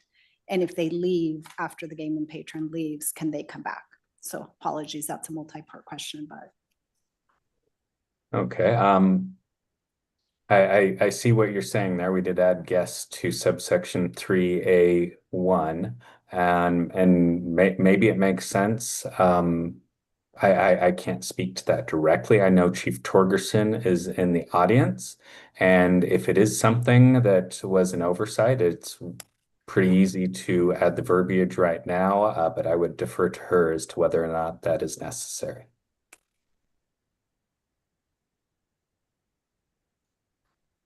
Thank you. Chief? Good afternoon. Yeah, I'm happy to answer. So your point again is that why are we not tracking these guests in and out of the salons when the Yes, salon? so it was a multi-part question. One, why are we tracking salon patrons in and out, but not guests?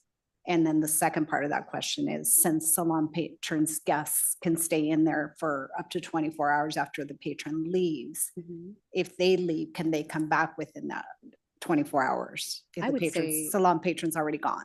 I would say yes, they can come in and out as long as they were sponsored by those that were documented to be in the room. I think that we're tracking them because, we're wanting to make sure for the 24-hour compliance piece, of course, but that those that are not wagering, I don't know that we would necessarily need to worry about tracking them in and out, correct? As just guests. So if they were salon and they were wagering in the salon, that might be an oversight that we would need to correct. If they are not wagering and they're just guests, I guess at the point, I'm just in my mind, I can't envision how that's working because, they can become a wagering guest at any point after the salon patron has left. So. right, but then they would have a change of status, right? They would have moved from just a guest to now a salon patron. No, not under the way that this is written. They would just become a wagering guest. Okay, so if that's the case, then there may be some oversight that we need to correct on the record. So I just thought, yeah, if you're trying to track, the entry and people entering and leaving the salon guests for purposes of establishing either that they've met the buy-in requirement or that they have, they've been duly sponsored, if you will, then it seems to make sense to also log the guests that are going in and out. Senior Dag, do you have any input on that after hearing my comments? I think it would be a simple fix if it was the pleasure of the commission and it works well with you, Chief Torgerson.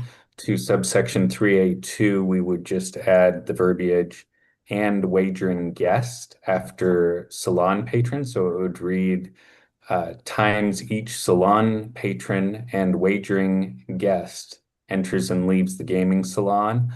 My only question on that is a guest is not necessarily a wagering guest when they enter a salon. So would that cause trouble from a logging perspective?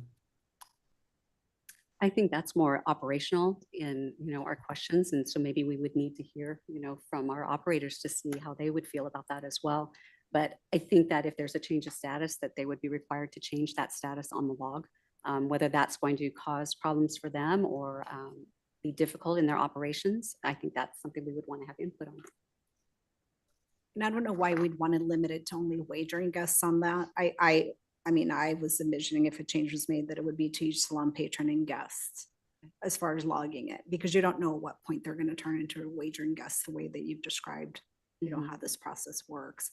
So I don't know if that creates a problem for the licensees, and I'm certainly not trying to do that, but being in these salons is a privilege. And if it's somebody that's just been sponsored by a salon patron who has put up the appropriate money, it just seems like we would want to have a better handle on what these guests are doing. And, if they're coming in and out after their sponsor has gone, why is that? And why are we allowing them back in? Sure, I can speak to that. Good afternoon. Thank you for the time. I would add that in these private gaming salons, the guests of the customer, as was the current rule, was able to stay for 6 hours, and that would create oftentimes an uncomfortable conversation that while you're enjoying yourself and having a good time, and the main salon patron has left, now you have to leave per regulation. And so by allowing them to stay for 24 hours, creates a much smoother operational experience and allows us to put our best foot forward in terms of hospitality. But regardless of the wager, to get back to your original point, all customers who play, whether they're playing $25 a hand or $25,000 a hand, would be rated and tracked. And we would know who they are. We would have ID for them, and we would know what their average bet was, the game that they're playing on, and the exact times that they're playing. So all of that play would absolutely be tracked, and all of the surveillance coverage would be saved for the extra time, as we do currently for private gaming salons. Really quickly, could you identify yourself for the court reporter? Yes, thank you. My name is Charlie Stone. I'm the Executive Vice President of Casino Operations and Marketing at Wynn Las Vegas. Mr. Stone, I appreciate your answer, but, and Commissioner Solitrini, thank you. Your insights are always important and welcome. And if we have an issue here to address, we have an issue, and we thank you for your eyeballs and brain on these things. But I would think that you would want to tie the person who's putting in the funds to get access has some kind of custody over the guest, because I think it would be very awkward if somebody just got permission to tag along or whatever, and they could be in there for another 24 hours. I would think you'd want to control that. I heard what you said. You don't want an awkward situation, but I think, there is, if somebody's my guest, that to me is a responsibility. They're with me. And when I go, I think that, I think there's a merit to suggesting that the guest should go with them. I don't even know why they get, the 6 hours. I think there should be some kind of custody. Yeah, I yield to the folks who do this every day. This is not what I do. I appreciate all the conversations that have led up to this moment. Commissioner Marcantonus has lived and breathed this, so his comments are, into me. But just from a common sense and practicality, I would think that a guest should be attached to the player. Can I ask just how this operations works? Because some of us don't have the operations knowledge, right? So if we could just take a step back and so that I have an understanding. So when a guest comes in, let's say someone comes in with is a famous person and they have their 10-person entourage, right? And they have their money on the books right now, it would be what, 300,000, right? That's their fee to get in. As to the 20-person entourage, are they signing an agreement that they're responsible for the next 6 hours? Or are we all just, by coming in, they get to spend that patron's money, even if the patron leaves? Like, how do you manage when because 24 hours, a lot can happen in 24 hours. The girlfriend leaves and comes back and she's no longer the girlfriend. Or there's, certain financial arrangements between them that violate Nevada law or other things. And so I don't understand what is the, contractual practices of the casinos when guests come in with a patron and then the patron's gone and has just kind of left them with an open check, is what I'm kind of hearing. And I'm sorry, I don't have knowledge of this, so that's why I'm asking. Absolutely, I'm happy to answer that. And if I could take a further step back as far as really what gaming salons are, and I'll be brief, but they're essentially an extension of the high limit room with the same casino games. And I realize the focus here is the integrity of gaming in the state of Nevada. And when it comes to the integrity, the games that are in these salons are the exact same games with the same rules, the same payouts. I mentioned better surveillance coverage, but I think also what's important for everyone to know is that there's a higher ratio of casino employees to guests, allowing for more supervision. And what I mean by that is on the main casino floor, it's very common to see one supervisor overseeing 6 tables or 8 tables at a time with many players on all of these games. When you play in a gaming salon, there's generally one supervisor for 1 table, potentially one supervisor for 2 tables. So from an operational perspective, it is extremely secure. But in a main casino, can I use my marker and just let all my people come and I presumably when I've had a financial arrangement with the casino or have a marker or whatever, that's not happening. My 20 entourage is not spending my money at the table in the main casino, or are they? No, they're not. And they're not in a gaming salon either. So the customer that has the $300,000, that is theirs to play with. And as they request markers off of their credit line or front money, the casino operations team will check the availability and their balance and issue those chips to that player.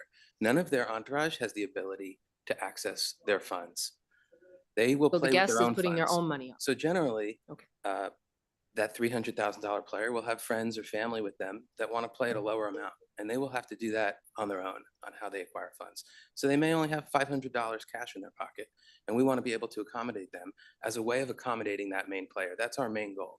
So if at any point, we would never be in a situation where the main customer did not want that person playing. We're doing this to put our best foot forward. Okay. And I would also add that while these customers are here, we're staffing this gaming salon generally for their the entire duration of their stay.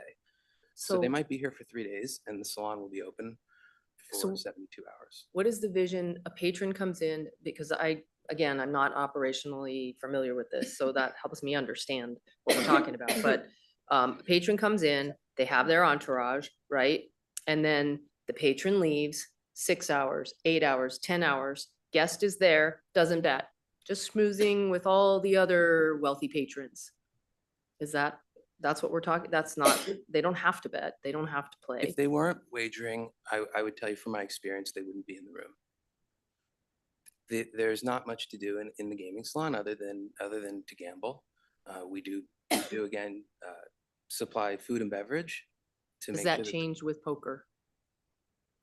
No, Okay. I believe that's there's a television in the room generally. In a bar? Occasionally we set I've a walked dining past table. those rooms. There's butler service, so any beverages that are requested can be brought in for the guests' requests. Okay, thank you. I'm sorry, I'm not as familiar as my And colleague. just from my standpoint, I mean, I don't have a problem with the guest staying, a certain amount of time after the patron has left, because I understand that it's an accommodation to the salon patron, the high roller, if you will, to, continue to take care of their guests for a certain amount of time. I guess my problem is not necessarily tracking them if they leave, because once their sponsor, if you will, leaves, they'd really have no reason to be back.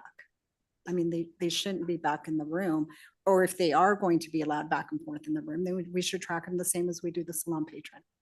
That I agree, and that's why I mentioned that we make sure that any player that's playing it, regardless of the size of their bankroll or the amount of their bet, we make sure to rate their play in our rating system. But I think we're saying different things. I'm saying that any guests, if they're coming and going out of the room, whether they're wagering or not, just because they've been granted the status as guests, as part of an entourage or whatever, because they want to schmooze with all the other high rollers that, that might be in the room, or the other people that are in there. That's fine, for a certain period of time once their host leaves. But once they finish up doing their own wager or whatever it is that they're doing and they leave, what's the reason for allowing them to come back without tracking them? I would say only for us to be able to provide the best hospitality that we can for this group that we want to impress.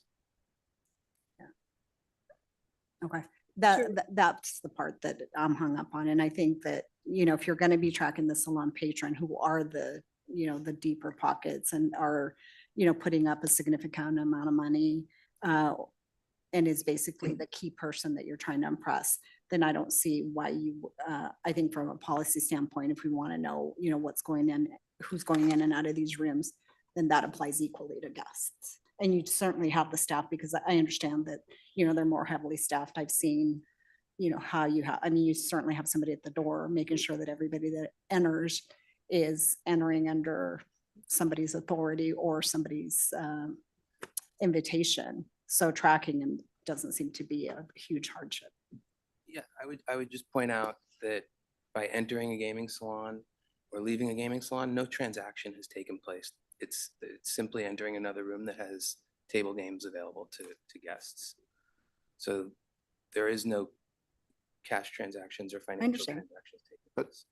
I'm sorry to jump in, but there is a transaction. It's my guest and they're coming with me. There's a verbal agreement or whatever it is, that there's a relationship there. So they are attached. May I make a comment, Madam Chair? Some of the thinking is kind of a two-part answer about lowering that limit of a minimum wager on a slot machine was about from $500 down, was because so that the guest could have something affordable they could do, because they weren't necessarily going to be the high roller. So in part, what are they doing in the salon? Well, if you have a slot machine with a lower limit, then that guest can play a slot machine. I had hoped that Mr. Lupo would be here with us, but he said something that Charlie touched on, and I won't say this as well as he did at the workshop, but he said those are the same guest with the same games playing that we play on the casino floor. They really are the same people. The difference is they have these four walls around them, and they have elevated security and supervision. So I think to distinguish them, maybe to say that they're more risk or something, I don't know that's necessarily true, because they're not going to do anything in this room that they can't do on the casino floor. May I ask a question? But if they don't have to give their ID or anything, and maybe, again, I'm not as familiar either, and they can go in and out in 24 hours, what prevents like prostitution or something like that? Like from them, coming in there and being with one high roller, and then if you got 24 hours, you can certainly come back after whatever. No? I would go back to the point that we have significantly more casino staff and eyes watching what's happening on these games. And if somebody were trying to break the rules or do something nefarious, I suppose they would be better off doing this unrated with not using a player's card out on a main casino floor potentially. This is an area where it is so tightly watched and secure that all AML Title 31 KYC procedures are taking place, and everything is being watched by the team extremely closely in a much more private, quieter setting. So operationally, it's much easier to make sure that we're doing everything required every single time. One other.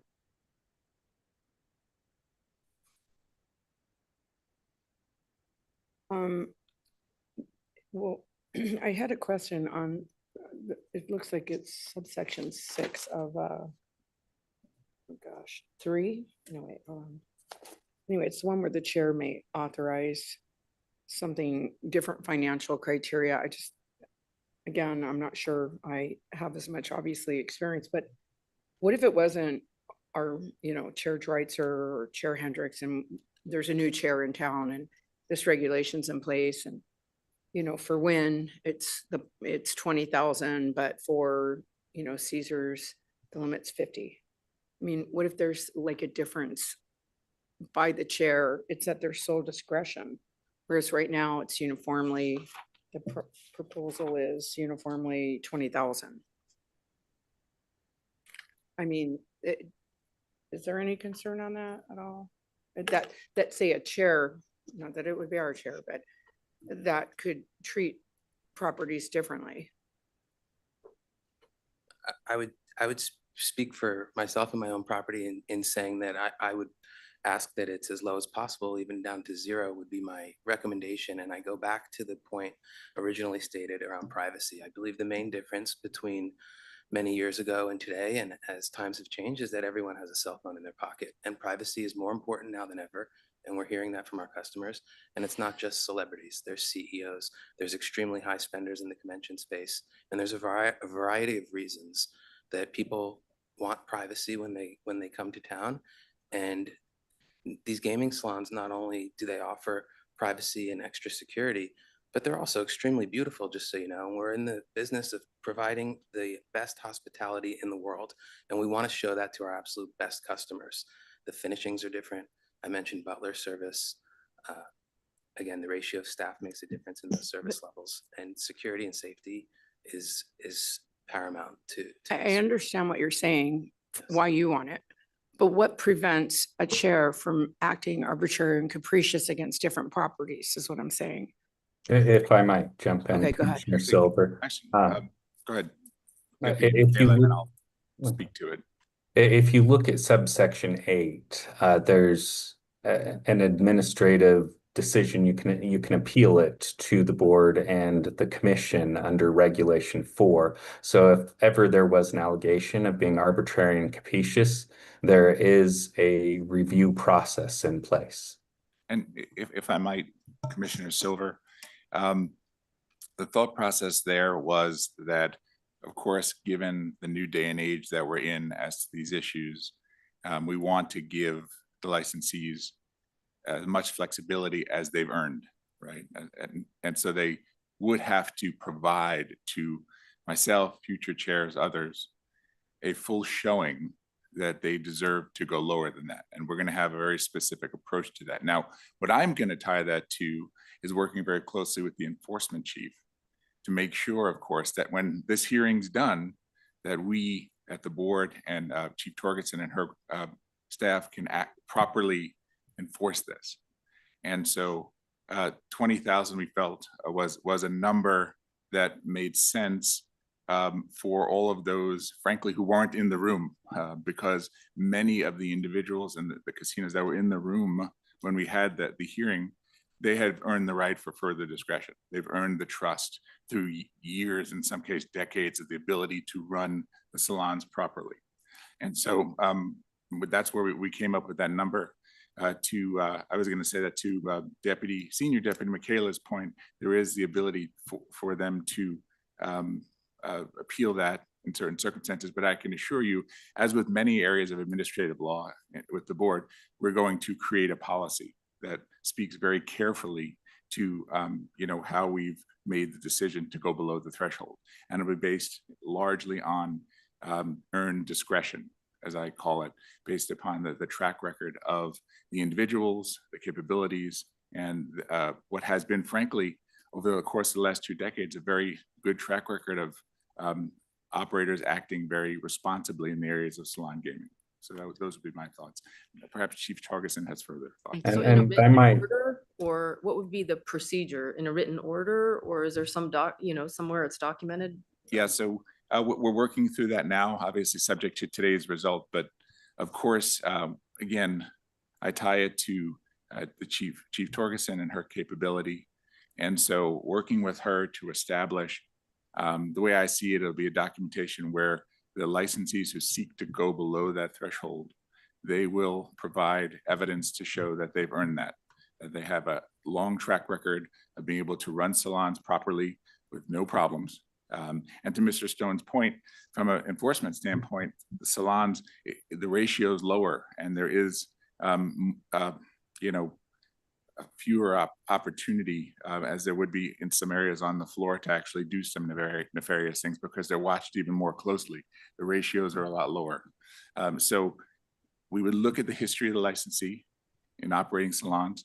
We look at the history of the individuals involved and what they have done in their history in working with salons either in Nevada or elsewhere. And in doing so, come up with a program to potentially allow them to have that discretion. The other piece is that if it should come to pass through us working closely, of course, with enforcement, who works closely with the licensees, that a licensee at some point in the future, for whatever reason, loses that discretion, loses that trust, has an incident, then we can withdraw that and go backwards, which the licensees fully understand. But the case was made, I believe, really strongly at the workshop that there's a lot of financial implications for the licensees to create these salons. They don't just turn on the light and open up a door. It's staffing, it's equipment moving, it's all sorts of things. And so if they're going to do it, they're going to do it responsibly. And again, we're looking at a 20-year track record. And so that is the basis upon which we said the number can be that low. So I invite Chief Torgerson to extend those comments, but those would be my thoughts. Definitely. Yeah, I'd just like to add to the record that, my operations unit within the enforcement division, we work and engage with our licensees on a regular basis.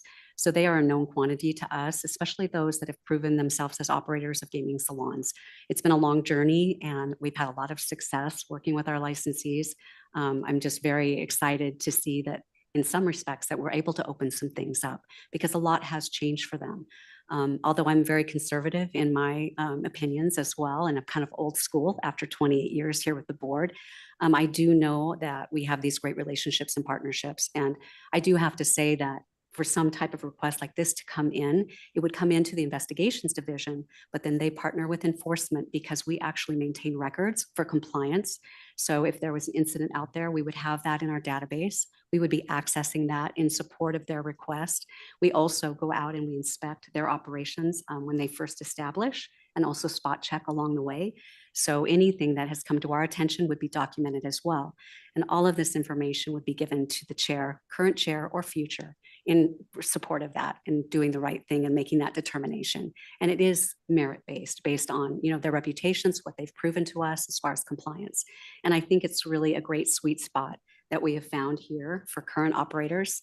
My concern was more with new operators because I've seen what we've, established over time. And it wasn't necessarily a smooth road. We had to train people. We had to make sure they understood what the compliance points were. But we've come so far today that I'm very, very comfortable with established operators. And new ones, we're willing to go forward and make those changes and train them as well. And then they can, of course, transition as they have established their reputation. I'd like to also make a nuanced point for the record. There's certain specific circumstances that have come to our attention where there may be an operator who doesn't have the history of running a salon within the state of Nevada yet. However, the individuals involved will have great expertise in running salons in other jurisdictions. So I want to be clear that we will consider that as well. And there are certain circumstances that are going to be coming up the road where we're going to have to address it in that way. So I want to be clear, it's not the licensee alone.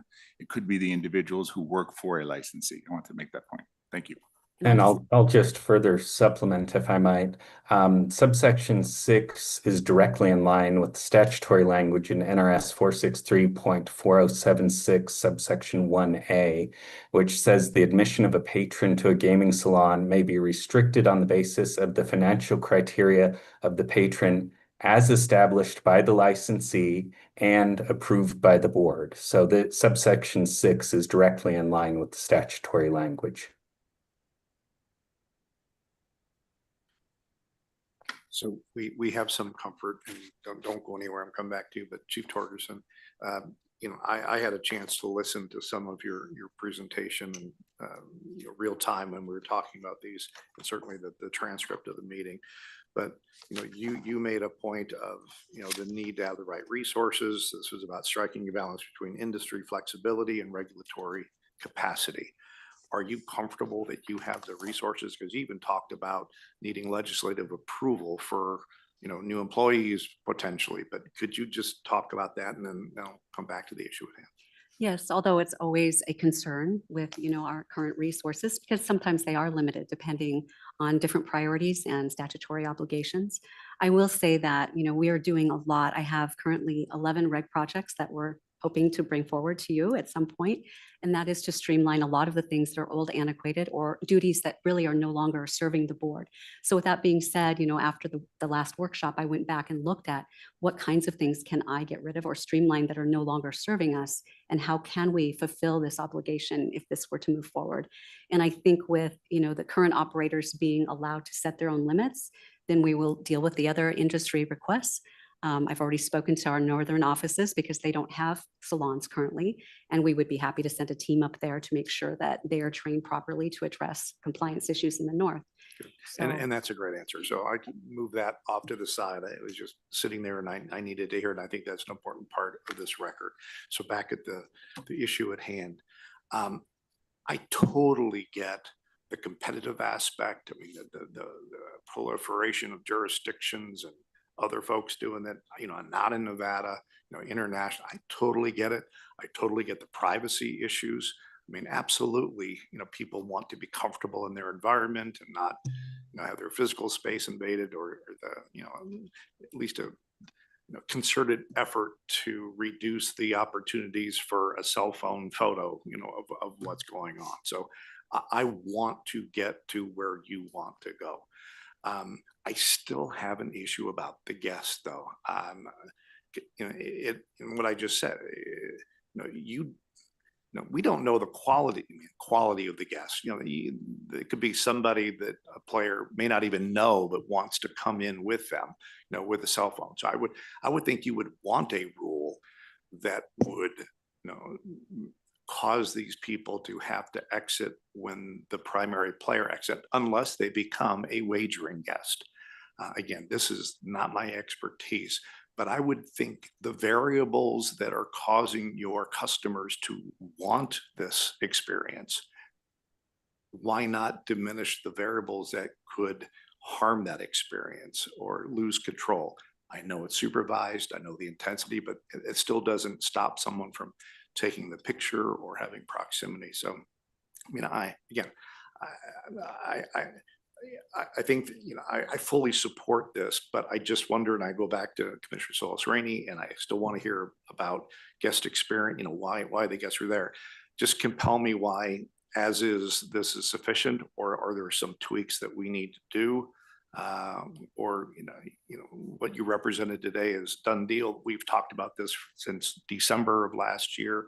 And, there's not a better work product out there, and just trust the relationship, which is real and important. And I compliment, the Nevada regulatory bodies with the industry. That partnership is critical for these kind of things. And I trust that, and I will support that. But, I just feel like it's not quite buttoned up for definitive action today. But that's me.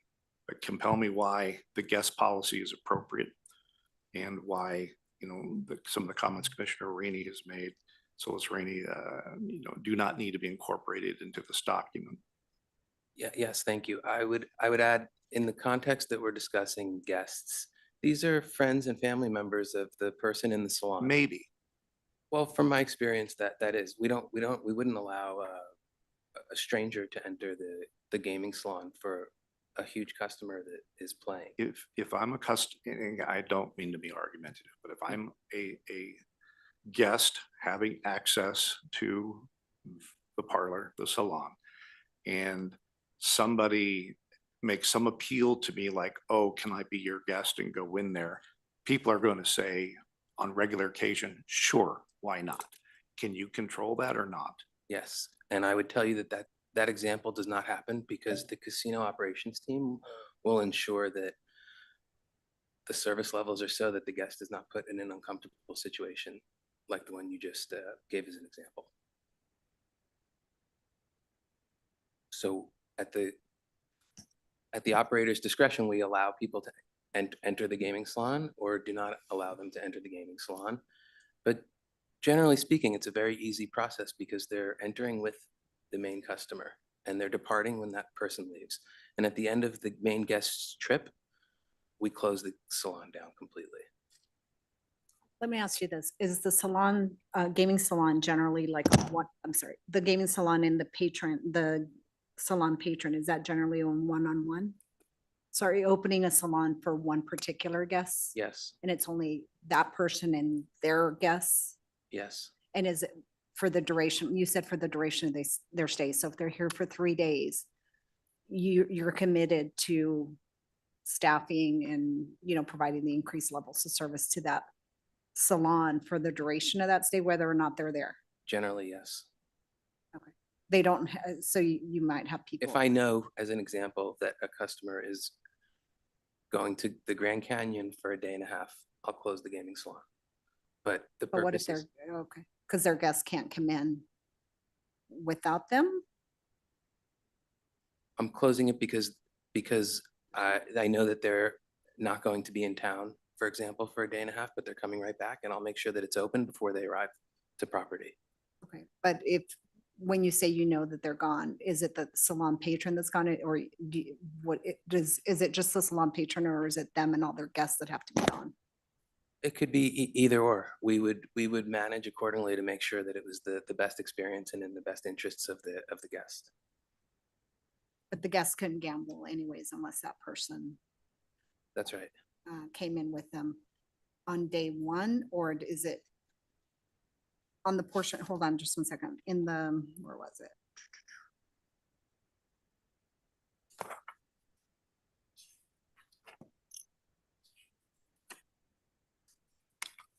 It indicated that, I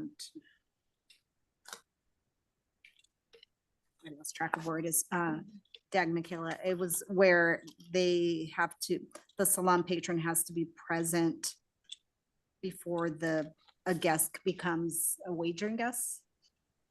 So I think what you're talking about is subsection 4. A salon patron may be accompanied by as many guests as licensee permits, et cetera, et cetera. Is that what you're looking for? Yes, so it says prior to the contemporaneous to any guest wagering in a gaming salon, a salon patron must be or have been physically present in the gaming salon. Does that mean on day one, or does that mean each time that guest goes in? Generally, I think it would mean day one. And really, just to give you an understanding from my experience, these salons are for the main guest that we're opening it for. And that's how it plays out. So these examples don't really happen occasionally. So I'm doing my best to answer a what if, but really the customer comes in with their friends or family member and they play, and when they're finished, they all leave. Occasionally, some of the guests might want to stay because the main customer was tired, and we'd like to be able to accommodate them until they're ready to finish their evening. Do you have discretion as a licensee? I mean, have you ran into any situation where the main customer didn't come back, but the guest kept trying to come back? Or is that not something that you've encountered? That they would try and come back after the Like, 6 yeah, hours? like either Yes, later that's that day happened, and or we've other said, days? once this person comes back, we're gonna open the salon back up. So do you do close it if there's not enough action going on once the main patron leaves?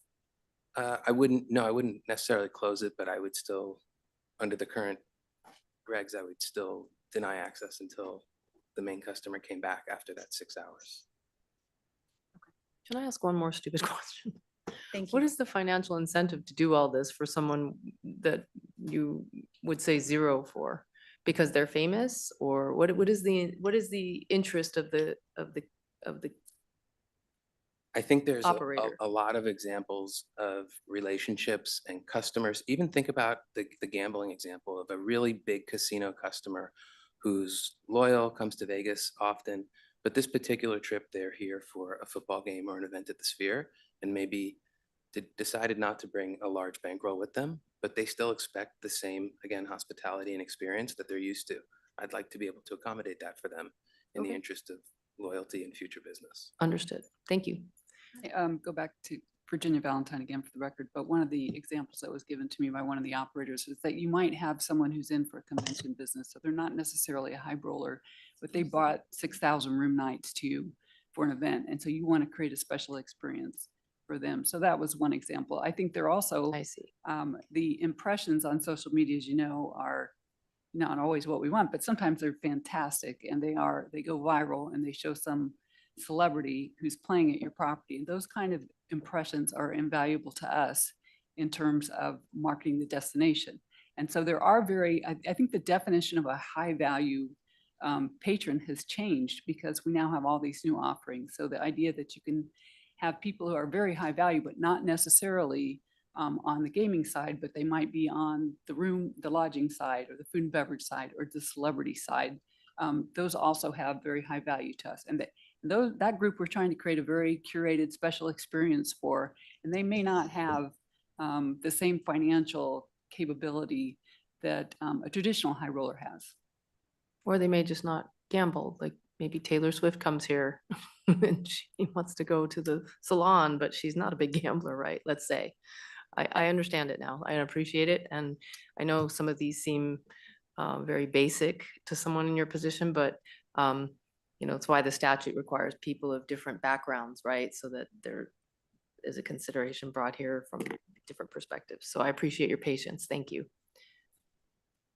I do have a question, an additional one, if I may, just quickly, Mr. Stone. And obviously, nobody's trying to second guess you here, but you guys, Virginia, generally, is there a restriction, and perhaps I've missed it because I may have, is there a restriction, or in your mind, whether it's by statute or not, on how many qualifying players would be allowed in a salon at the same time? Or was that just a discretionary thing at the discretion of the operator as you see it? Because the reason I say that, and I'm referring to Commissioner Krylicki, I'm directing to him, is that I have seen many times where the kind of players who play in these salons do not like to play in the same area as somebody who's not of their means. They don't like it, and they react. I mean, and I'm sure you've got plenty of experience with this. I'm not telling you anything you don't already know. If I'm playing 300,000 a hand, I don't want some peon who just happened to be able to put 20,000 to get into the salon, sitting down on the 6th seat on the table and deciding to call a blackjack card. So really the players themselves will semi-police themselves, because then they come straight to the operators and say, don't ever do that again, or don't disrespect me, or get that guy out here, whatever. So, and I know you appreciate that. You're doing this every day, so that's good. I just was curious if there was a restriction in anyone's mind about how many do we allow, forgetting about an entourage or family and friends, just how many of the actual 20,000 upfronters would be going in at one time? Just a question, simple. I believe that would be up to the operator. Right. We have certain salons that are larger that might have multiple tables, and during very busy times, Got it. one person per table. But generally speaking, I would agree with your point that each salon would be for the player and their guests, and we're very good at understanding who their guests really are. Good. Thank you for that. Thank you. That's all that I had there, Chair. I wanted to clarify. You know, and I had some of that confusion that it's now clarified. I assumed, there could be multiple parties at the same time. I certainly have faith that the operators are going to always pursue the highest and best use of precious space on a floor. I get that. So I don't want to think for you. I'm just trying to make sure words work and actually get to where we want it to be, and it's fair, and and it's something we can defend as regulators, and you can thrive as as operators. Chair Dreitzer. Yeah, I just wanted to maybe put your mind at ease a little bit on an operational level, enforcement operational level. Chief Torgerson and her staff work very closely and is very comfortable working with all of the current salon casino licensees that have salons. And certainly there may be some things that arise in the course of the implementation of this new regulation that may give us pause and may require us in consultation to potentially add different conditions, which we will always reserve the right to do. So, the regulation, I think, is the best we can right now based upon the circumstances that we have. But if there's something that comes up and Chief Torgerson, her team's on it, and they will see, or they will have a communication with the licensee, and it's determined that the fact that the friends of the patron are coming in and out, and that's become a problem, then we can address it with a condition. But this is a bit of a learning thing, candidly, at this level. But I do know that, to have this 20,000 minimum is important because some newer entrants will need to earn that trust. But it's not like we're going to end here today. I mean, do understand on a daily basis, Chief Torgerson and her group are talking with all the licensees about things they're seeing, things that are happening, things that the licensees can do better, things that, come up. So it won't end there, is my point. Yeah, I guess the attempt to to make this perfect today, I don't think we can. Perhaps it doesn't need any tweaking, but if there's an attitude going forward that let's take the leap of faith, let's see where it goes. Hopefully you'll get the tools you need to have that competitive edge and create that experience. And it's good for Nevada. It's good for your company. It's good for your employees. It's good for the patrons. It's a winner. But if we need to tweak, we'll tweak and we'll take that feedback. But I'd rather, let it out of the nest and get going than try to sit here for another month or 5 to tweak it to a perfection that may not be achievable today. Well, to kind of push it to the conclusion, is there an appetite by any commission member to make a motion related to the language here? Or is there an appetite to make a motion to include and wagering guest? Or did we determine or feel that was, something that you don't want to do? I guess is the question, because we could, I think we need to kind of get down to brass tacks and decide, is there going to be a motion to debate as is with this language? Or will there be a motion to include some very minor changes related to the guest or not? And so, because it seems like no one necessarily has a problem going forward with the majority, if not all of this today. There's just been discussion of maybe an additional language potentially by Commissioner Solis-Rainey.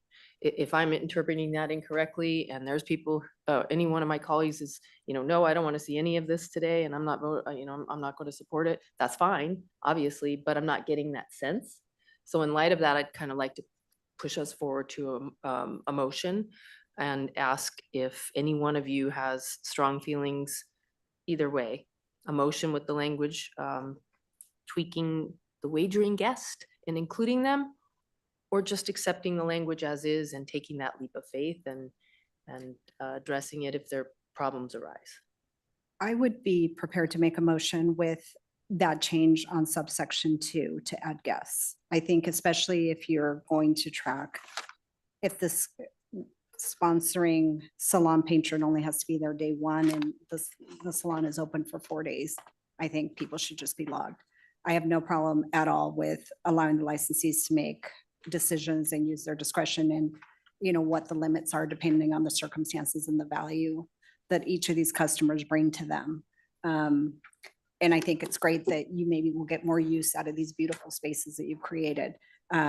So that's the only thing that gave me pause, only because, you know, it just didn't seem to me to make sense to track the salon patron and not the entourage people that may come on a completely different day and all of a sudden, you know, have this room and services available to them.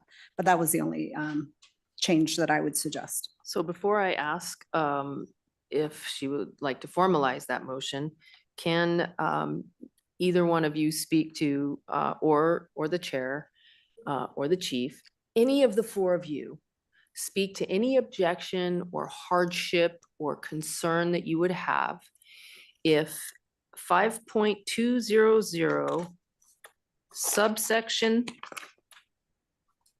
3, or I'm sorry, I didn't mean to leave you out, Senior Dag. Michaela, I'm sorry about that. I'm also including you in this question, okay? If 5.200 subsection 3(2), instead of reading times each salon patron enters and leaves the gaming salon, if it instead said times each salon patron and wagering guest enters and leaves the gaming salon, would any of the 5 of you have an objection or a concern or a hardship that we should know about before the potential for a motion being made to support all of these changes with the addition of those 3 words? The only note I would have is, as we discussed with Commissioner Solis Rainey, the appropriate addition might just be 2 words, and guest, instead of and wagering guest. Okay. So that way you don't have an issue with when the logging requirement commences. Okay, my bad. I included the extra word because that's where we started and I didn't redact it. So now we're down to 2 words. So Madam Chairman, Virginia Valentine, we've come a very long way from the original regulation today, and we are extremely grateful for everyone's work on that, and we would have no objection to that addition. Chair, The board has no objection. chief. Enforcement has no objection. Okay, would you like to make your motion? Sure. I move to adopt the proposal. Sorry about that. I keep hitting it, so that's why I turned it off, and I don't want the background noise, and then I forget. I move to adopt the proposed amendments to NGC Regulation 5.200 with the change to subsection 3(2) to add the words "and guests" after salon patron to, as recommended, as otherwise recommended by the Nevada Gaming Control Board, to become effective upon adoption. And if I could just clarify, that's the draft dated August 20th, 2025, and the subsection is 3A2. Yes, I'm sorry, I missed it. Wait, you got to say it. Yes, it is 3A2, and that is the correct draft date of August 20th, 2025. Any discussion on the motion? There being none, all in favor, say aye. Aye. Aye. And there are none opposed. I know it doesn't feel like you've won. Thank you so much. But good job. Thank you so much for your efforts, everyone. Well done, Thank Chief. you. Thanks, Estag.